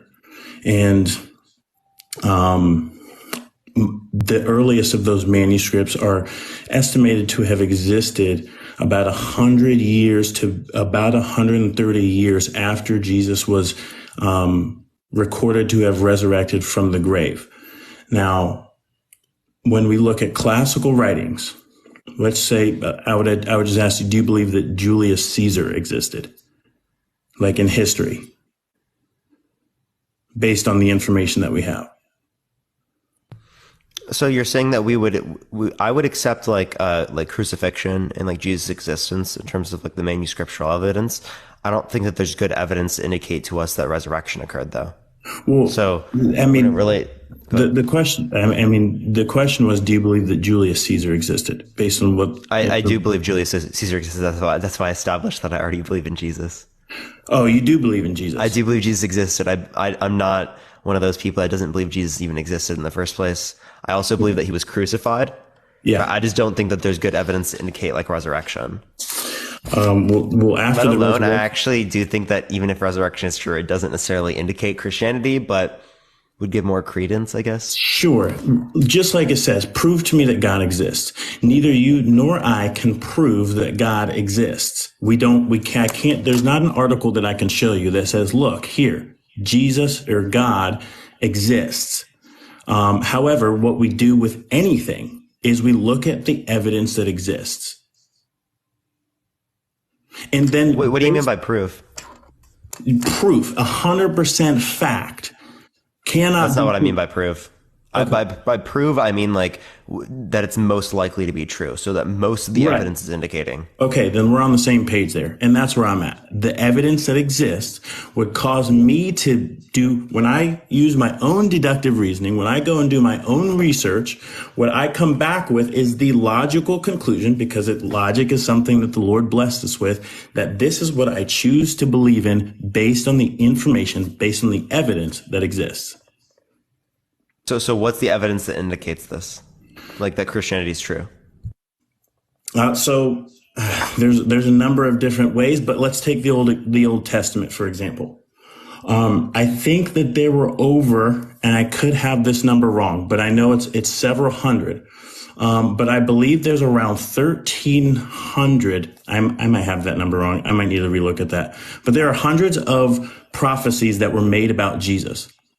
And Jesus fulfilled all of them, right? So when you look at the statistics on the possibility of someone going and living out all of the prophecies that were put out. Let's just talk about the prophecies. Like what particular prophecies? I don't have the verses in front of me, but basically that the Son of Man would come, and he would be laid up, just like Moses when he took the snake rod in the wilderness and held it up for the Israelites to be cured of the snake bites that they were getting. They said that the Son of Man would be held up like the rod, the snake and the rod. Just Jesus Christ crucified. And so there were messiahs that were crucified at that time. So if they claimed that they're God, they would likely be crucified. Plus, this is something that was applied to Jesus when he was born, not something that Jesus necessarily grew up into, right? Do you remember the story of the three wise men? Of course. Yeah. So like, clearly speaking, right, this was something that like when he was born in the manger, right, they came to give him gifts because they thought he was already going to be like the Messiah because of the virgin birth, claimed virgin birth. Sure. So I don't see how this is necessarily indicating to us that like he fulfilled these things, more or less that he was put in a cultural or set of circumstances which necessarily applied this to yes, him. but the chances that they were talking about this specific individual. For example, again, from the Old Testament, congratulations on the galaxy. From the Old Testament, they said that a son would be born of the bloodline of David. God told David that he would put, basically, for lack of better words, the Savior within his bloodline. So Jesus, when you track his bloodline back through Mary and Joseph, it would track all the way back to the Davidic bloodline.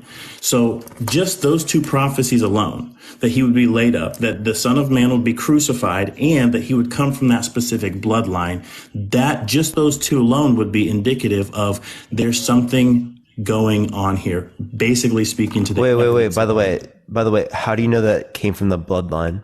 You said based upon like it came down like that family tree? I don't have, because I don't think that we have his ancestry. We do. I don't have it. I don't have it in front of me, but Jesus Christ came from the Davidic bloodline. Davidic bloodline. Okay, so you're saying King David. So King David was a king that ruled in the Old Testament. I can't remember exactly what book of the Bible. And basically, due to his obedience to God, he will actually obedience in his certain period of his lifetime, but also disobedience. King David was supposed to do a number of different things, but he disobeyed God. But basically, when he came back to walk in obedience, he said, I will bring the bloodline, basically the Savior, through your bloodline. I wish I had the exact verse. It would make much more sense. Jesus was 30 years old when he became, was the son of Joseph. So Jesus being the son of Joseph, right? I mean, but that's not through blood, right? Under your view. So Jesus is, it would only could be traced through, what's her face? Mary, right? So not from Joseph. Again, I don't know. So we'd have to know that Mary had particular, like Mary's lineage. I don't have it right in front of me. We could sit here and try and look it up. Yeah, that's what I'm saying. Like, someone also said in the chat, there's no bloodline to David. Is Mary a part of David's lineage? I can look it up. Is Mary, the Virgin Mary, a part of King David's lineage?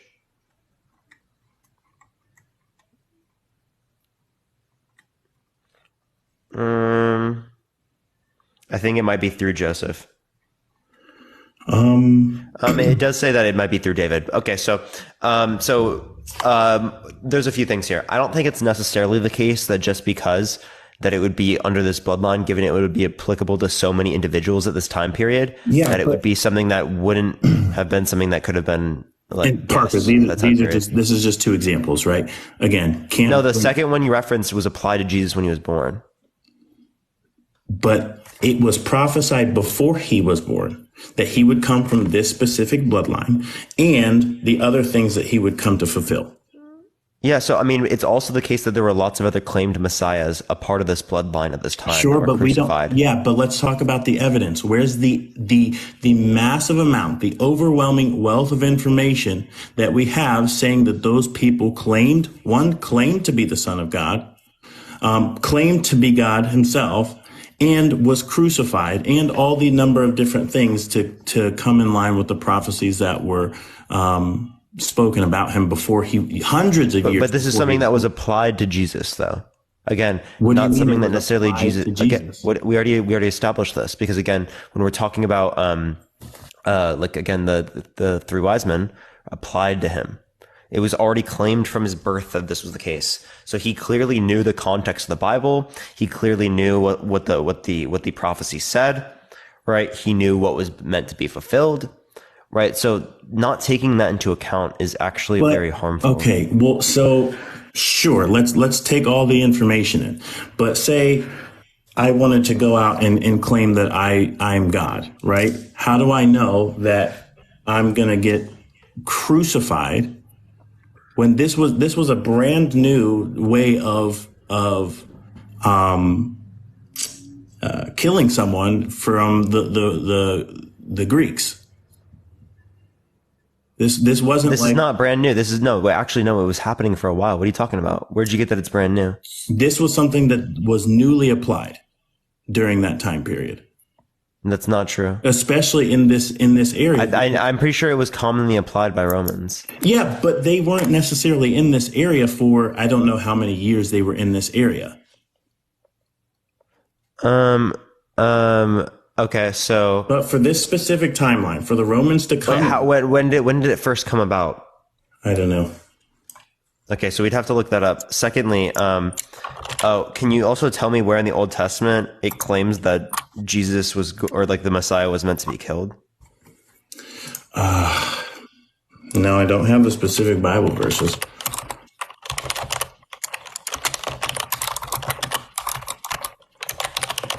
Yeah, because some say, here, I'd have to look up crucifixion. We can look that up in a bit. But I mean, I think both those claims would be things that we'd have to justify before we could continue with that. Okay, let's go to a different line. We can leave the old, so we don't sit here and try to look up old. That's fine. So then we would have to. So then, what would be the evidence then? What would be the reason to believe? So outside of the Old Testament and all the prophecies that Jesus fulfilled, I would go to the fine tuning of the universe. Yeah, so there's fine tuning in God's mind.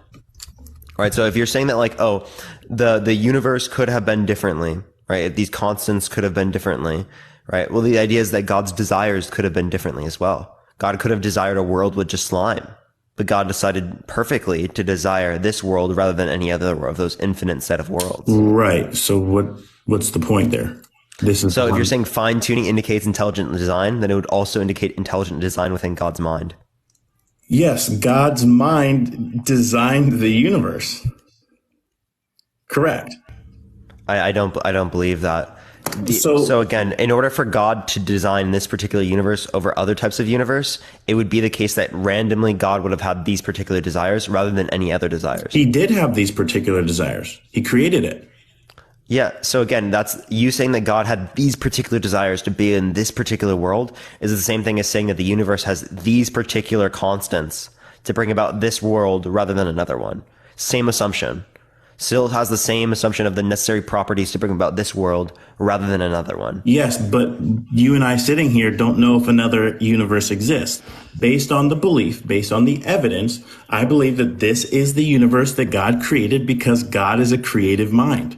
And he built the fine tuning if just some of the things, or not even just some of the things, if the gravitational force was any different, if the distance from the sun what I just said. Remember, you said if anything was different, it could have been different. Again, if God's desires were different, this world wouldn't have existed. The same thing applies to God's mind. So does that indicate intelligently design? It's indicative of intelligent design because the way things are. There is a very particular set of circumstances that needed to exist in order for life to be present.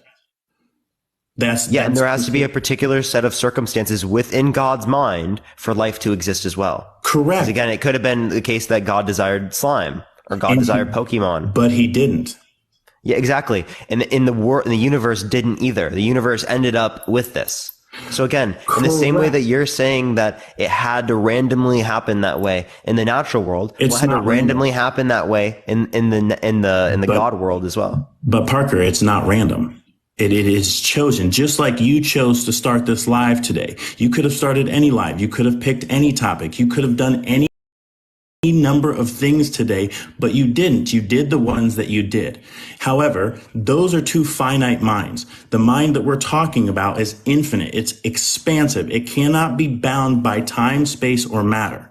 So the fact that he built time, space, and matter at the same exact time makes sense that the the elements that exist that make it possible for life to exist and that make it possible for the planets to revolve around the sun at the exact rate that they do, for the exact spin with the exact gravitational pull and the number of different circumstances are the ones that God created. And we can use science and evidence to prove these things. What science and evidence do you have to prove these things? Because actually all you did was just state the claim, and you didn't take into account any of my response. What was your response? Again, if I did. I said the fine tuning within God's mind, Yeah. right? Because again, if this is indicative of intelligent design, that these sets of circumstances existed for this particular reality rather than another one, well, the same thing's also true with your hypotheses, with your explanation. Okay. So again, you have to say that essentially God's mind being that particular way is a brute fact. It's unexplained. It's not. Yes, it's unexplained because I can't fit the infinite God into my 3-pound brain. If I could do that, he wouldn't be a God worth worshiping. Okay, well then can't we say the same thing about the universe? About the universe, as in that things randomly exploded, which enabled us to have this conversation. No, I don't believe the Big Bang is that randomly exploded. Big Bang is expansion of the universe, not an explosion. We don't know what came prior to the Big Bang, but we could posit, if we're talking about different assumptions in terms of these different models, that there was a prior state that's eternal of fundamental particles, which have the necessary properties to bring about this world and these constants, rather than other sets of constants or other things. Where would those? They always existed in the same way God always existed. But what are they, and why have they not made themselves known to us? Because they don't have a mind. It's naturalistic. It's naturalistic for something to have always existed. Mm-hmm. But we're talking about, so you're saying that the universe has a beginning, right? This part of the universe has a beginning, yeah. And to have but it was caused by this prior state of fundamental particles. And what I'm saying, that prior state is God. Yeah, I know you're saying that it's God. The only reason I'm even bringing up a prior state is because I'm applying the exact same assumption as you. But what I'm doing is I'm shaving off a lot of unnecessary assumptions that I don't have to hold to. I don't have to hold to the idea that God is a mind. I don't have to hold to the idea that God believes in heaven and hell, or judgment, angels and demons, the different miracles listed in the Bible. I don't have to hold on to all these other assumptions about reality to explain why we exist. And since I don't have to hold on to all these extra unnecessary assumptions, my model under this view would be more likely to be true because I have less assumptions to explain the exact same question. No, it's not that you have less assumptions. It's you're classifying those as burdens. Whereas for me, that's more evidence that my way of belief is more accurate, because you just say eternal forces or eternal particles, I think is the word that you use. Yeah, in the same way that God is eternal. That's a scapegoat, because it's like, well, mine's easier to understand, so it's the same assumption. It's more likely to be correct. No. It's simpler doesn't mean easier to understand. Simpler means you require less assumptions to explain the exact same question or to explain why we exist here. Less assumptions mean that maybe it's more palatable to you. No, it's more likely to be true because each additional assumption that you continue to add on, it would reduce the likelihood of the entirety of the proposition being true. Make it more. For example, right? If my claim of whether or not a God exists relies upon 8 truth claims, right? That's going to be less likely to be true than if it relies upon 3. That's not true. Because what do you mean that's not true? For all 8 of those truth claims, if they come into alignment, then it's more likely that thing exists versus doesn't exist. See, that's assuming that we have evidence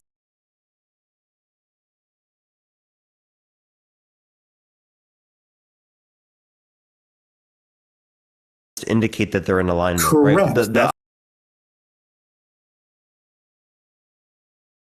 The idea that I'm referencing is that since they're all assumptions, since they're all assumptions and we don't have evidence for these because it's empirically unfalsifiable, right? That ends us with a statement here that, again, if you have more assumptions, right, you are adding unnecessary truth values. Okay. Right. Well, so essentially, I rely upon the same base operating assumptions that there's something that's eternal, that there's something that has the necessary properties to explain the world.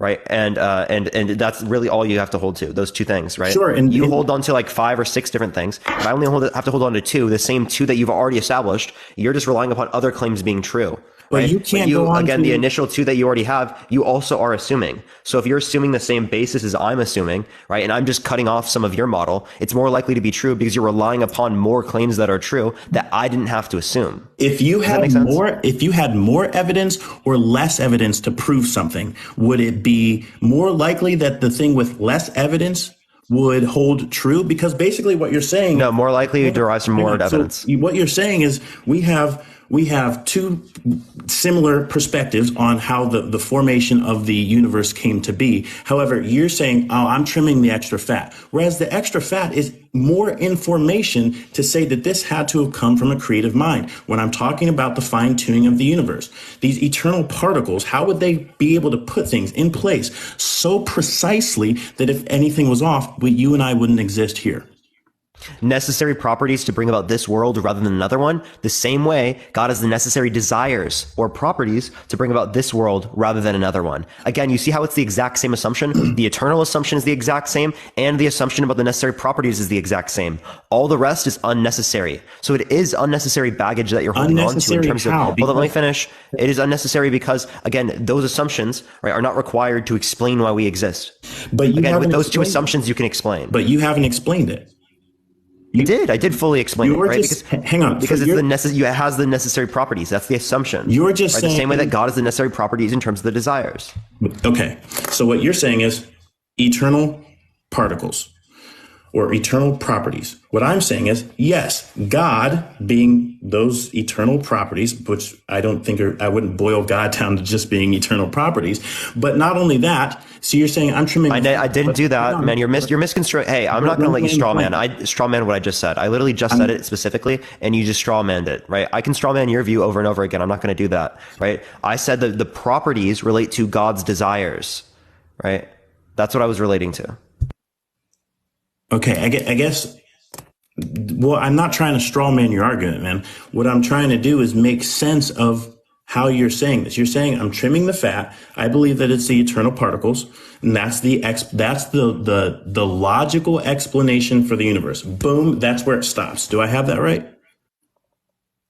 I don't think it's a sufficient explanation. I'm saying that this is a more likely explanation than you, right? Because it requires less assumptions to explain the exact same question. But should you have more assumptions, or in this case, what we're talking about, proof and also known as evidence?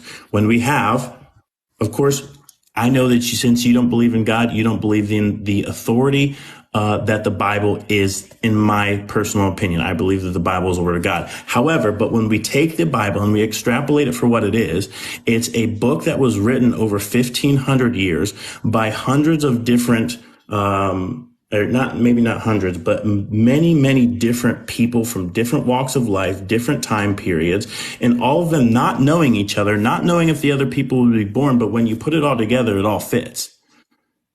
No, you're assuming your prophecies to be true, but we haven't even established that, man.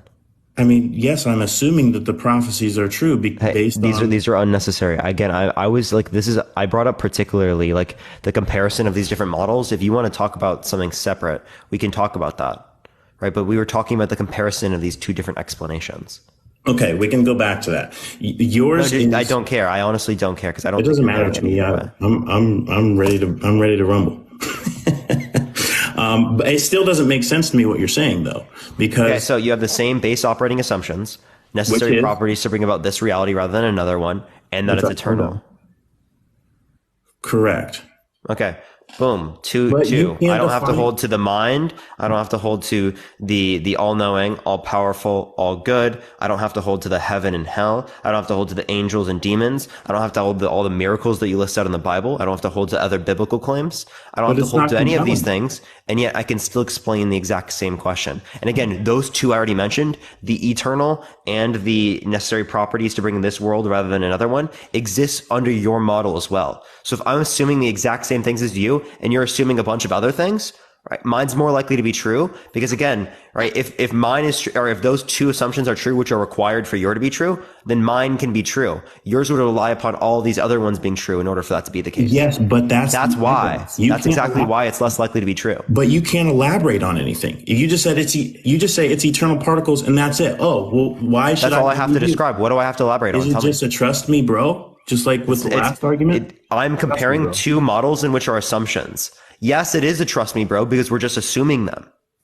Right? Okay. It's not a trust me, bro, within the respect that I have the same base operating assumptions than you. You're just adding unnecessary ones. But that can tell me it's more likely to be true than yours. But yeah, it's a trust me, bro, if I was saying it's a sufficient explanation. I don't think it's a sufficient explanation. I just think it's more likely to be true than yours because it requires less assumptions. Does that make sense? I understand what you're saying. My disagreement with that is you have two, like if we're just starting with the two foundational pillars, which I think we both agree on, but that's where yours stops.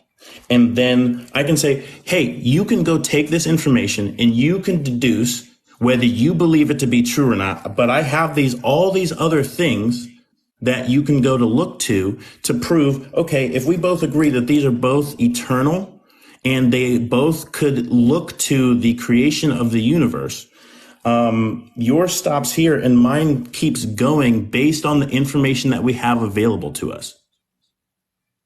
No. Again, mine explains the information that we have available. Mine still explains it.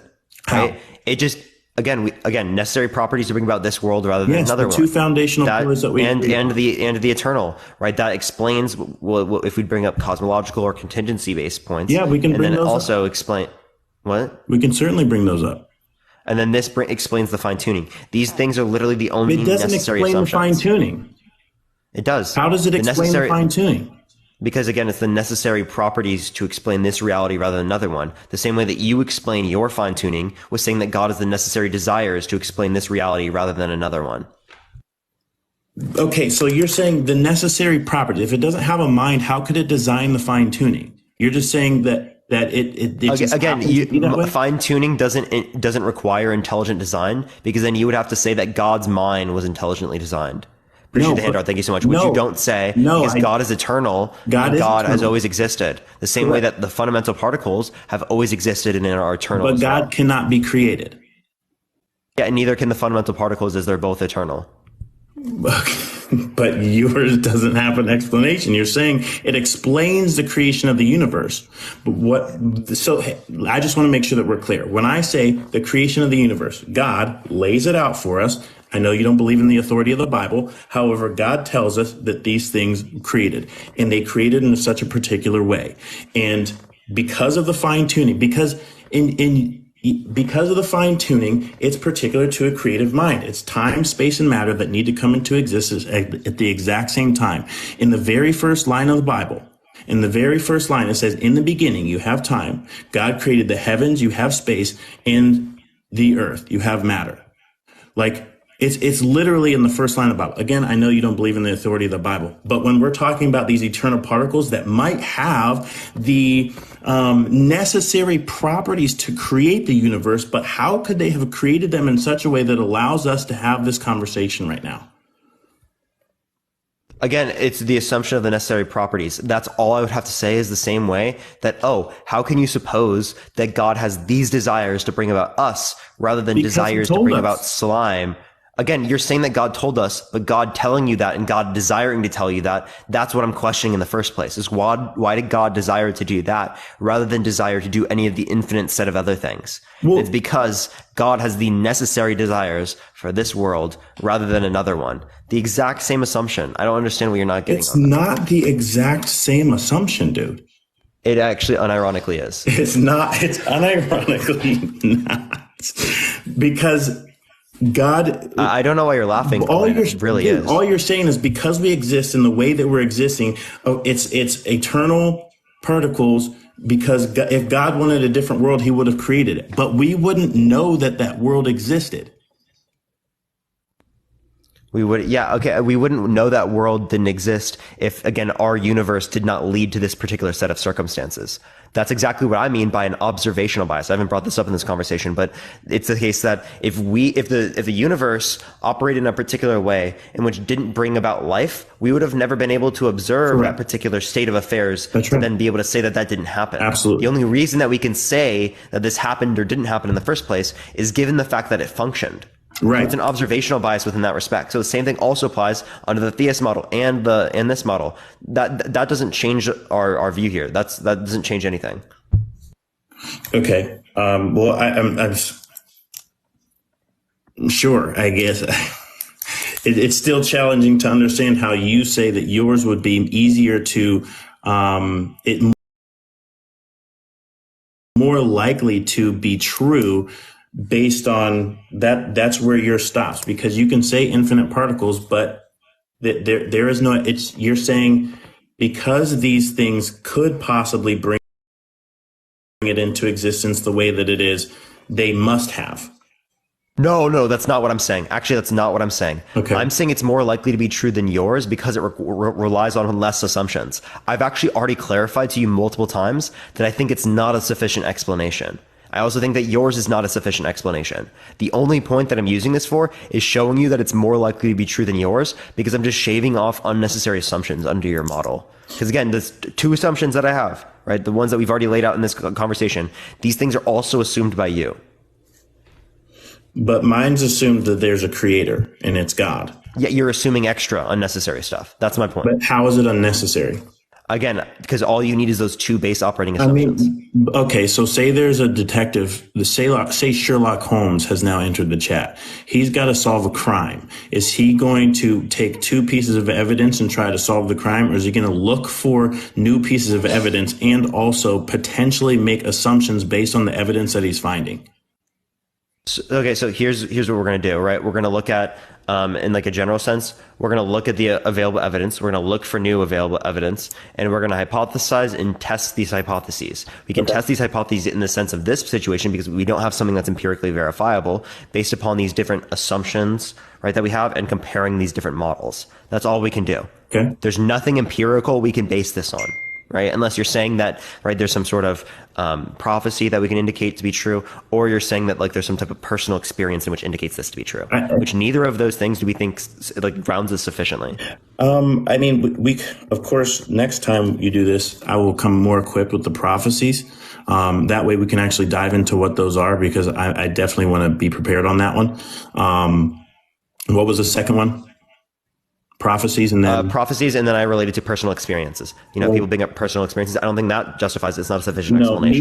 Neither of those are going to help us, which is why I tried to stay away from the Bible, because, like I mentioned before, you don't believe in the authority of the Bible the same way that I do. Even though I think that there's things in there that would be indicative of helping this conversation move along in my favor. We can save that for the next time I join the live. Sure, man. Is there anything else you want to talk about or add tonight? I mean, we could talk about the more particular aspects of, you know what? No, I think we're good here. I'll come back the next time, dude. For sure, man. Appreciate you coming on, man. Yeah. Have a great day. All right, let's go on to the next person. Everyone, again, if you like my content, follow me if you're ready. I go live literally every single day. Keep tapping that screen. Let's try to get to 1 million likes, everyone. It should get it out to more people. Share the live, everyone. Let's try to get to 1,000 shares. Let's go on to the next person. Again, if you like my content, follow me if you haven't already, everyone. By the way, everyone, we got like another hour before sub-only chat. Yeah, thank you for the hand hearts. I appreciate it, Gabriella. Thank you so much. Thank you for the confetti. I appreciate it, Jaqueline. Thank you so much. By the way, everyone, tomorrow I might be on by like 3 p.m. Pacific Standard Time. So it's going to be a while tomorrow until I'm on. Yo, Stacy, thank you for the galaxy. I appreciate it. Thank you so much, Stacy. W Stacy in the comment section. Let's go, chat. The 7th and coming for the throne. What are you talking about, J-Man? Is that when you're unbanned? That's tough. That's tough. Parker, I love you. Love y'all too. Love y'all too. By the way, everyone, I just wanted to say for everyone who's a sub, by the way, we're going to be starting this thing that when you sub, right, everyone is going to be saying, what's up? Saying welcome, right? I can't believe we haven't done this, right? We're like, welcome to the goobs. Welcome to the goobs. Like whenever we do subs, like I can't believe we haven't done that yet. That's like actually unbelievable. Like we never even said welcome. Like that's just like kind of rude of us. I'm not going to lie. All right. It's not accepting this person. Only send a guest request if you disagree, everyone. We are just looking for some debates, y'all. For some reason, it's not accepting people. I'm trying to get to the next person though. We always do that. Well, not everyone does it. Like I see Nat do it and I see like Ayana do. I see some people do it. I don't see like most people do it. We just want to gatekeep subs. Yo, it's so real. So real. For gatekeeping, maybe I'll make a Discord, like a subscriber only Discord thing, and that can we can gatekeep that for the sub only Discord people. I might do that. I might do something like that sometime. I don't know. Maybe we'll see. We'll see. Yo, Kelly, thank you so much for the subscription. Everyone say welcome, Kelly. Everyone say welcome, Kelly. Yo, what's up? How old are you? I'm 32. For sure. Do you think that God exists?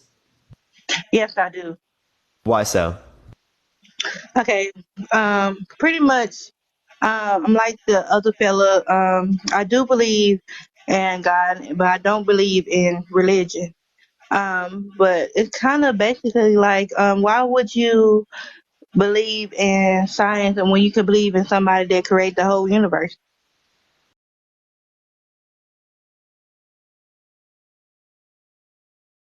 Sure. Well, Chelsea and Corinna, thank you so much for the subscriptions. Everyone say welcome to them in the chat.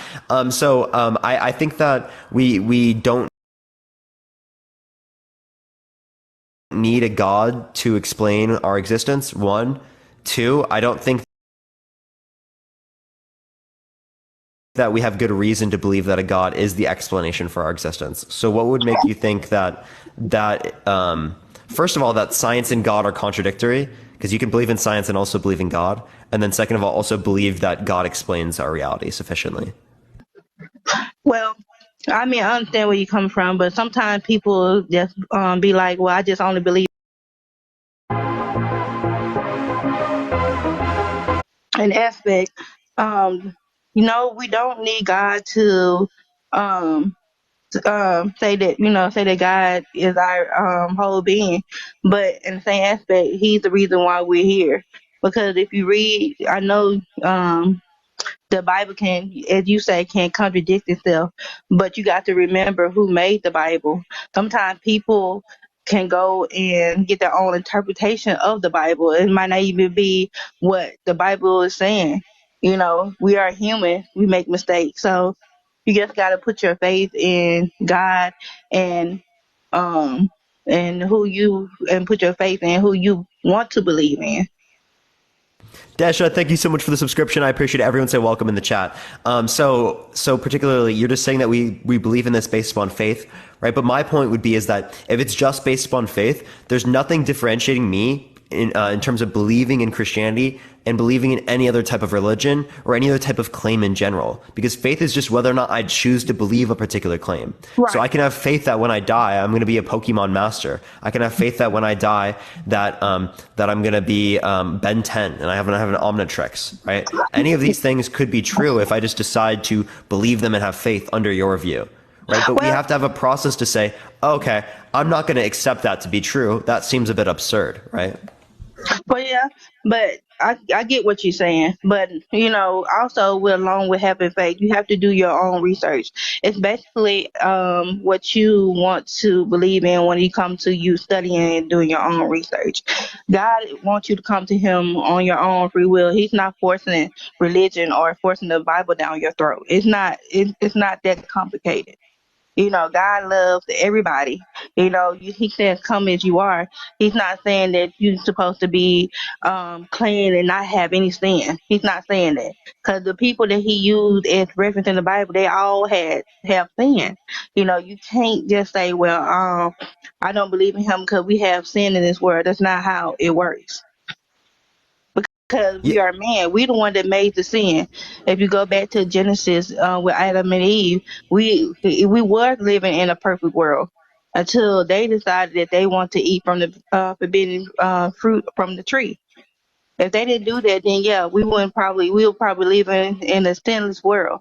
But because we're human and God know that we're human and that we're gonna make mistakes, that's when He sent His Son down to die on the cross for us. And I know you say that you don't believe in a resurrection, but it's I know that you say that you don't believe in resurrection, but I do because of the simple fact that we wouldn't be able to the Bible wouldn't be able to show us how much God loves us. Let me get my food. God wouldn't be able to show us how much God loves us. Stop! Stop! Stop grabbing me!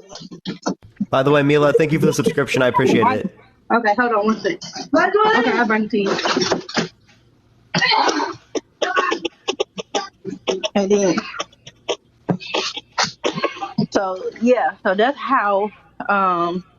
So by the way, so when God resurrection and to show that He loved us and that He died for all our sins and that He was going to be with the Father, then that's just something that He had to go through to deliver us from all the sin of the Okay, world. so let's reference some of this.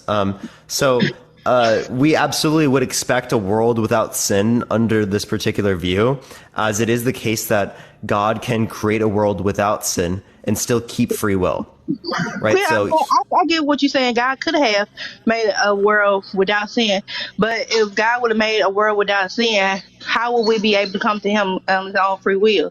Because we would have to. because it is the case that given our free will, we would decide to act in other ways. God knows actually every single way we would act given our free will. And there's at least one shot where every single person, every single circumstance does the right thing, right? Because it is the case that we had the ability to do the right thing. So there is a world where I did do the right thing, right? And then since there is a world where I would do the right thing, there's a small level of probability, right? But God will see that world where I did that, right? And there, since we can multiply that in terms of all the other like probabilities of everyone else also doing the good thing, there's at least going to be one world in which everyone does the right thing freely, even if it's super unlikely to happen.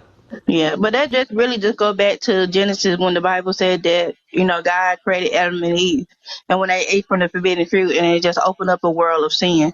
So it's like, I don't know, the Bible pretty much explains everything, but you can't like just only take part of the Bible and put it to the content that you wanted to put it in. You have to read the whole thing, because sometimes we as human, we just want to take part of a situation or part of a contest and just run with it.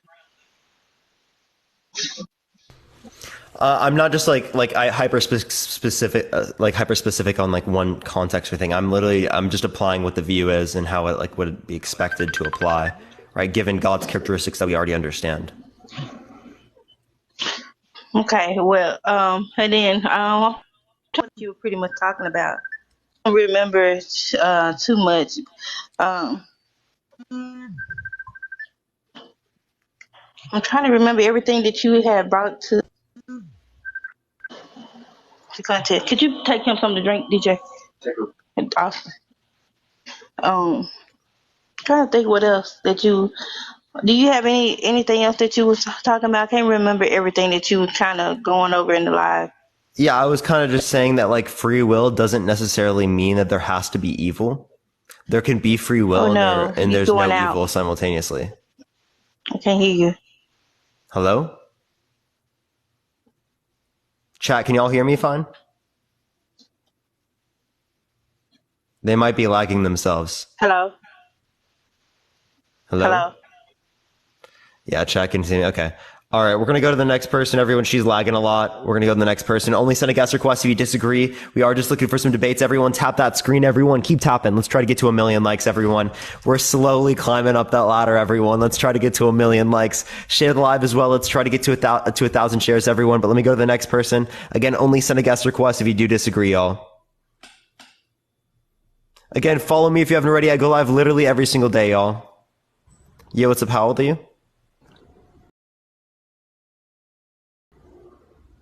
Hello? Yo, am I talking? Yeah, how old are you? Fuck yeah, dude, I'm 21. And here's the thing, man. I'm not going to say I know everything. But right now your question is prove that God exists, right? And I like facts. Here's a fact, right? Jesus was a real person, and things that happened in that time frame are real. I'm just going to use deductive reasoning here. If that happened, the other must be true. That's sort of my opinion. What? So because some things in the Bible are true, that means the whole Bible is true? Some things, everything that happened in the Bible that was pertaining to reality actually happened. And not only that, but if you look Wait. Resurrection. I don't think you have good evidence to say resurrection happened. I have great evidence of resurrection happened. No, you don't. So many scientists have gone over the tomb and how a body could have come out of that. And Yeah, there's no so way there's that actually body good could reason to not- believe that he wasn't in a tomb in the first place, as it was the case that most people that were crucified at that particular time period were left on the cross to decompose, right? They weren't put in tombs like that. Okay, so what's Most up with people. the fucking mummy shit, dude?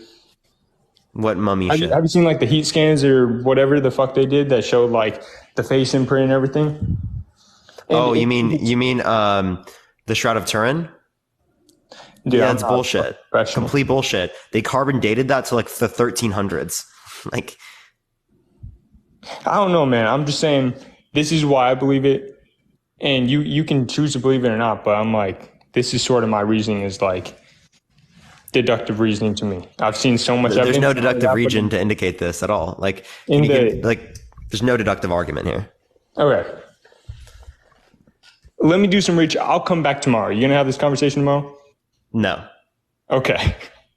Hey, man, you know what? I like your little podcast you got going on, whatever the fuck you want to call it, but I hope someone does better than me because I fucking suck at talking, man. All right, appreciate you coming on, man. Have a good day. All right, let's go to the next person. Only send a guest request if you disagree. We are just looking for some debates. You already know. Only send a guest request if you disagree, everyone. Keep tapping that screen, everyone. Let's try to get to 1 million likes, y'all. No. Yo, what's up? How old are you?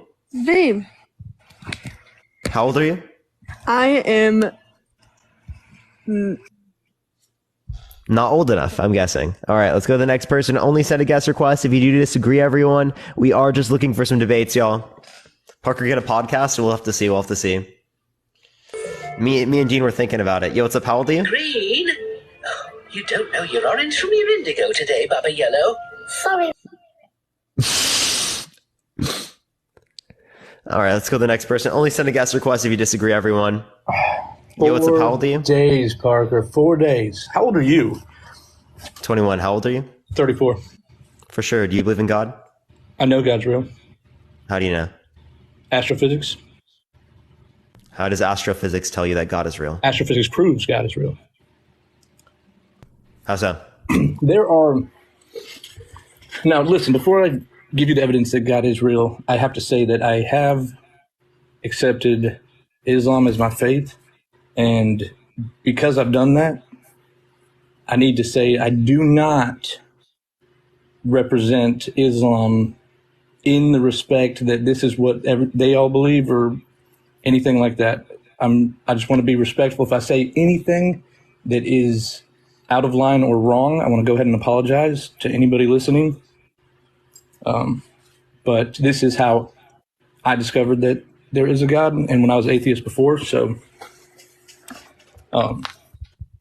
it's got to be proof. So it is what it is. All right, go for it. Do you know what plasma is? Very vaguely. Okay, well, you might want to look it up, but I'll tell you about it. So there's 4 states of matter. They only taught us like 3 in school, but I'm a little bit older than you, so I'm not sure what they taught you in your time. But the 4th state of matter is plasma. It's when you superheat water. It goes past the point of gas, and it turns into its plasmic state. It is what makes up a lightning bolt, right? That is made of plasma. The sun is made of plasma. 99% of the universe is made of plasma. It's supercharged irradiated particles that are emitted from the sun and other celestial bodies, cosmic radiation, that type of stuff. And it permeates the universe. It's invisible, except for like the plasma of the sun that we see as light. Are you familiar with the So where do you get that 99% is plasma? That is the estimated. That is just the basic component of all matter in the universe, right? So plasma is a bunch of different kinds of particles, right? No, it does say 99.9%. Yeah. So what's your point with that? Well, you have to understand these things to understand why God is real, and to understand God in the Bible, the Abrahamic God, right? Mm-hmm. And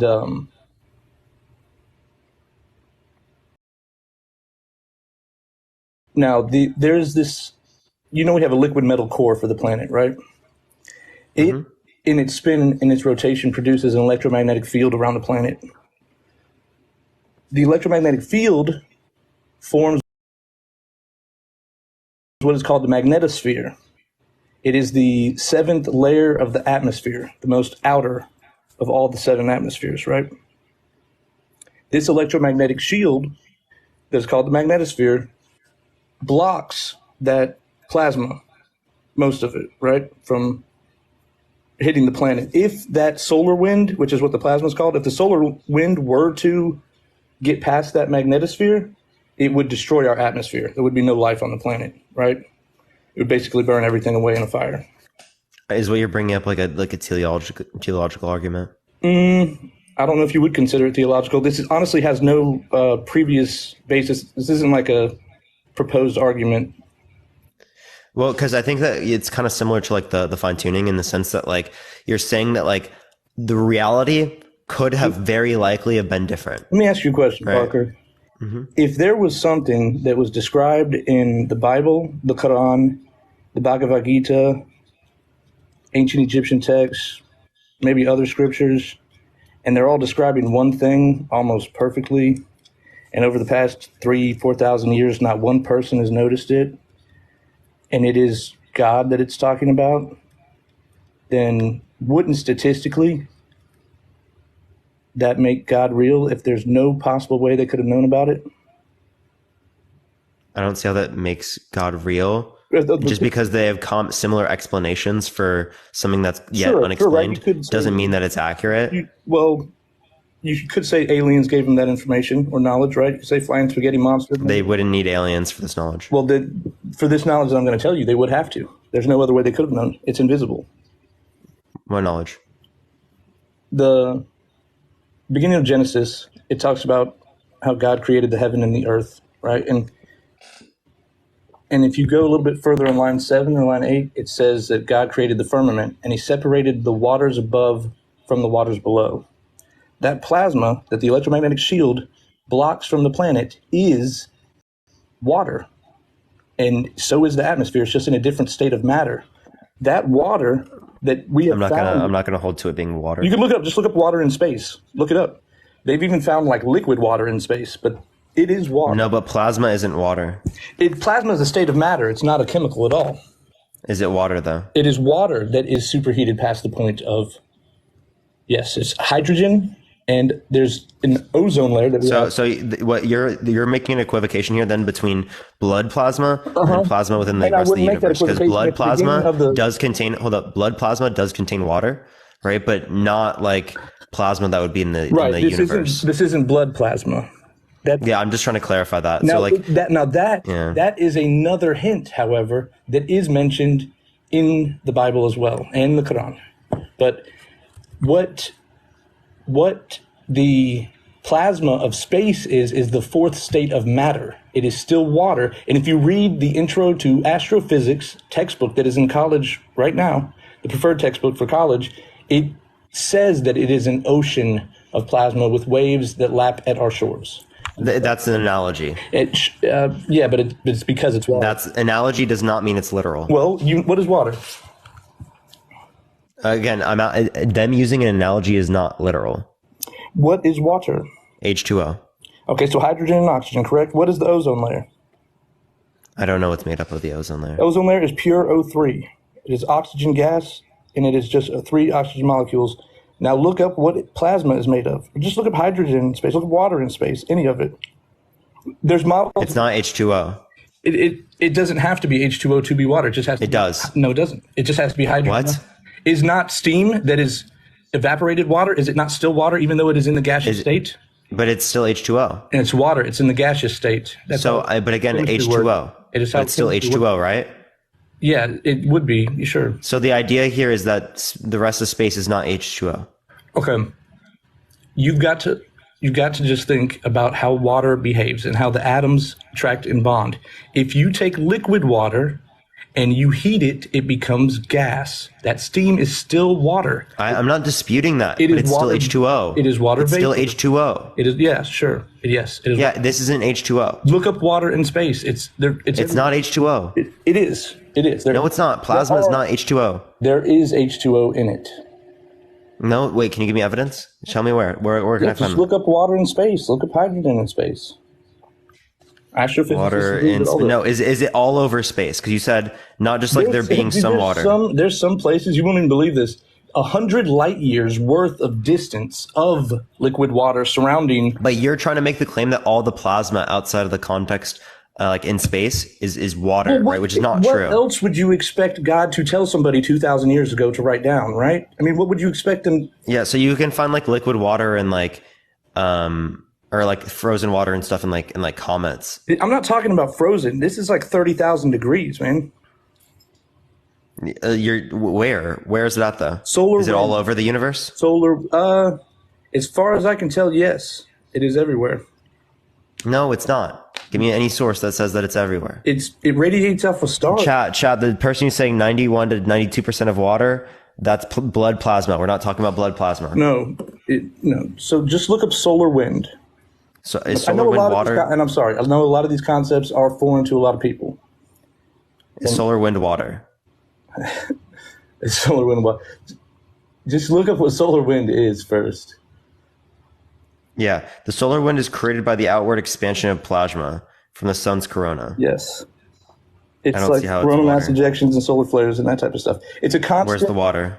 It is a constant sea of plasma that blasts off from the sun in all directions. And is there water? There is water. Where? If you go to NASA's website, you can go look at models and chemical compositions, and there's other irradiated particles in there, but you know how water mixes with just about anything. So, you just got to understand that it's superheated gaseous water. What is the I don't see anywhere that says that it's water. Can you just tell me where to like a title of something? Logically for a minute. What does the atmosphere make? Can you give me a title of something that says that that there's water in it? Did you look up water in space? I did. I actually did. And you looked up hydrogen in space. Mm-hmm. And you looked up the ozone layer. Yeah, and it doesn't relate to what you just said. It's been discovered in space, but that's not relating to it being plasma.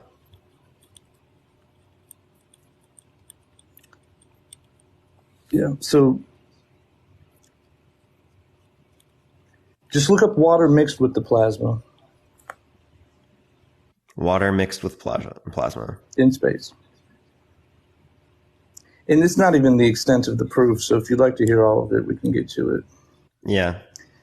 So that is mentioned. Now, that is what he's called the firmament. After it says it's the firmament, he says it is called heaven.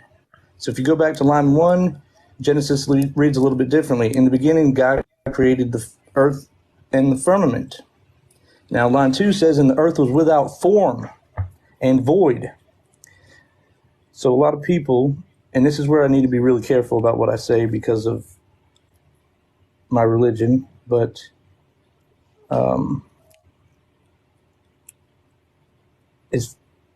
what do you believe about creation? I don't have any explanation. Big Bang Theory?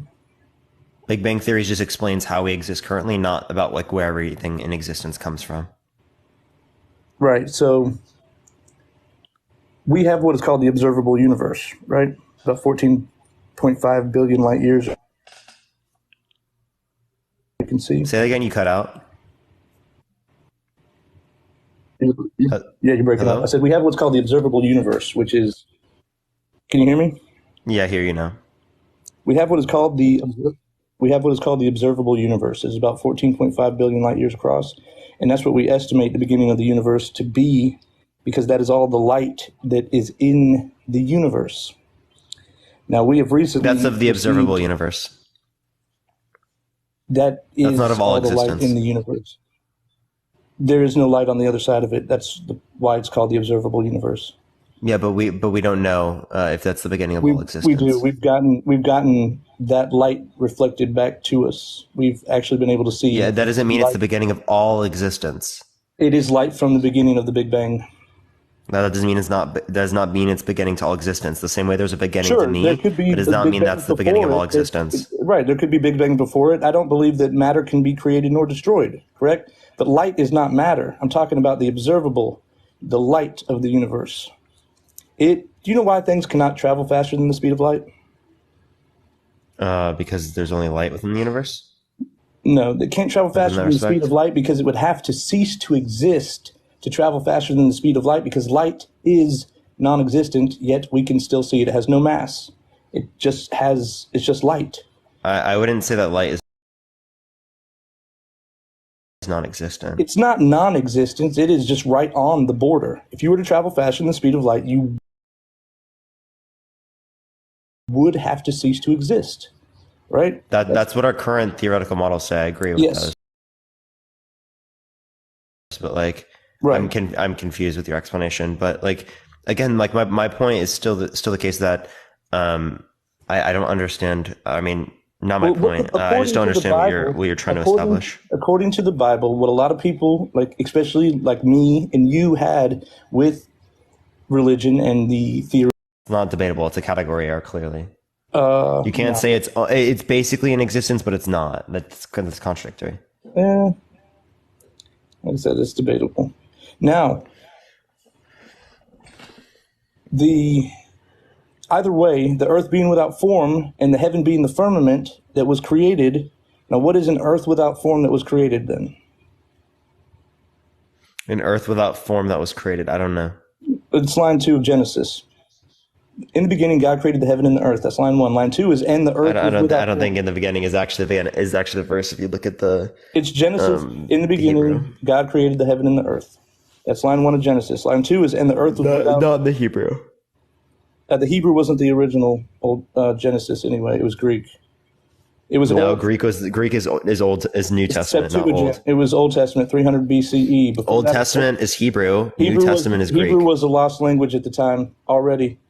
Hebrew had tablets that were legend by them. Dude, I don't know what you're talking about. Clearly, the Hebrew is the Old Testament, and Aramaic and Greek scripts, and that was about it. The Septuagint was for New Testament. The Septuagint is the original Old Testament. It is called the Septuagint because that name means 70 in Greek. It's called 70 because it's the translation of the 72.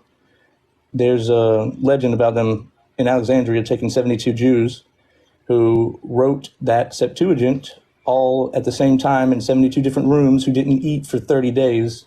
But obviously that's just a load of crap. So there weren't 72 books that it was translated from. It was not translated over the course of 72 days, and there were not 72 scribes needed to translate one book. Therefore, it was not a translation. It's called the Septuagint for a different reason. It was 70 something else, and it's older than any of the Hebrew scripts that we have. In the 1800s, Hebrew was reborn again. Yeah, so if you just look it up, you can just look up is the Old Testament in Greek or Hebrew? It's going to tell you biblical Now look up Hebrew at that time. It was not. There's not a Hebrew text it was translated from.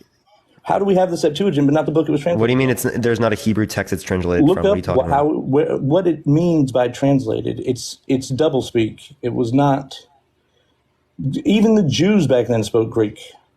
Nobody spoke Hebrew at that time. Jesus spoke Aramaic. He was Aramaic. He was not Hebrew. Yeah, Jesus did, right? We're talking about Old Testament, right? Everybody. Old Testament is prior to Jesus, right? Yeah, 300 years, but everybody spoke Aramaic, and the Hebrew was a lost language for a long time. Give me any source that indicates that the Old Testament, originally speaking, was in Greek.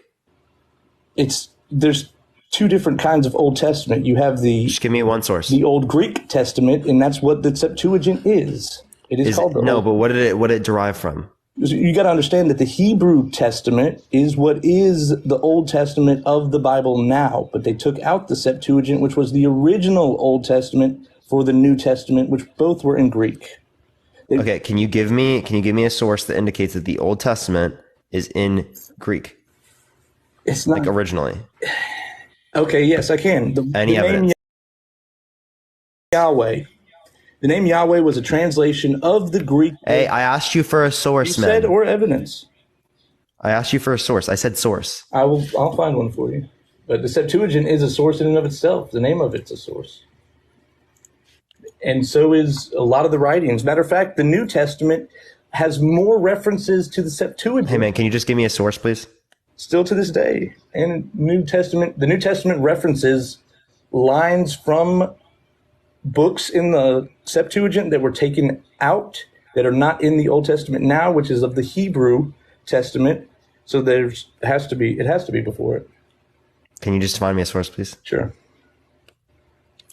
I mean, actually, I would say that there being a Hebrew Testament before the Greek Testament would be the only thing that could disprove what I'm saying. So if you can find a Hebrew Testament that it was translated from, I'll acquiesce. Can you please just give me a source instead of deflecting and asking me to give a source? What source would you accept? Literally give me anything that says anything other than trustmebro.org. It's not trust me, bro. I mean, it's all, there is no Hebrew Testament that it was translated from.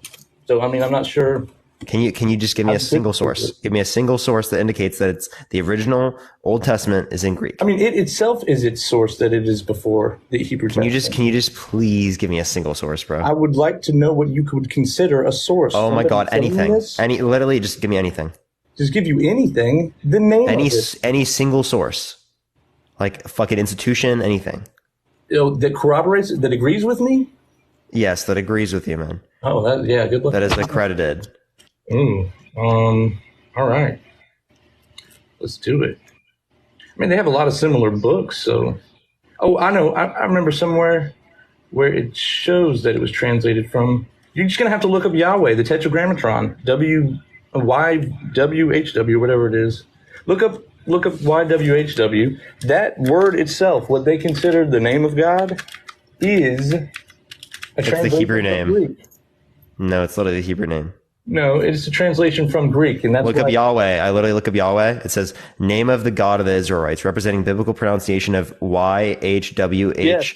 The Hebrew name revealed to Moses in the book Exodus. Yes, that Hebrew. Yes, but those letters are translated. That's wild. Well, from the Greek. They're translated from the Greek. Where do you get this information from? Can you just find your source, man? I don't know. Resources. I mean, shit. Research. You don't have a single source? I'm finding you one. Relax. Okay. I don't get it. In the meantime, everyone, tap that screen. Let's try to get to 1 million likes. If you want to help get out to more people, keep sharing the live. Let's try to get to 1,000 shares, everyone. Again, if you like my content, follow me if you haven't already, everyone. Yeah, I appreciate the confetti. Thank you so much, Amber. Yeah, that's a good one. Again, you're giving me a source that indicates that it came from this, right? The letter Y wasn't even in existence until the 1500s. Thank you. So how could it be revealed to Moses in Exodus if it was not translated from the Greek? So that would be like the way in which we understand the word, right? Isn't it? No. Sorry. Do you want me to bring someone up who knows Hebrew? And Greek? They've probably been brainwashed into believing that too. So of course, brainwashed. Yeah. Go ahead. So says the one who's not even giving me a source. You're not even giving me a trustmebro.org university. What extra source you would need other than the letter Y doesn't exist? Yeah. So this is just come on, man. There is no. Give me one reputable institution that says this. One. Sure. I'll find one. I'm sure somebody's got to have been able to do it. Yep. Somebody. We'll see. Somebody somewhere. Somebody somewhere, sometime in the universe, at some point in existence. Yeah. Sure. Yeah, Matt, send a guest request, my guy. No, yes or no, even. I couldn't tell if you said yes or no. We do get it. Matt coming through chat. W Matt. If you look it up, it says it is the very first. Go to this right here, the very first translation. Hold on. You asked for some. I'm gonna end this really quick. You asked for something. There's no reason to end it. Look, the very first. You asked for something.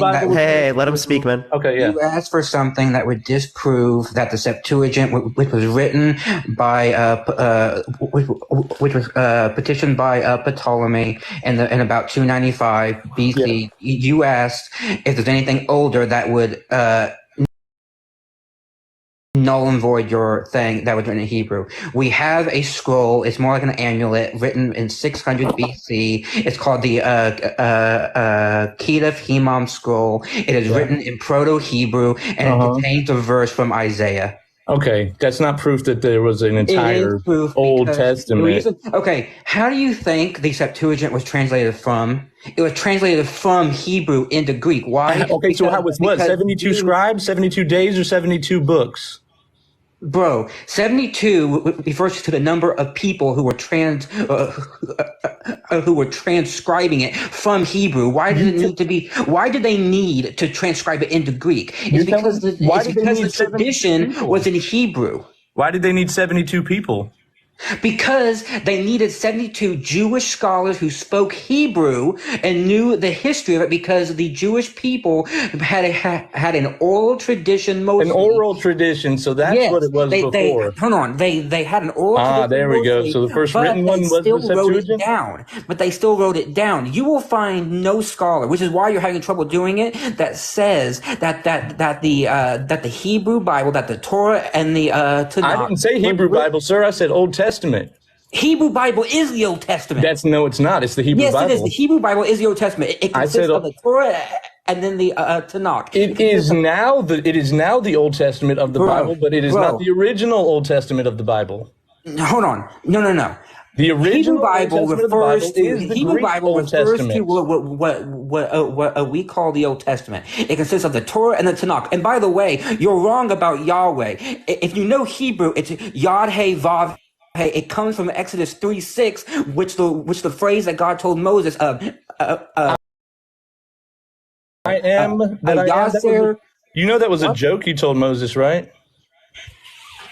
Do you realize God saying his name was a joke? No, it was a joke to Moses. Yes, that part was, because right afterwards he did say, I am the God of Jacob, the God of Isaac, the God of Abraham, and that will be my name for perpetual generations. But that's not what you guys say his name is. You guys say his name is I am that I am. Because God has multiple names. God has over 60 names. And do you know why he said I am that I am? Because Moses was wanting proof of God to give to the other Jews. The Jews or Hebrews or the Israelites, when Moses would go to them, he would say, hey guys, get up, we got to go. And they'd say, why? And Moses said, because God said so. And they would say, which God? You know, they were always worshiping idols and stuff. And then Moses would say, well, you know, the God. And they say, which the God? And then Moses said, I am God. That one. Tells us that his name, that the root of the name comes from Hebrew. It was the first time I saw humor in God. It's the root of the name, because in Greek, the name Yahweh, or which was taken from Exodus 3:6, doesn't even translate to a YHWH. Of course not, because that's 4 random letters. Why would it? No, because in Greek it says ego eimi. Yeah. Which is why Jesus used it in the book of John. That's right. He used the Greek. Yes, but Jesus himself did not speak Greek. He spoke Aramaic. Only the writers of the New Testament. Tell me why there are verses in the New Testament, the Greek New Testament, from the Greek Septuagint that are not in the Hebrew Bible or the Hebrew Old Testament. Dude, I don't know where you got this from, but there is no scholar of the Bible, none, not even the most evangelical of the evangelical. That's not my fault. That's not my fault. And it doesn't define our life. Yeah, Matt, that's why he still hasn't brought up the source, even though it's been like fucking 15 minutes. Let's look at a brief history of the Septuagint. We have BibleArchaeology.org. It says the very first translation of the Hebrew Bible was made into Greek. Translation. The Hebrew Bible was oral tradition. That's not the original. It's talking about how the Hebrew Bible was translated into Greek. Yeah, but it wasn't the Hebrew Bible. Wait, that's actually justifying my point, because my point was that it originated from Hebrew. It wasn't a book, though. The Old Testament is not the Hebrew Bible. Those are two different things. The Hebrew Bible is the Hebrew Bible. I'm talking about the Old Testament. The first one is in Greek. That is the Septuagint. Literally, the Hebrew Bible is not the origin, though. Not the originally. The both containing the oral tradition until it was written down. We know that has been a line from classical Hebrew up into Masoretic Hebrew and not then modern Hebrew. There was Aramaic scrolls that were older than that. There was Greek scrolls that they used to make the Septuagint. There were plenty of scrolls. There was no plenty scrolls of oral traditions. They were compiled into the Septuagint. The oldest thing that we have of a You have one scroll with one Tanakh. verse on it is your only evidence. Yes, and you asked, give me anything. You mean every fucking all scholars, right? Literally, everyone's gonna agree with us. That shows we that, have the whole Septuagint book. Hebrew We was don't the have the original, and Hebrew we have Bible that it was and we translated have an amulet that tells us that Hebrew was the original because the Septuagint had to translate from something, and that something was Hebrew. Hebrew was a lost language at the time. No, it wasn't. Yes, it was. According to your scholars, those same scholars say Hebrew was a lost language. Plenty of people in the Middle East spoke Hebrew. The reason why it No, was they spoke Aramaic. Nobody spoke Hebrew Greeks back started then. taking over the area. Yeah. Going from Greek to Hebrew to Greek, that's real coherent.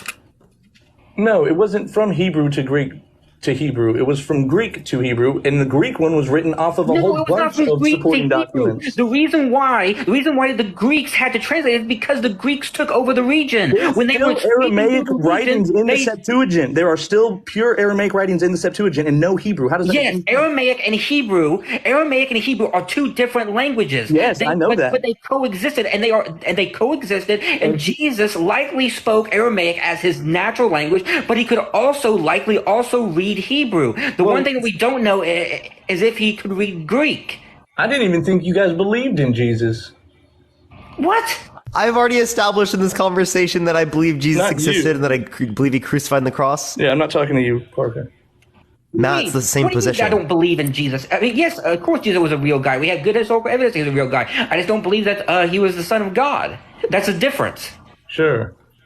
But why? Who do you think Mary had that child with then? I think the simplest explanation is what happens with most people. A young woman of between 14 and 16 got pregnant by her man, and people thought it was the Son of God. I see no evidence within the Gospels that Jesus was conceived by God through the Holy Spirit. I see no evidence of it. And so Jesus. So what's more likely, that Mary was conceived through a Holy Spirit through the invention of a God, or that Mary told a fib about who she got pregnant from? Mary was humans be humans. or Mary was conceived. Sorry, what did you say? I said humans be humans. I see no evidence for that Jesus was conceived by the Holy Spirit, just as no other person within any other civilization who. That's not claims what I to asked. Though I asked you, who did you think the person that conceived Jesus Joseph, was? or whoever she. She hadn't even met Joseph when she was pregnant. What? She hadn't even met Joseph yet when she was pregnant. Bro, Joseph was literally engaged to her when she got pregnant. They got engaged. They hadn't met. They were betrothed. You know this. Come on now. Hold on. Come on now. Then maybe she slept around. We're talking to a scholar. Who is this? Maybe she slept around. Because guess what? Maybe People she slept around at 13 years old. That's a claim right there, brother. Yes, Dang. You know why? That is rough. Because young women back then young women back then. I thought you got a scholar in here, Parker. What's up? You're asking me to believe that the most likely explanation is that this young woman got pregnant by the Holy Spirit through God, instead of the fact that she just slept around. What is more likely? Since Jesus was the Messiah, I would say a virgin birth. No, you have presuppositions. You are presupposing every single thing about Jesus, and you get it straight from the Gospels. I'm saying no, I'm not presupposing. I don't have anybody else that's claiming to be. I don't have anybody else that's claiming to be the Father. So what if? We have plenty of people in antiquity who claim to be God. We have plenty of people who claim to be the Son of God. Okay, who else was claiming? Who was claiming to be God at that point in time? There was a Jewish man who lived after Jesus. His name I can't think of his name now, but he was also killed because he also claimed to be the Son of God. We have people like Mithras. We have people like we have people in Greek culture who also thought to be conceived through divine intervention. Apollonius. Yeah. Apollonius is one of them, but also Mithras. You have other people who had cult-like followings who also claimed to be conceived by a god who did miracles and then was killed and then was resurrected on the third day. I'm not saying that the story of Jesus got their inspiration from any of those. I don't believe that. What I'm saying, though, is in the culture, people claim this all the time because that's what the people thought back then. They thought that God actively intervened in their lives. Interesting. Well, yeah, but I don't believe the Bible is. I don't know if you heard the beginning of this conversation, so I'm not really sure what about that anyway. Okay, so we can run it back to like the best of the debate. Appreciate it, Matt, man. Yeah, so, W's, Matt. Let's go. Appreciate it, man. So there are many scholars that say that Hebrew was a lost and dead language by 200 BC, right around the time of the Septuagint. There's no point to continue going through this, right? Okay, you gave no source, you gave no evidence, right? Let's just move on to the next point. Actually, you didn't give shit. What'd you give? I did. I already told you. The Bible org that literally didn't justify your point. It literally was stating that it came from Hebrew in the first place. Hebrew Bible. The origination was Hebrew. Yeah, but it wasn't a Bible. It wasn't a full document. It was just oral tradition and scrolls. Like he said, there was only one from 600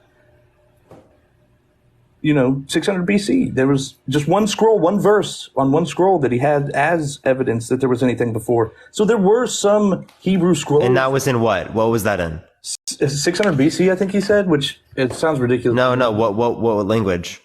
He said a Hebrew scroll, but there's plenty of Aramaic too. Hebrew. There's Aramaic too. There's Aramaic. There is some text that is, but that's not to say that it isn't in Hebrew mainly. Well, what's up, Nani? By the way, I didn't say that the Hebrew spoken language or the Hebrew scrolls didn't write the Septuagint. I'm saying there wasn't an Old Testament. The origination was Hebrew. So listen, the word Old Testament. I don't even care about this point. I actually don't give a fuck. Right. I actually don't give a shit at all. I don't care about it either. You're right. But anyway, I give no fucks. Either way, in the beginning was the heaven and the earth. That was the whole point of the conversation, and that is fine how it is, right? And I really don't even care if it didn't say that in the original Greek or the Hebrew. But the earth being without form, what, according to the Bible, right? What God created in the beginning was light, the earth without form, and heaven, the firmament, right?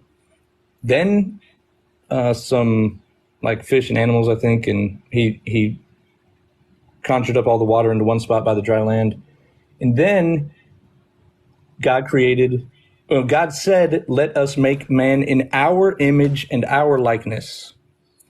Now, a lot of people want to say we're made in God's image, but that's not what God said. God said, our likeness and our image. If you look up the magnetosphere, it is in the shape of a person, and it is in the shape of the Egyptian Ankh and the knot of Isis and the where do you see this? Look up the magnetosphere and get it detailed with all the little tails and sides. You put it up on the screen. It's got a head. It's got a place where the brain is for the Van Allen belt. It's got a place where the heart is for the other Van Allen belts. It is invisible, but it has bands of magnetic bands. Ibrahim, thank you for the Venmo. I appreciate it. This? That's not a really detailed picture of it. That's kind of, but yeah, that shows the water that it's going through. People saying, "Oh, what crazy?" Yeah. No, this is not like. You look up a detailed picture of it. Yeah, no, it is. It looks like a person. It looks like no. That's not what it looks like. That's a model of it, like if the Earth stood still, but we're moving through space. That's a good one. Not bad. This does not look like a person. That looks like a person wearing a cloak, really. But you got to get one that's a little bit more detailed that shows the trails, the two legs. Go look. Okay, so you compare that to the bathroom sign that says men and women, and it is in the shape, the image and likeness of us. Yep. You could get a better picture than that, but that's about close enough. That looks like now look up a video of it. Because when you pull it to the side. Yeah, that's it. That is the image and likeness that we're made after, the heaven and the earth without form. That's what the Bible says.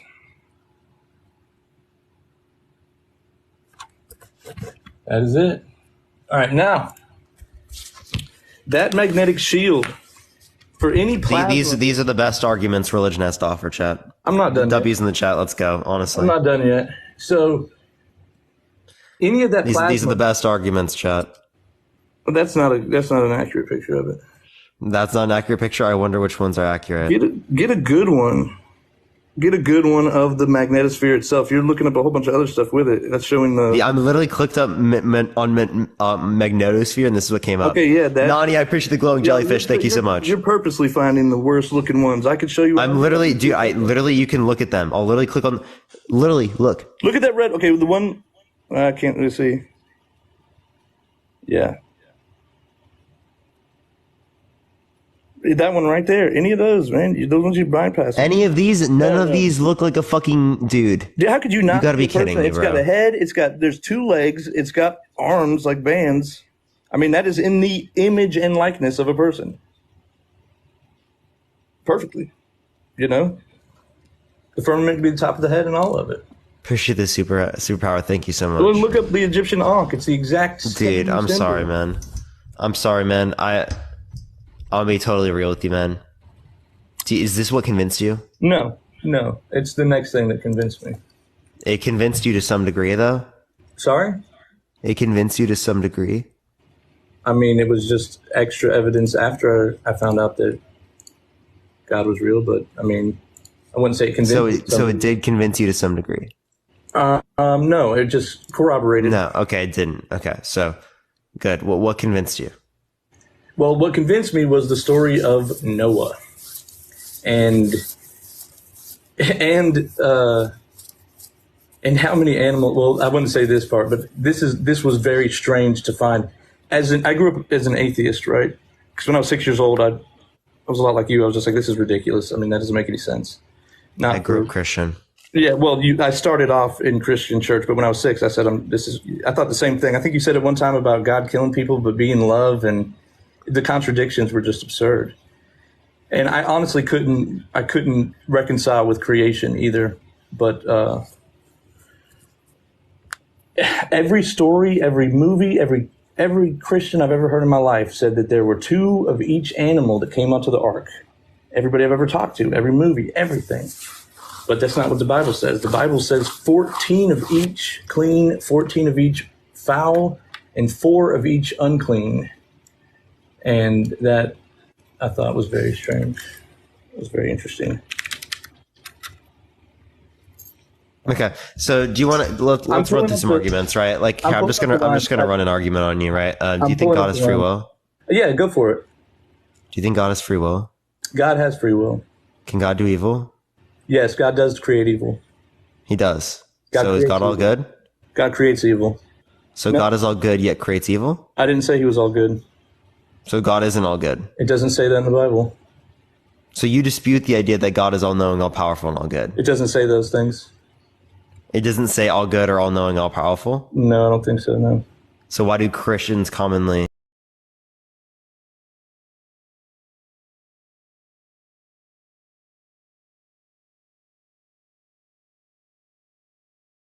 Do you believe God is all knowing, all powerful, and all good? In respect for...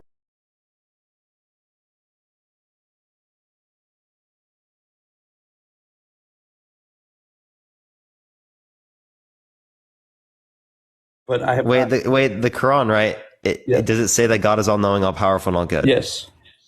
Okay, so do you believe God is all good then? It doesn't say. It says the most merciful, the most gracious. He's got a whole bunch of names. Is he all good? What do you mean by all good? He's going to do the best possible thing? Or anything he does is good?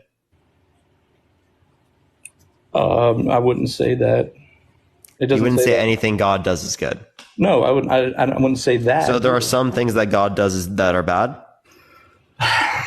I wouldn't consider them bad, but you're talking about subjective values that are just in the eye of the beholder, whether good or bad. I'm saying in terms of God's own view. In God's own view? Does God ever do anything bad under his own view? How would I know God's view?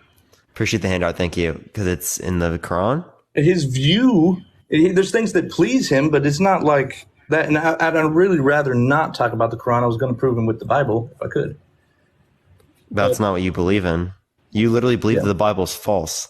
Most of it, yes. I believe that you have to believe. You have to believe that Jesus did not resurrect and Jesus is not God. I don't think he died on the cross, and I don't think the Bible says that either. To be honest with you, I'm not sure why they do believe it, because if you actually read it, it says he was crucified on a Friday, but on the Sunday, the first day of the week, in 3 different occasions, the Mary that goes to the sepulcher and sees Jesus risen and gone, and there's the whole story about Joseph taking his body with Nicodemus showing up before Joseph even got there. It looks like a total magic show. So, I mean, if you want to believe that it's a magic show, you just disproved it. There you go. It's a magic show. I agree. Let's go. Next. Yeah. So when it relates to your worldview, right? The Quran. Yes. Okay. So how do we know that this is going to be a justified position? well, the Quran says that God made it look like it was a show. So when the Quran does make that claim. Yeah. Thank you for the lightning. I appreciate it. Thank you so much, Nani. W Nani's in the comment section right now. I appreciate it, which Nani. to me is more evidence that God is real, but that's kind of like what let me know that Islam and the Quran is factual out of all the... So the Quran even says the message that God had sent to us multiple times throughout the ages, right? All the prophets up to Muhammad is what we believe in Muslim, right?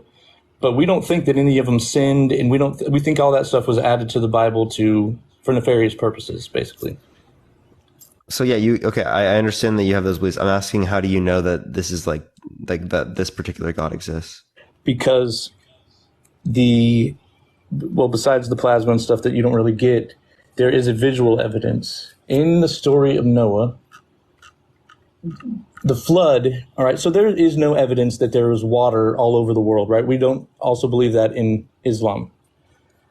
But what this flood is, and the whole reason I was explaining all this stuff in the beginning, is that water from above. It is plasma. It is raining down from the sky. There's a layer of ash over the entire Middle East. Around that same time. And that's crazy. That one gets me every time, dude. So every time. That flood, Shane, I appreciate the happy witch. Thank you so much. Every time I get scared by that one. I'm not gonna lie. It is so fucking loud. Mm-hmm. That flood that is described is not talking about water. What liquid water? It's talking about that plasma. It says that everything on the dry land with the breath of life in it was, terminated, and God calls it the waters above with the breath of life therein, and that's a ode to plasma being in our blood, the breath of life. But so the breath you're saying that God's saying that there was a breath of life is an ode to plasma? I don't understand that. Well, this plasma from space has the regenerative abilities after, if it rains down and burns, just like you would a forest fire would burn and then it grows back better. So that's kind of like the essence behind the whole breath of life thing, but that's not even that important, right? Because it just relates to the plasma that's in our blood. But the waters from space is in the Bible describing the flood. That's what it's talking about. It's talking about plasma raining down. In the illuminated manuscripts from the 11th and 12th centuries, they actually drew angels falling out from above the magnetosphere. All the Bibles in Europe were drawn, picture books. And I'm not sure where these flat earthers are getting a lot of their theories of the earth being flat, that people believe the earth was flat, because it was a sphere in the 11th century, the 12th century, and 13th century, and they drew it. And they even drew the magnetosphere around the planet. If you look at the Crusade. Can we just get to the points, right? Like, you believe that God is perfect? Perfection is in the eyes of the beholder. It's not under his own subjective value. What? Do you want me to give you a verse? I mean, you can, but I'm saying but what is the point in that? Everybody's got their own opinions about what perfect is. I mean, I think I'm talking about God's own notion of perfect. God's own notion of perfect. Mm-hmm. Okay. God's own notion of perfect? Whatever they consider to be flawless, right? I don't know. I don't assume to know what God knows. You're just being unnecessarily difficult, bro. Do you not know your own view? I know my own view. I think he's perfect. In my eyes, God is perfect, yes. But that to his eyes, I'm talking not in your own God, under what's designated by the Quran. Do you have a better word besides perfect? You want to say flawless? Yeah, he's flawless. Okay. Okay, so do you think he's a flawless creator? Yeah, I mean, what do you mean by a flawless creator? Does he create things with flaws? Yes, he creates evil. He creates things with flaws. He creates jinn. He creates. So yeah, then he's not a flawless creator. No, I mean he creates things with flaws in it. Sure. So how could a flawless creator create something with flaws in it? Like, for example, if someone's a flawless test taker, would you expect them to have flaws within the test they take? So that's an argument that you have to have something to give something, right? Is that what you're getting at? No. Saying if you're flawless, you can't if you're a flawless creator, you can't create something with flaws. If that's his prerogative and his purpose, then he can create it however. But if you see it as a flaw, he may not. If I see it as a flaw or perfection, you may not. If my child makes a mistake in school, let me ask the question: flawless free throw shooter. What do you expect to see? Okay, we're not talking about free throw shooting here. However, this is not a. Hey, I want you to answer the question. It's an analogy. Whatever his desire was to accomplish would be his own decision if it was perfect or not. An outsider, it's in the eyes of the beholder. Perfection. Yeah, are you going to be a politician someday? Yes. Yeah, should be. Yeah, sure. Yeah, because you've got a PhD in dodging. Yeah, that's dude, pretty great. Look, I mean, I'd be better than Trump or Biden. Give me a break. PhD in deflection. Would you rather have the dog and pony show we have now? Dude, you're honestly, I think you're about to get signed to the LA Dodgers. Dude, let's do it. I'll free throw all day, baby. Hook, line, and sinker. The Dodgers are baseball. Yeah, that's what I'm talking about. Hook, line, and sinker. Free throw all day. Yeah, dude, do that too. I also said hook, line, and sinker. I'm down with it. I'm okay with that. Yeah, dude, I don't know, bro. This is absolutely wild, dude. Yeah. Like, honestly, I'm not gonna lie. Like, you deflected so hard from the question. I told you I didn't want to talk about Islam from the beginning. Well, if you don't want to talk about your own view, then why'd you join a fucking live to prove God exists? You won't even prove the God you believe in exists. You're gonna prove a God that you think doesn't exist. No, that's like not, what? That's incoherent. That's not the purpose, right? That is not the purpose. I haven't even gotten to the argument of it yet. Right? The fact that these things and this next thing that I'm going to tell you about is in any book, now let alone the Bible and the Quran and the Bhagavad Gita, the fact that any of these things are in there is proof that there's some form of higher intelligence that gave unto that knowledge to someone. Now, the fact that it is in all of those and nobody has noticed it is even more evidence of, and this next thing, which is visible, being tied into those things is impossible unless there is God who can give knowledge to someone. Wait, let's go over this. Being tied into those things. Well, being tied into what again? Being tied into the plasma from space, because there's in the firmament. What, being tied into the plasma? Appreciate the Lucy. Thank you. Well, I haven't given that last piece of evidence yet, so I'd have to tell you about it first. Yeah, but that being tied into the plasma. So. You know it as Aurora Borealis and Aurora Australis. They are the northern and southern lights, most beautiful lights. Now, they're constantly showing, but sometimes they're not too visible, and they're usually up around the north and south poles, but they will extend all the way down to, say, Mexico sometimes if they want to, or up to, China from the other side. But they are formed, from what we know now, from plasma that actually does make it past the magnetosphere. That plasma is subsequently destroyed in our atmosphere by mostly unknown processes, but ultimately by the gases in our atmosphere. And what's produced is the northern southern lights. Those lights are described multiple times in the Bible and in the Quran, and in the Bhagavad Gita. And when God flooded the world and then made a promise to Noah afterwards, God tells Noah that he was going to put bows in the clouds to mark a promise to never let the waters above flood the world and cut flesh from bone and to destroy all life ever again. Now, those bows are the bow lights of the Aurora Borealis.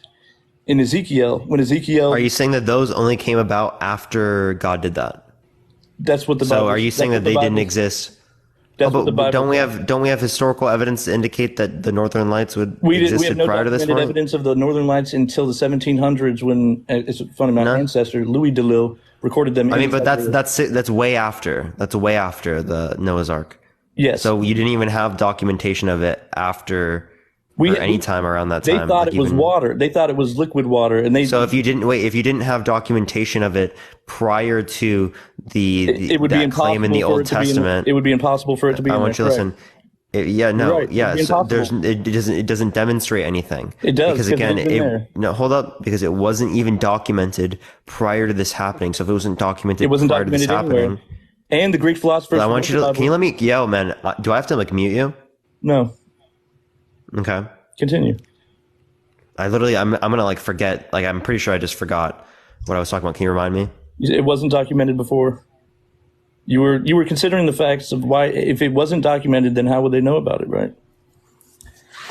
It's a good question. Oh, so if it wasn't documented, how can they know this particular action stopped it from happening? That's right. They couldn't have known or started it from happening if it wasn't documented before. They didn't find out until recently what causes the aurora borealis. Yet it's in the Bible. It's in not what causes it, but see it. What see it? Yeah, what causes us to see it?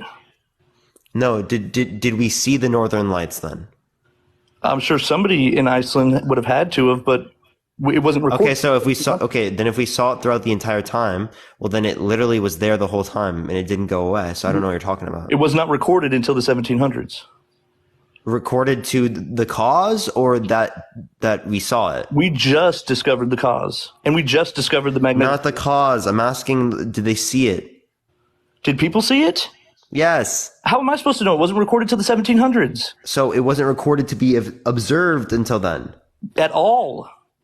Holy shit, answer my question. Is it the observed? Did they fucking observe it? Or was that when they figured out when the cause was? Okay. Holy fuck, dude. I don't know. Am I asking, am I speaking gibberish right now, bro? Gibberish, and I told you. No, dude, am I speaking gibberish right now, dude? I answered your question already. No, you didn't, dude. It was not recorded until the 1700s. What? What was fucking recorded? The cause or them observing it? No, we just recently found the cause of aurora borealis. But was that in the 1700s when we found the fucking cause? No, recently. Or was that when we observed it? Last couple decades, man. Recently. Okay. Fuck, we figured out the cause recently. We observed it in the 1700s. Holy shit, dude. Yeah. Oh my God, I said that 10 times, bro. No, you didn't. Yeah. You actually didn't clarify that. Okay. So I had to fucking ask, bro. Okay. That's wild, bro. Yeah, very wild. Okay, what's your point with this though? Yeah, the fact that aurora borealis is related to plasma being destroyed, and it's God's promise that relates to the firmament, which is the magnetosphere. None of that stuff could have been known if aurora borealis was not recorded until the 1700s. So there's no way that should be in the Bible. Wait, they don't know the cause of it. They didn't know the cause of it. Yes, but the Bible explains it. This relies upon your initial fucking claim about the water shit. Yes, but that is true. You don't have that justification. I do. Go find it. I've done the research. Go find it. Then give it to me. I've done the research. Then give it to me. Okay, that's fine. I'm waiting. I know you are. Do do do do do do do do. You just don't want it. See, and that's another thing. For willingly, they are ignorant of the heavens are of old, and the earth was standing out of the water and in the water. What?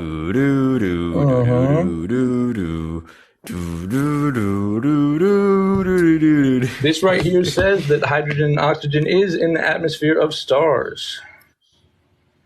Over the past 30 years, water has been discovered almost everywhere in space. Orbital. That's not a claim about plasma being water. That is the same thing because plasma. No, it's fucking not. Plasma is 99% of space, buddy. That's everywhere. Lies. No, it's not. Lies. No. Stop. Okay.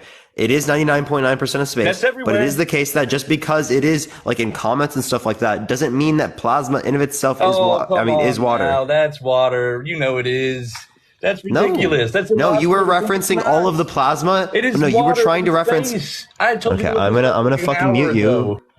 Okay, you were trying to reference all of the plasma that is in space being water, which is not a claim that's entailed by you making that claim there. Okay? Not all the plasma is fucking water. You have no justification for that. Find me a single fucking source, accredited source that says that. I'd love to fucking see it, bro. I'd love to see it, okay?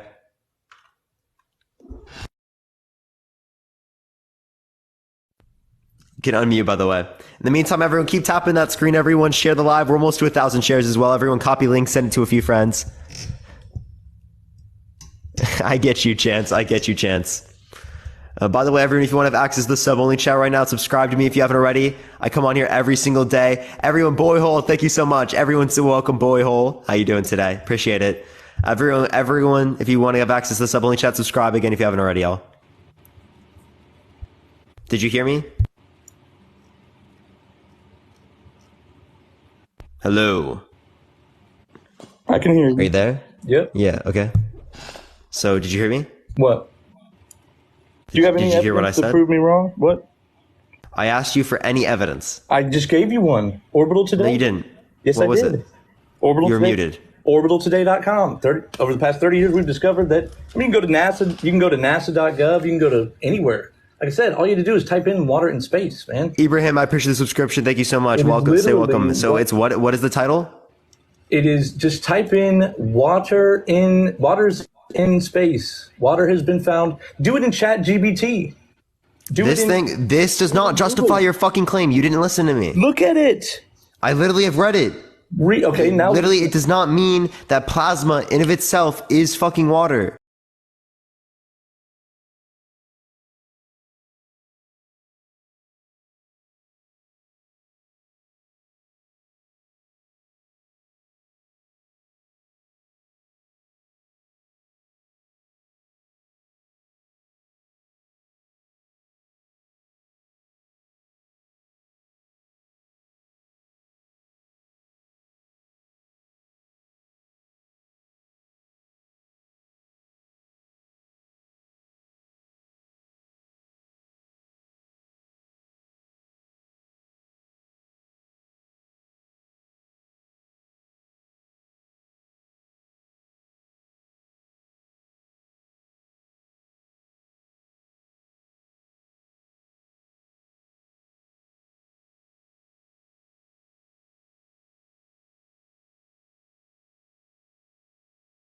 fluid in your body, including semen, tears, saliva,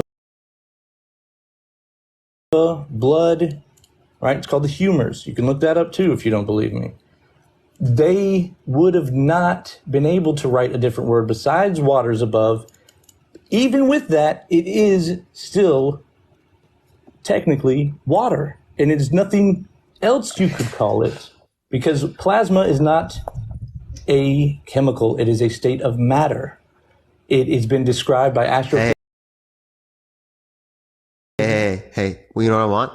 It has the I want you to stop yapping, and I want you to give me a source that indicates to us that all plasma it is doesn't have to be water. all plasma. It doesn't have to be all plasma, and it's not. I need the source right now. Plasma equal water. Give it to me right now. It doesn't have to be plasma equal to water. You don't understand how space behaves. That's not. What do you mean? I don't understand how space behaves. You made a claim. I did not say that all plasma. You made it. Stop yapping. You made a claim. I'm not yapping. Yeah, you're yapping right now, bro. You are definitely yapping. To you. I'm gonna be so real, dude. I'm gonna be so fucking for real. Okay, let me finish.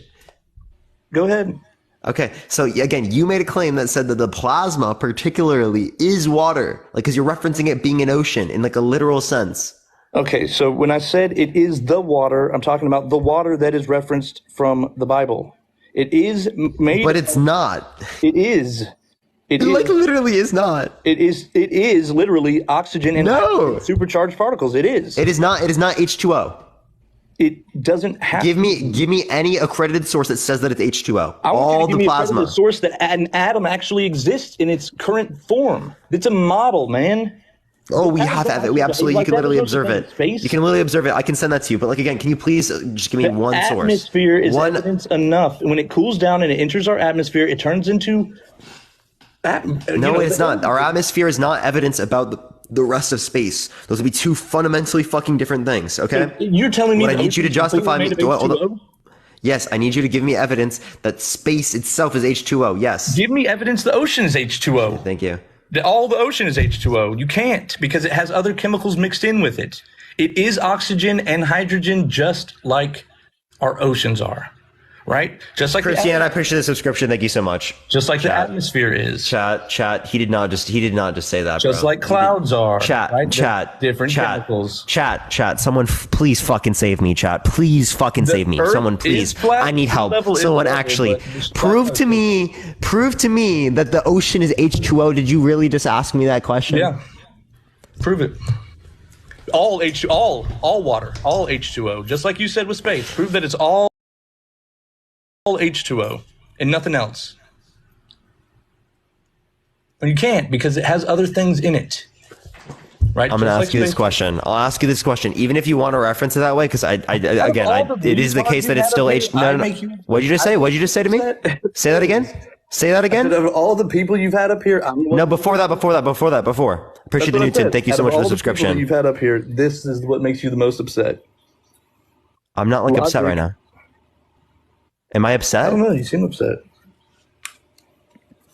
It seems. I swear, I can literally just be sitting here vibing, bro. And like people will think that you're angry. It's like actually amazing. I love it. Honestly, if you're not angry, I honestly I don't know what indicated to you that I was angry right now. Probably like you pulling your hair up. Katine, I appreciate the subscription. Thank you so much. In your seat. Me being like flabbergasted like this. Yeah. What are you talking? That's because you're saying some shit that's crazy. It's not crazy. It's new, but No, it's pretty crazy. It's pretty crazy. Can we get back to like the point? Sure. Yeah. So again, right? Can you give me any evidence that would indicate that it's the same level of H2O as the ocean? I don't think it's the same level of H2O as the ocean. Oh, so it's not an ocean? It is an ocean of plasma. It's an ocean of plasma. Yeah. So what do you mean by ocean? Do you actually mean water, or what do you mean? I mean an ocean, like the word. Does ocean? What does ocean mean? Liv Tuscan, I appreciate the subscription. Thank you so much.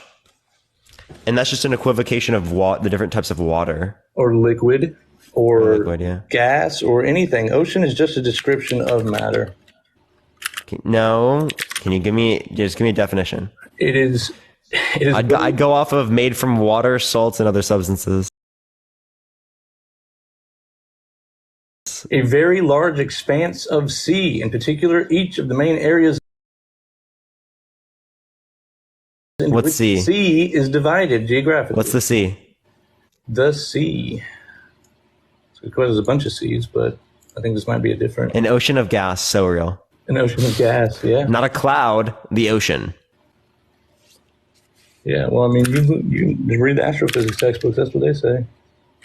Yeah, because they're using a fucking analogy, my guy. Okay, then why can't the Bible be using an analogy? It's an analogy. Okay, the Bible can be an analogy. Excellent. Okay. What part are you referring to? I never disputed that the Bible could have parables in it. It does have parables, but those are like. It clearly does. It clearly has parables. Well, it says it. He says he does. It says he speaks in parables. So yeah. Okay. So like, again, what's your point though? Well, even the fact that it is an analogy, as you say, it is still impossible. D, thank you so much for the whale diving. I appreciate it, D. Thank you very much. They have that. Even if it is an analogy and not specific as you think it is, those things are still impossible to be in these books, referenced many and multiple times, without them having some type of higher knowledge. If you can give me a better... Just because the analogy is similar to one used in science doesn't mean that it justifies that this is something scientific in the Bible. Come on, bro. Come on. It is too particularly related. It is too related. No, it's not too related. It really isn't. It really isn't. They literally just both use the ocean as a fucking analogy. What else divides? It's literally, two different people using... Hold up, stop. Two different people using the ocean as an analogy does not mean just because one claim is right, that means the other claim is right. Yeah, I didn't use two people using the word analogy. I'm using they're actually two different you gave two different circumstances where people engaged in analogies. No, I gave you a whole bunch of things. What? You gave me how science used an analogy in astrophysics, right? And then also how the Bible used an analogy when it relates to the ocean. You tell me, right? Just because they both use an analogy that relates to the ocean doesn't necessarily mean that because one is right, the other one is. It could have been the case that because people in a society have read the Bible, that it could have influenced whether or not someone even used this in the first place. That could have been part of it. Otherwise, again, people use the ocean. Let me fucking finish, please. People use the ocean, right, as an analogy for things all the fucking time. Mm-hmm. Yes, but the Greek authors who wrote the Bible specifically said they did not believe in this firmament that was called a dome that was, over the planet. And they only put it in there because the people that were getting impaled by the Roman Empire were vehement about it being in there. And they said they didn't want to put it in there, but they did anyway, because those same Greek philosophers who wrote it wrote other things as well. So explain to me what else could separate waters from waters. Waters above from the waters below. That's not waters, though. It is waters. It is. It really fucking isn't, dude. It really is not. Go to NASA.gov and look up. It's not waters. It's not waters insofar as like a literal ocean. There are some waters in space. You have no evidence. Coral, thank you so much. Give me some evidence. You can't just say that. You have no evidence. I've given you evidence where it says there's waters almost everywhere in space. Do I need to give you evidence that there isn't water everywhere in space? That is what literally. Can't you like unironically literally fucking use a telescope and literally see that there's no fucking water? Dude, if you look up waters in space, it says there is water almost everywhere in space. No, not all. No, they have found water in many places in space. That doesn't mean everywhere in the universe there's water. I appreciate the thank you so much. They say. I promise you. Stop. No, literally, dude. Where's your source? Where's your source? Again. Do you want me to? I can give you right now. Give me one, just one source, any source that says there's not water in plasma in space. No, I'm not saying that there's no water in general. That's not the claim that I've made. If but I've said, water, then stop talking, dude. Stop. Let me fucking finish, please. Okay. Okay. Literally, I'm not saying that there's absolutely no fucking water in space. I'm saying that it is not clearly, like, almost wholly made up of water. I didn't say it was not made up of water either. Okay, so you're not making a claim that it's like an ocean.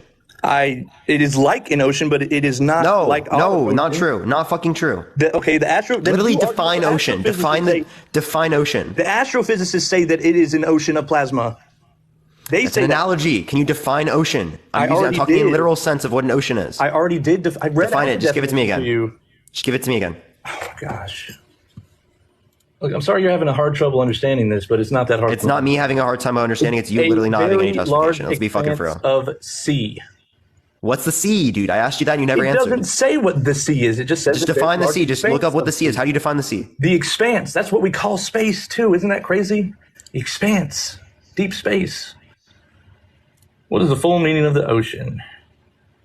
I like how, actually, by the way, you never literally gave me any evidence to say that like it was mostly water in space. You pulled it up on your phone. Even a lot of water in space. You pulled it up on your phone. It's literally everywhere. And it doesn't say it's mostly water. It says it is most. No actual fucking physicists. Wait a second. Right? I didn't say no most physicists. Water. No actual physicists. No actual physicists would make a claim that the space is like an actual ocean. Okay, who said it is an actual ocean? Nobody. That's not the claim we're making. I'm not saying. Wait, what was the claim then? Water. It is not. Go back to the claim. It is not liquid water. It is waters of space. It is what it is. What does that even mean? What does that mean? Define. What do you mean? What are the waters of space? Supercharged irradiated particles that are about 30,000 degree Kelvin, traveling faster than the speed of sound, that are surrounding us in all directions, that are parted like the Red Seas as our electromagnetic shield travels through space and leaves a tunnel behind us. That is the water. I'm asking. What do you what? That was. I don't even know what that means. Dude. Okay, go to NASA.gov and look up the electromagnetic shield or the magnetosphere, and there will be videos and explanations of these waters. It looks like water in all the models. It behaves like water. It has waves. It moves like water. It moves like the ocean. It is what it is. It is just superheated water, like past the point of steam and gas. It is plasma. It is what it is. That's why we haven't been able to what oxygen is in space? Where's there oxygen in space? It is in that plasma. The solar wind. It is in the solar wind. Is it all over space? Yes. Is oxygen all over space? Yes. Like everywhere. Well, I don't know about like neutron stars and black holes. It might actually have a chemical change. Is oxygen everywhere in fucking space? Yeah, just about. Yeah. Just about. That's false. Give me a source. Give me a source right now. Oh my gosh, man! How many? Give me one. Okay. Like you've actually failed to give me a single fucking one. Scooby Dooby, I appreciate the subscription. Thank you so much. I told you a few different sources. Okay. Give me one for this. Give me one. I'm actually gonna fucking mute you until you give me the source. Oh wait, I'm actually gonna wait. I want you to unmute yourself once you find the source. Okay. I don't even want to hear it anymore. I don't even want to hear the gibberish come out of your mouth, man. I've heard fucking enough already. Low key, bro, this is enough, dude. I don't want to hear the yapping anymore. Just please give me the source. I've asked for a source so many times today, and you've kept yapping insofar that you never even brought up the source. So I'm gonna give you fucking time to go find the source. I see that you're still not paused. Go find the source. Come on, bro. I can't even do it anymore, chat. It's actually unbelievable. How long have we been talking about the same topic, chat? I don't know. Maybe that's it. I blame that. Yeah, I appreciate the gamer cat. Thank you so much, Christy. Oh my God, my voice cracked. Oh, that was so bad. That was so bad. Yeah, okay, come on. This is actually a bit brutal, dude. Oh my God, Nani! Nani! I fucking love that shit. That's honestly the fucking coolest fucking animation. W Nani with the fucking nebula. W Nani with the nebula. That shit is so cool. That shit is my favorite one. I think that is my favorite one. I'm not gonna lie. W Nani in the chat. Let's fucking go, everyone. Let's go. Did you find it? Yes. Okay, thank you. That's a long ass. Okay, so just type in waters in space, and it's htSchool.hindustantimes.com. And it's got sources and a description of the waters of space. Space water waters is in space. Hindu stand times. Okay. Yeah, space water is 140 times trillion more than that found on Earth. A massive water cloud in space weighs more than a 40. Well, actually, that would be expected given how big like the universe is. Well, yeah. But like that doesn't mean that it's everywhere. So let's read what this says. I mean, everything you look up says it though. Like, has any water been found in space? Enormous amounts of water in gaseous. So they automatically look for signs of water on other space bodies. Luckily, we already have evidence that water exists in space. Space agencies like the NASA, and ISRO, among others, invest millions of dollars in searching for water on other planets. So when water was found in a gaseous state near Quasar, a massive black hole, it was indeed a big deal.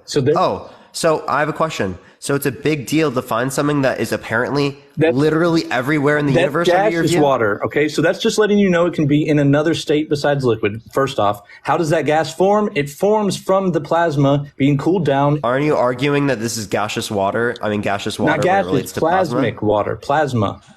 Gas. Yeah, so as it cools and it becomes more dense, it turns into gas. Plasmic water? Yes, that's the whole time. That's what I've been saying the whole time. I know it's hard to grasp because it's foreign concepts. It's astrophysics, but where in astrophysics does it say this? On the first page. This is the basis of astrophysics, right?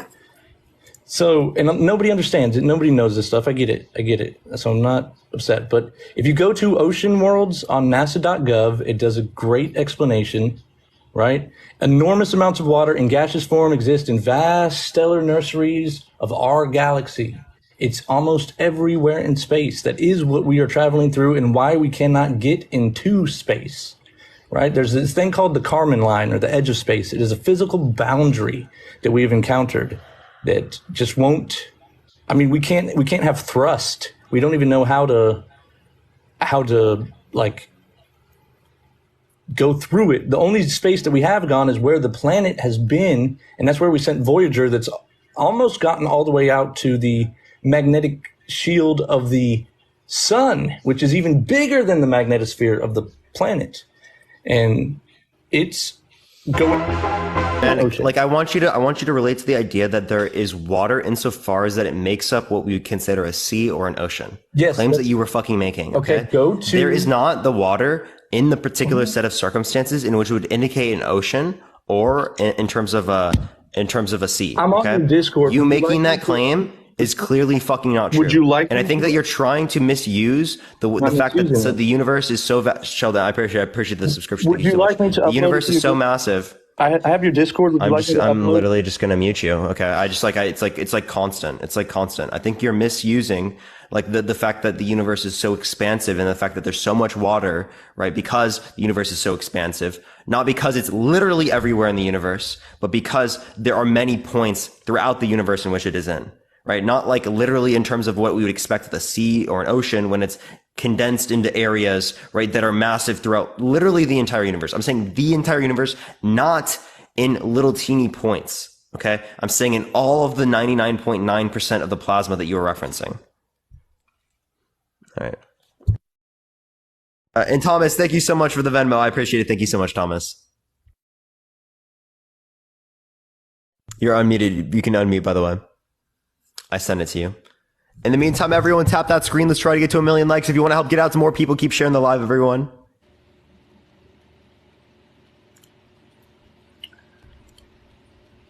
Go for it. Do you want to respond? I can't even remember what you said. I can't remember what I was saying. That's why I say it when I can, because I don't know what you want. Go to NASA. Just type in Ocean Worlds and go to NASA.com. So you didn't hear a single thing I just said? I don't remember what you said. No, I don't. I didn't listen because I was trying to remember what I was going to say to it. And we're going to the next person, everyone. I don't care. I actually don't give a fuck. We're gone. Abraham, I just tried to get you up. We're going to the next person who didn't accept you.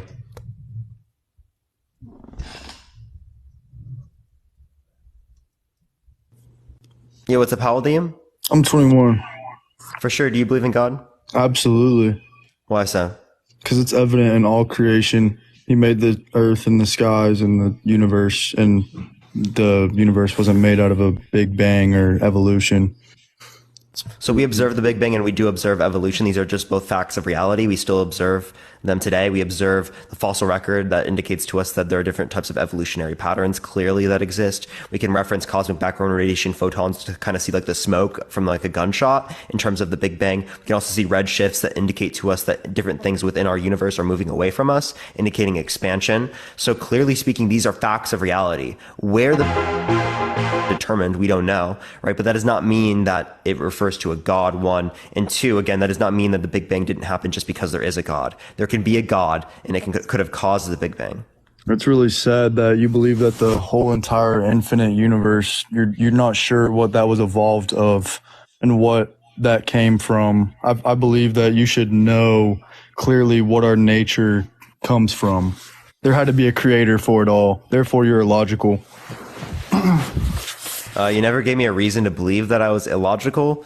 But like, why is it sad? Because like, you didn't really argue against any of my points there. Oh, I'm just saying that you haven't proved yourself either that what caused the Big Bang. I don't know what caused the Big Bang. That doesn't sound very good. I wouldn't be very confident to believe in something that you don't really know what created it. You realize that I don't have a belief in terms of what caused the universe because I don't know. Okay. I don't think you know either. What I do is I acknowledge reality. What you do is you believe in fairy tales. Okay? Oh no, I believe in facts. I believe that there was a Jesus that walked this earth. There's scientific proof of that, and there's What scientific proof? All scientists have said that there is a Jesus that walked this earth, that died on the cross for our sins, and that the tomb has actually been found. It's actually been found, the tomb that he resurrected from.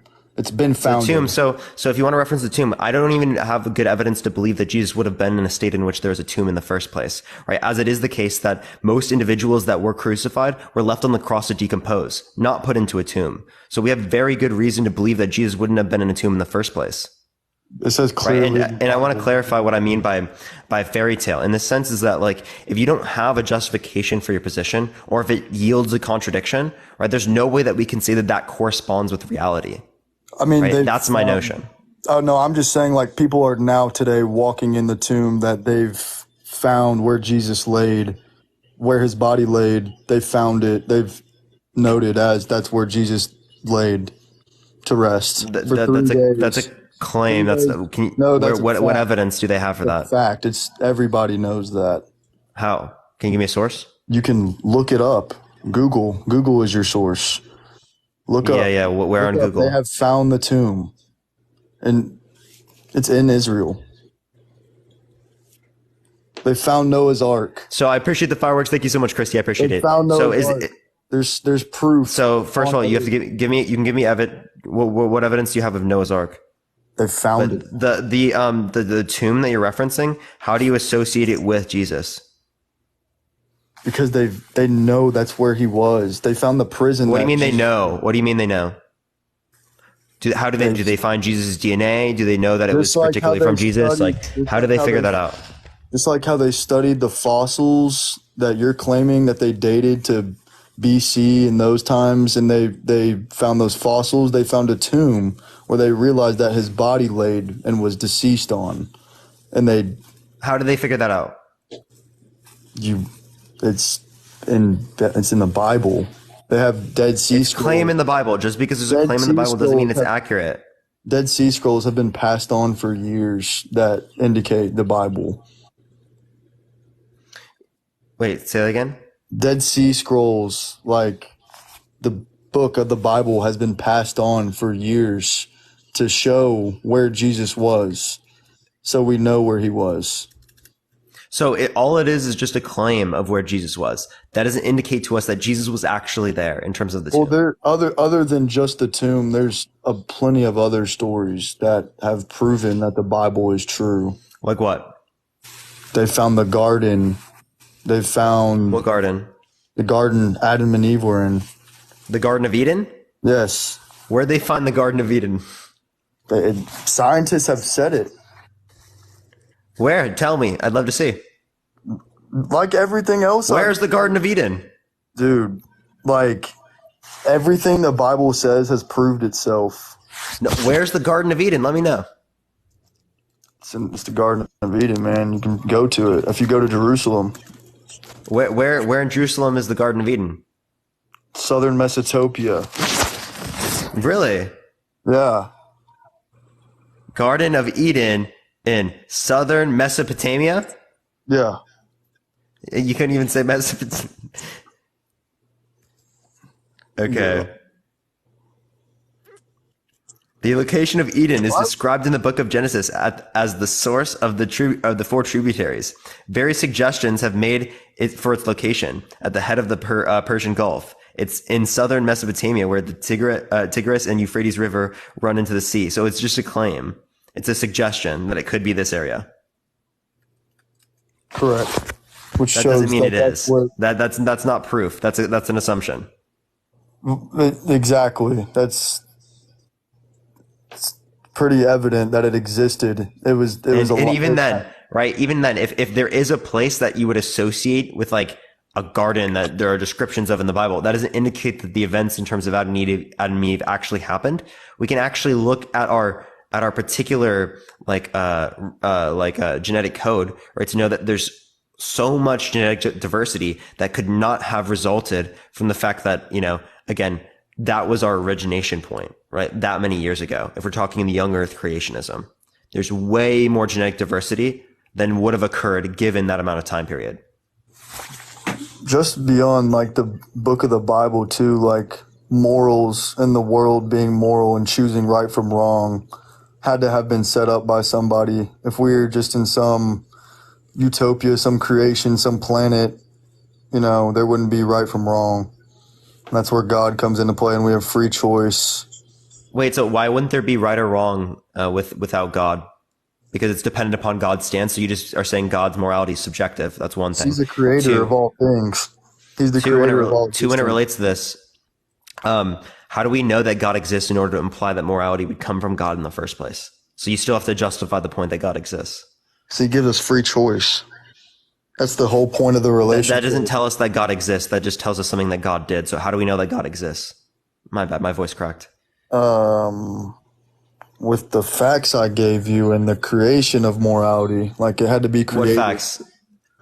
Like if we just lived in some world where there was no God, then everything would be fine. Appreciate that mustache. Thank you so much. No, that is not true, because morality is still going to be subjective, right? So it's dependent upon the mind. So it's based upon my position, your position, stuff like that, right? Your position would be your position. My position would be my position. Does that make sense? For sure. So what makes you believe that God doesn't exist? Contradictions. Such as? For example, like the problem of evil. Like, or we can talk about perfection arguments. Would you prefer perfection arguments or the problem of evil? Whichever one you want to start with. It's up to you. You choose. Appreciate the cap. Perfection. Okay. So do you believe God is perfect? Yes. Perfect test taker. What do you expect to see? Test taker? Mm-hmm. Who's the test taker? Appreciate the handout. Thank you so much. A perfect test taker. That's all you need to know. Okay. He's taking. What do you expect to see? A. A perfect test score, right? Correct. Perfect free throw shooter. What do you expect to see? 100%. 100% made. Perfect creator. What do you expect to see? Perfect creation. Okay. Are we created by God? Yes. Are we perfect? No. There you go. Well, therefore, we are made in His image, and there's several verses that say that we're made in His likeness. Let's think about it this way. Perfect creator entails perfect creation. We do not exist in a perfect creation, therefore we don't have a perfect creator. So your God doesn't exist based upon that notion. Because we're not God. We can't be God. We're not perfect. We're not. What would be expected for God to have made us perfect?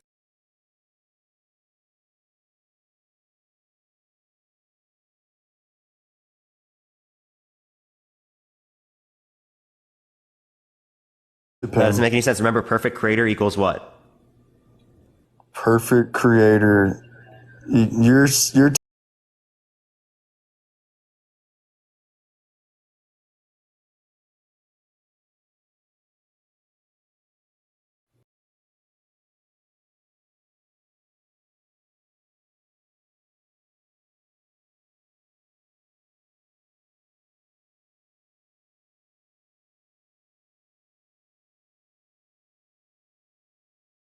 Makes sense? God doesn't. I mean, we're made in His image. I mean, you can say that God, whatever image, anything, still a contradiction with reality.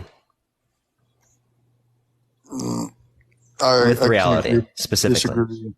But I think I just feel like the world is evil. Like it's not made to be. That's why Eve ate out of the apple and convinced Adam to eat out of the apple, because there's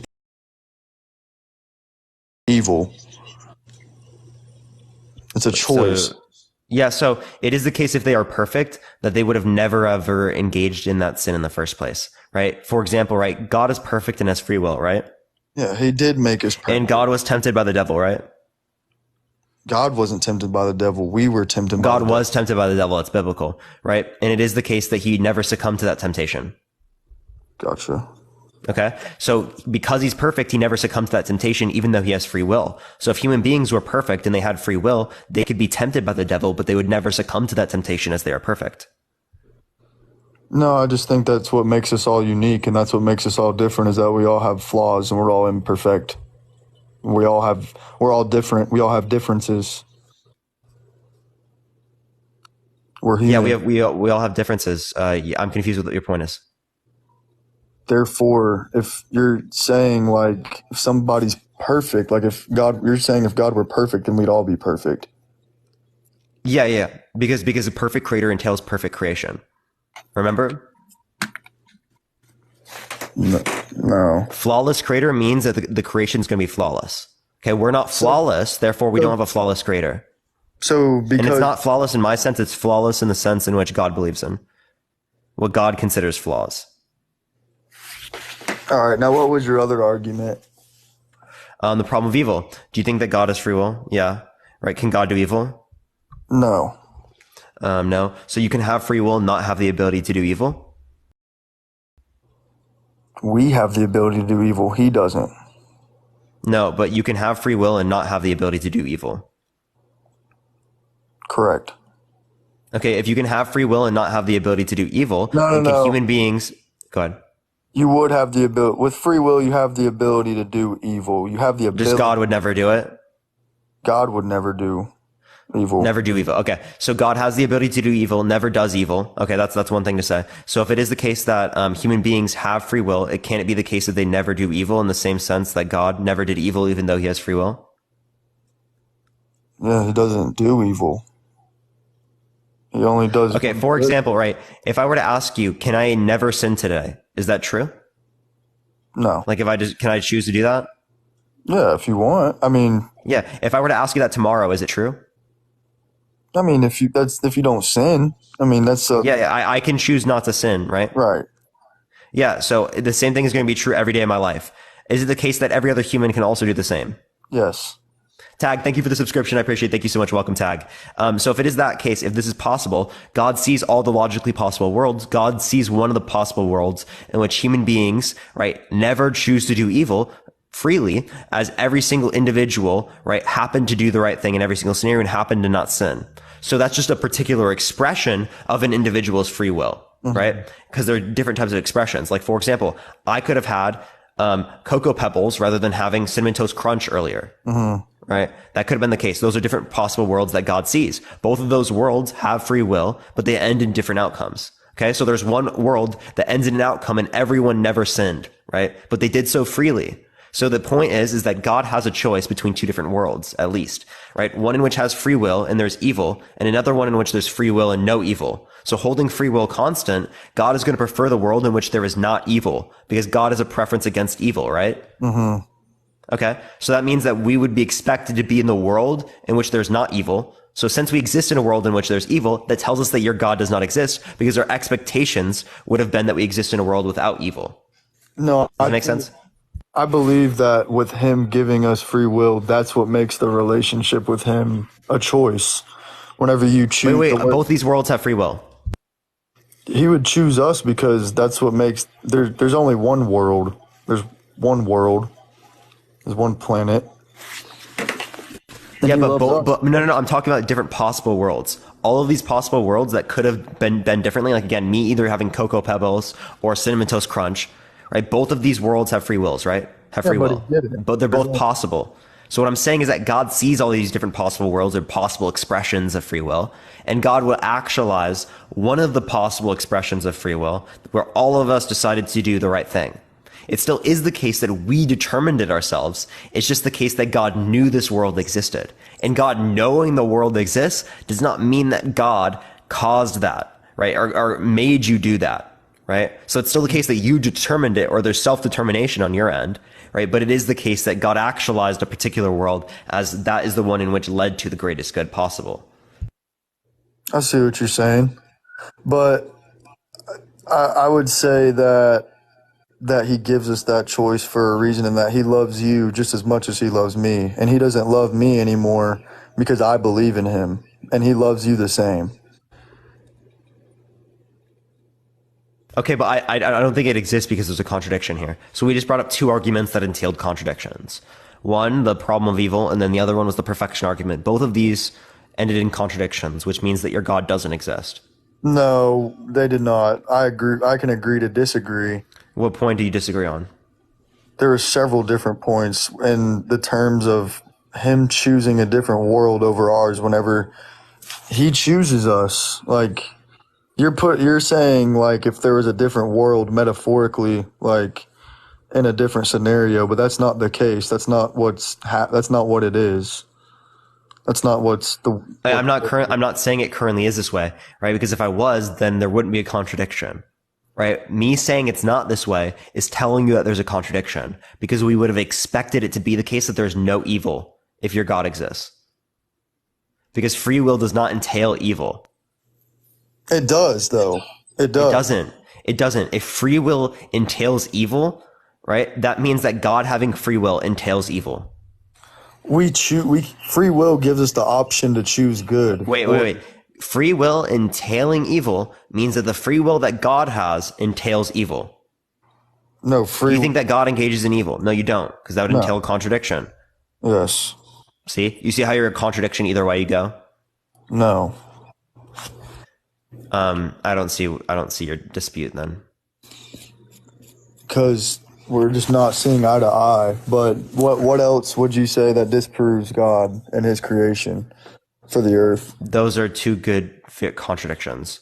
We can bring up a simplicity argument. Do that.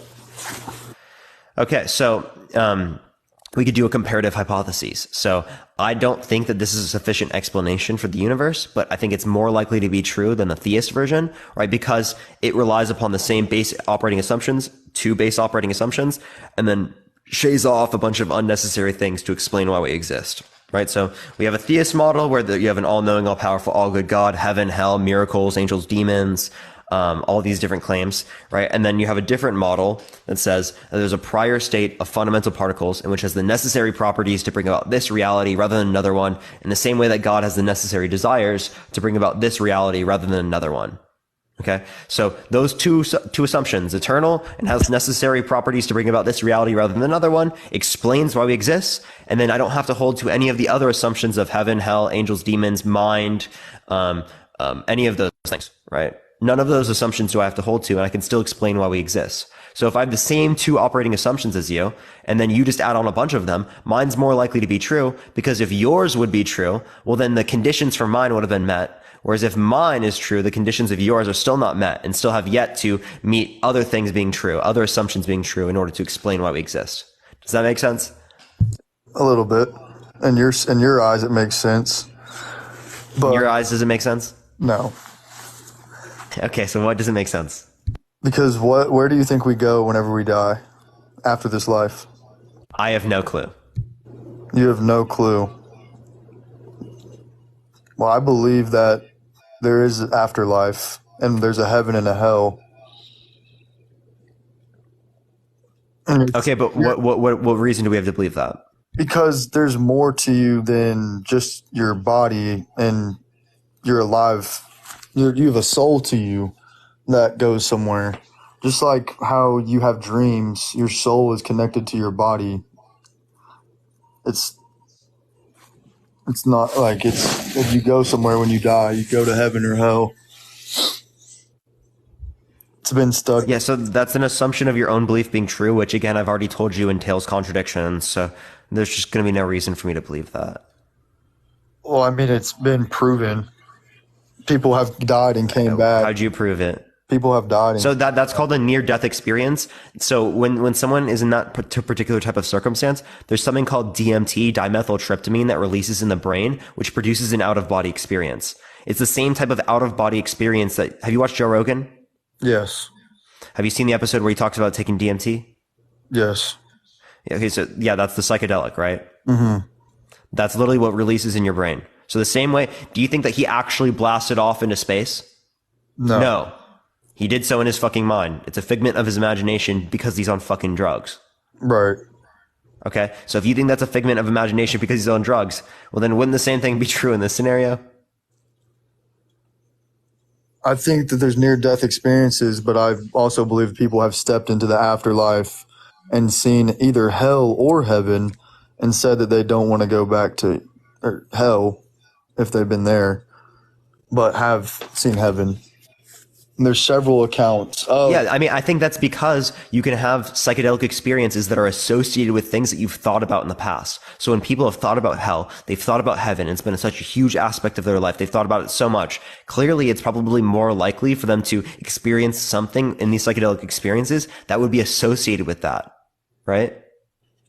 I mean, it's kind of hard to argue with somebody's experience and what they saw and saying that they stepped into an afterlife. Than a hallucination. Okay, well then someone who has schizophrenia, right? Do you accept what they are seeing? They're seeing it, yeah. Do you accept that it's actually there? No.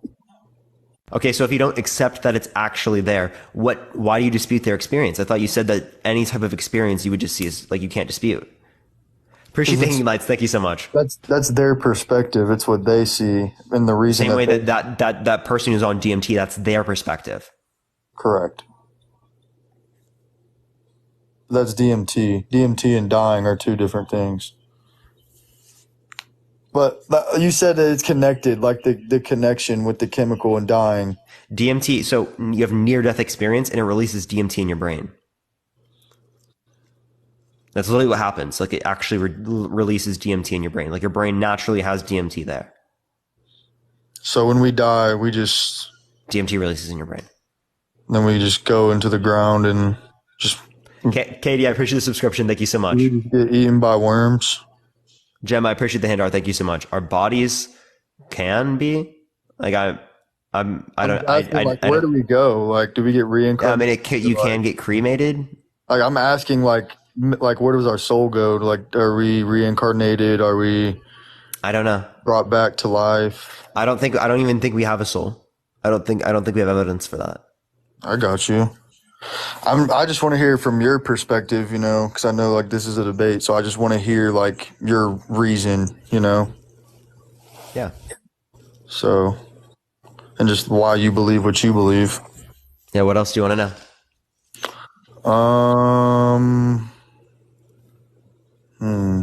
I mean, you've seemed to have some pretty good topics, honestly. I mean, we haven't seemed to see eye to eye, and I feel like we are like opposite ends of magnets somewhere in the end of our debate, but I feel like you have some pretty good topics. So what else would you say in the Bible isn't true?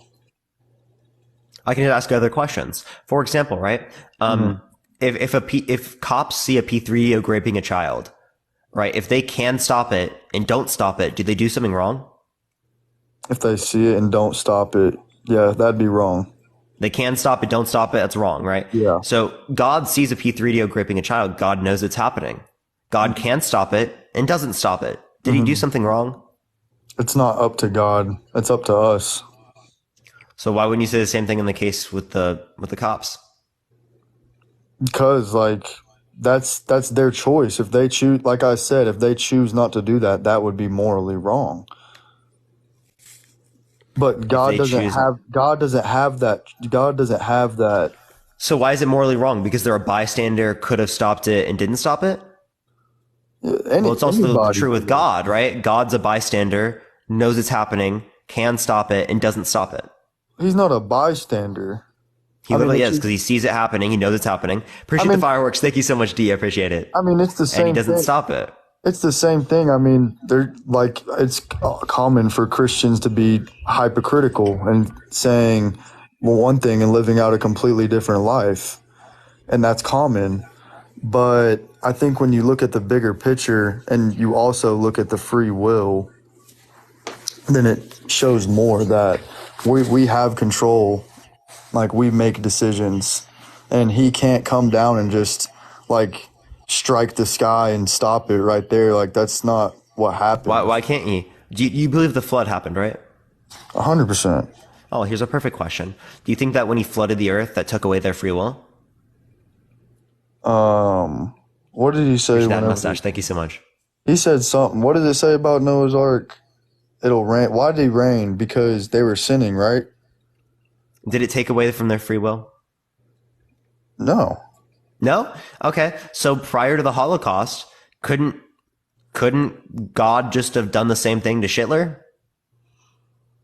No. Why not? That wouldn't have taken away his free will. Because it's just like whenever Jesus was on the cross and they said, if you are God, then come down from that cross. And like, that's not what he does. Like, he shows up when there's faith, whenever you show faith in him. So if you don't show faith in God, then you don't deserve to get saved? No, everybody deserves to get saved. So then why doesn't God do it then? He does. The 6 million Jewish people that literally got killed. Why didn't God do it for them? It's a great question of why does God allow bad things to happen to good people? And honestly, to answer your question, it's not like, it's just like how your parents, like, do you think your parents would walk into your room one morning and break your leg and be like, oh, this is going to be a lesson. Like, you're going to learn something from this. This is going to strengthen you. This is going to make you better. No, God doesn't do bad things to his people. We have like, it's just like in sports, say, athlete gets injured. Can you say, oh, God did that to him to teach him a lesson? No. Can you restate what you just said with the parents? like say your parents, like you're just say randomly your dad walked into your room and just snapped your leg first thing in your morning and looked at you and was like, this is going to teach you perseverance. This is going to teach you how to strengthen you better. Like, this might hurt you, but this is a lesson learned. Like, that's not what God does to us. Like, he doesn't do bad things to us. What? The Noah's Ark? The book of Job? Noah's Ark wasn't bad. The book of Job? That was a flood. The book of Job? Yeah, What drowning about little it? babies is not bad, apparently. The book of Job? Who drowned him? God. God drowned the babies. I'd have to do more research on Job. Do you hold to the Old Testament? I don't read it that much. Like, do you think it, like, would you say that, like, it's true? Yeah, I'd say it's accurate. You do? You would? Yeah. So any verse I'd give you, you'd hold to it? Yeah, I mean, for the most part, read one. Yeah, I got you. So this is Exodus. Actually, no, we'll just go with Leviticus 25, 44 through 46. Your male and female slaves are to come from the nations around you. From them you may buy slaves. You may also buy some of the temporary residents, I appreciate the handout, thank you so much, living among you, and the members of their clans born in your country, and they will become your property. You can bequeath them to your children as inherited property and can make them as slaves for life. But you must not rule over your fellow Israelites ruthlessly. Hmm. Do you hold to that? No. No? No. Appreciate the galaxy. Thank you so much. So you don't think the Bible's accurate in describing what's right and wrong? No, it does. Well, then, is that right? No. So it doesn't. No, read it again. Okay. I got you. All right. So it specifically says, your male and female slaves are to come from the nations around you. From them you may buy slaves. You may also buy some of the temporary residents living among you and members of their clans born in your country, and they will become your property. You can bequeath them to your children as inherited property and can make them slaves for life. But you must not rule over your fellow Israelites ruthlessly. I don't know what the context was as far as slaves and what their purpose was. Is any context that justified for you to buy people and pass them on to your children? No. How about Exodus 21, 20 through 21? Anyone who beats their male or female slave with a rod must be punished if the slave dies as a direct result. But they are not to be punished if the slave recovers after a day or two, since the slave is their property. Yeah, I don't know the context of slave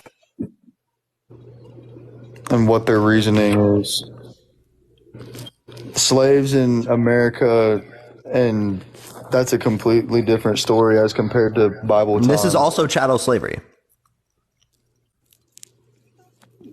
I mean, I don't think God wanted slavery. I don't think he wanted That's literally what it says in the Bible. I don't think he wanted them. Lucky you.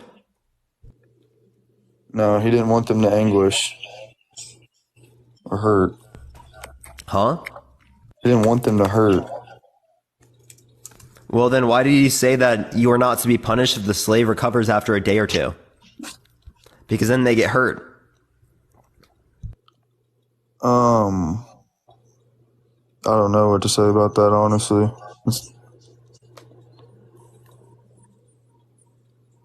But, yeah, I don't really know the context of slave. Like I said again. Is there any context in which slavery is justified? No. I mean, not. I mean, what like, we don't know what they did before and what their serving a purpose is. Like, they could be doing a job. That doesn't mean they're a slave necessarily. This literally says slave. It literally says slave and calls them their property. and says you own them and you can pass them down as inherited property to your children. I mean, yeah, man. Guess I have to agree with it. Because it's not American slavery. It's not what slavery was in America. Like, I don't. It's literally chattel slavery. No, it's not. What do you mean it's not? It literally meets all of the conditions of chattel slavery. Jackson Duckworth, I appreciate the subscription. Thank you so much. I actually cannot, bro. There's no way. What do you think about scientists that have been converted from being atheist to Christianity? Are we just going to walk past the point that you just literally said slavery is justified because your book says it? No, I said I agreed with you. You agreed with me that it's bad? I agreed with you that what the Bible said about slavery in that time was correct. I didn't say it's correct, but like, you're saying that you think that you agree with that. Yes, I agree with you.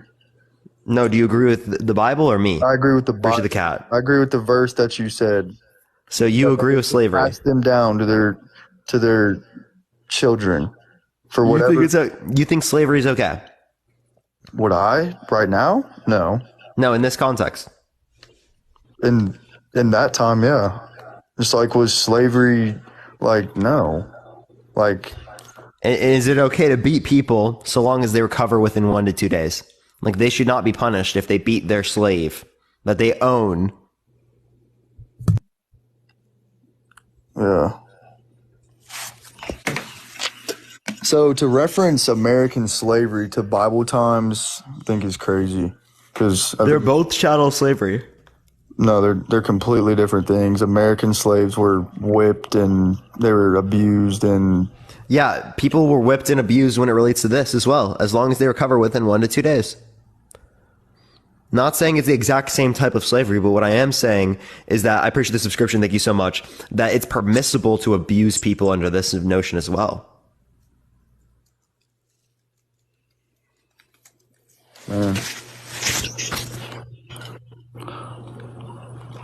Are we just not going to acknowledge like literal atrocities because it supports our religion?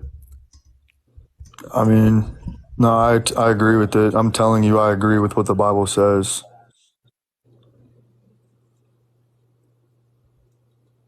Okay. So like the Old Testament laws and principles don't like necessarily like validate everything that's gone on like in the New Testament. Yes. So wait, so what are you saying? Say that again? Like the old principles, the Old Testament principles, like doesn't mean that they're all still, they've changed, like things changed through the New Testament. Yeah, but where in the New Testament does it dispute this? In the New Testament? Mm-hmm. Well, there wasn't slaves, was there? In the New Testament? Was there? So there was, like Paul, I'm pretty sure had a slave. I'd have to look again, but I don't know if it's mentioned much in the New Testament. I'd have to check. But okay, well, let's move on to the next point. Like back to the Noah's Ark claim. The Noah's Ark claim. So when it relates to Noah's Ark, clearly speaking, it is the case that you said that it didn't lead to them losing their free will, right? So if they didn't lose their free will when they got unalived, right? Clearly speaking, it is the case that God can unalive other individuals prior to them committing atrocities, and it wouldn't be considered taking away from their free will. What wouldn't be taking away from their free will? The Noah's Ark? Unaliving them, like drowning them, like solo drowning them. How many people? Because you said drowning them doesn't take away their free will. So if drowning them doesn't take away their free will, God can essentially just drown them prior to them committing atrocities. I don't think a lot of people drowned in the Noah's Ark. What? He literally unalived the whole fucking planet. Liz, I appreciate the subscription. Thank you so much. Other than the people that chose to be on the ark. What? And believed in Noah. Whenever Noah said it's finna rain, you better hop on the ark. And they did. No, but he literally unalived all those people, right? Yeah, because he did take away their free will, right? They didn't believe. Well, I don't believe right now. So is it okay to kill me? No, but that's what happened though. That's the Old Testament. Okay. So is it okay to unalive? Is it okay to unalive Hitler before World War II? He probably should have been. Yeah. So God could have just drowned him, and he wouldn't have lost free will, and we would have been fine. Maybe if millions more people would be alive today. If Hitler was in the Old Testament, he probably would have. He probably would. Why wouldn't he do it now? But he would do it in the Old Testament. Because that's before Jesus died on the cross. Jesus died on the cross for all of our sins. So Jesus dying on the cross means that the Holocaust gets to happen? No, Jesus dying on the cross means that our sins are forgiven. So Hitler is forgiven for causing the Holocaust? If he chose to believe in Jesus Christ and accepted it, that's in between him and God. So your God would forgive Hitler for leading to the deaths of tens of millions of humans? If he believed, if he would you forgive Hitler? I wouldn't.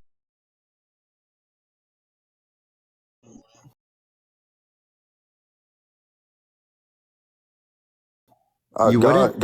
God's got a lot more strength than I do.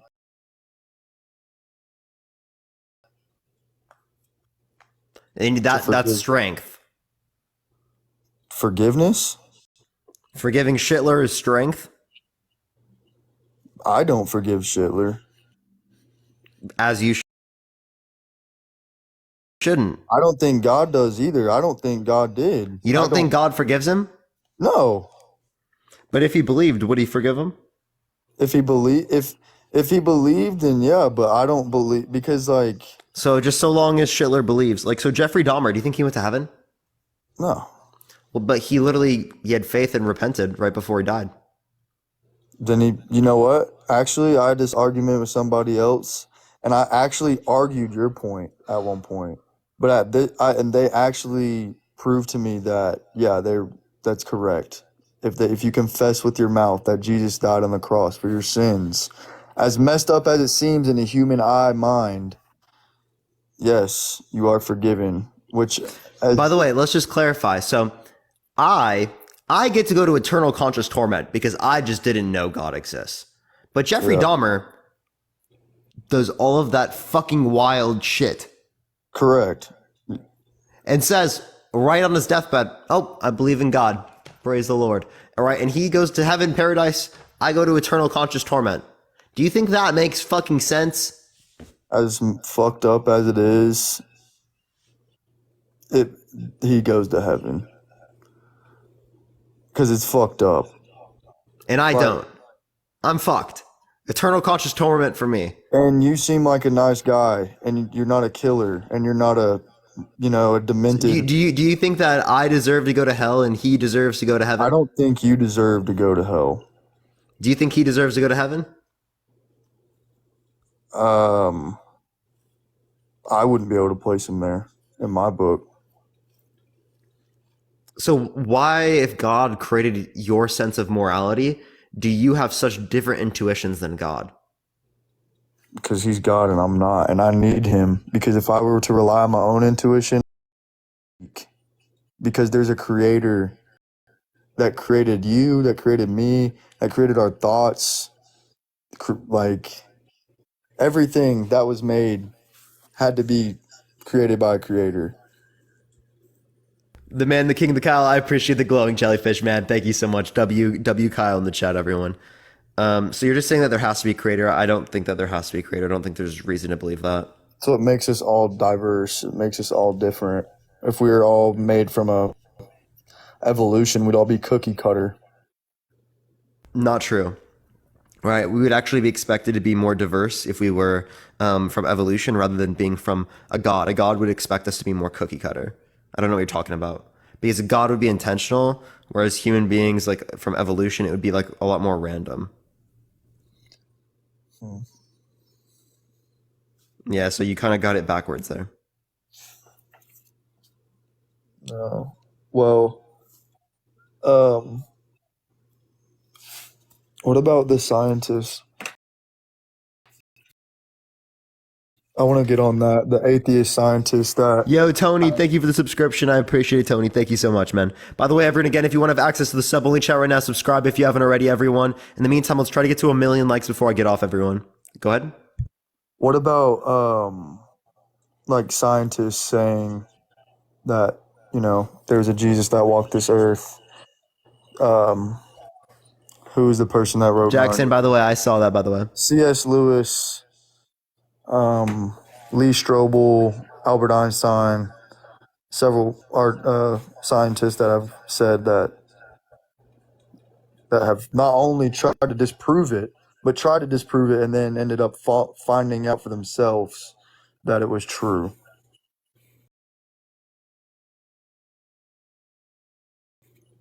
Apparently, they just didn't see the better arguments, right? I think it is the case that you can have very, very smart opinions. Like, for example, I don't know if Albert Einstein believed in God. I'd have to check. Tenor, I appreciate the subscription. Thank you so much. To my knowledge, he didn't. But if he did, correct, right, it is the case that you can have very, very great understandings of the world when it relates to physics, when it relates to mathematics, and then have a bad position when it relates to theology. That could be the case. Scientists have a bad theology standpoint of view. Yeah, some scientists have bad standpoints on theology. Like Albert Einstein. Denise, I appreciate this. Thank you so much. Sorry, say what you just said again. Like Albert Einstein.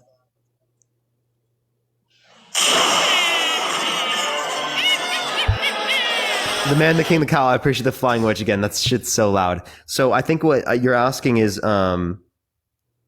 wait. So sorry. Say that again. Albert Einstein. What? Yeah. He just said he had said that. This is appreciate the description. Thank you, Claire. Quoted from him, religious feelings takes the form of rapturous amazement at the harmony of natural law, which reveals an intelligence of such superiority that, compared with it all, the systematic thinking and acting of human beings is utterly insignificant reflection. It's from Harvard. Okay, so you're saying that there are some, like, Albert Einstein makes a claim that like some sort of higher power exists. Yeah, and religious feeling, and that. Okay. So, like, I mean, does that mean he's right? I mean, if Albert Einstein told me something, I might listen. Wait. So if he said that God doesn't exist, would you listen? No. I would listen to why he thinks that. I wouldn't agree. Yeah, I'll listen to why he thinks it, but I don't think he's convincing just because he's Albert Einstein. But I think you should watch a movie called A Case for Christ about a journalist called. Yeah, I've heard this a lot. Yeah, I've heard this. You should definitely check it out. Yeah, I've talked about this before. I can send you stuff about it if you'd like. I have a friend who's a librarian that has gone over it, thinks it's bullshit. Really? Yeah. Oh man, I feel bad for you, brother. Why do you feel bad for me? Because you're lost, man. You're lost. Why am I lost? Because you could just have, I don't know, a blueprint how to live, man. He wants good for you. He wants good things. He wants That's tough. Because he died on the cross for you. How do you know that? Because I know where I'm going when I die, and I feel confident in that. Okay, so you're just confident? Okay, if I'm confident, hey man, if I'm confident that the Tooth Fairy created the universe, does that mean it's accurate? No. Okay. So just because you're confident doesn't mean it's true. But is there anything else you want to go over or talk about? I'm about to get off here pretty soon. Nah. I appreciate you. Like, I appreciate the debate, man, and I appreciate it. But All right, man. I'll be praying Well, I for appreciate you. you coming I'll on. be praying for you, Parker. God bless you, man. He loves you. All right, I'll see you. All right, everyone. Should I get off here for tonight? I was thinking I was gonna do so. I need to be able to eat food. I will be on tomorrow, everyone. Tomorrow, likely, I will be on probably like 2-3 p.m. Pacific Standard Time. So I'll be on a bit later tomorrow. What topic should I do tomorrow, y'all? What do y'all think? People are telling me to say I need to get some rest. I've been on for 6.5 hours, chat. Today was great, though. It's been a minute since I've done the God topic. We're going to have to do this a bit more in the future, y'all. I'm going to turn off the people saying... I was thinking Dave or Sir's topic. Those were the two I was thinking. Yo! The man, the king, the Kyle. I appreciate the flying witch. Thank you so much. That shit is so loud. That honestly scared me a few times during the live. I'm not going to lie. I got scared a few times. Is Dean still live, everyone? I don't think Dean is live. I tried to look him up to see if I could rate him. I don't think he's live. Hopefully his live went pretty well. So yeah, we could send everyone over to someone else. Is there someone live right now y'all want me to send everyone to real quick? Is there someone live y'all want me to send everyone to? I think we could send everyone to Good Trouble. Let me see if Good Trouble is live. Or Danny. Is Danny live? I think Danny got off. Good Trouble. We could help out Good Trouble because it's been a minute since he's been live, right? I think he's on a second account, so he might need some help. Oh, he's talking about other stuff. Tommy, we can do Tommy. Is Tommy live? Let's look up my dude. We can give Tommy a big raid real quick. All right, let's see. Tommy is live. We're going to send everyone over to Tommy, everyone. We're going to do Tommy, okay? I appreciate everyone coming on tonight. I'm gonna get off. I'll see everyone tomorrow. Love everyone so much. Hopefully everyone had a great night. We're going to send everyone over to Tommy's live real quick. Everyone look up my_dude. Spam Parker raid. Spam love from Parker. Everyone look up my_dude. Spam Parker raid. Spam love from Parker. You already know the deal. Love everyone so much. I should be on tomorrow, 2-3 p.m. Pacific Standard Time, everyone. Love everyone so much. See y'all later, everyone. Bye-bye, y'all. Again, look up my_dude, y'all.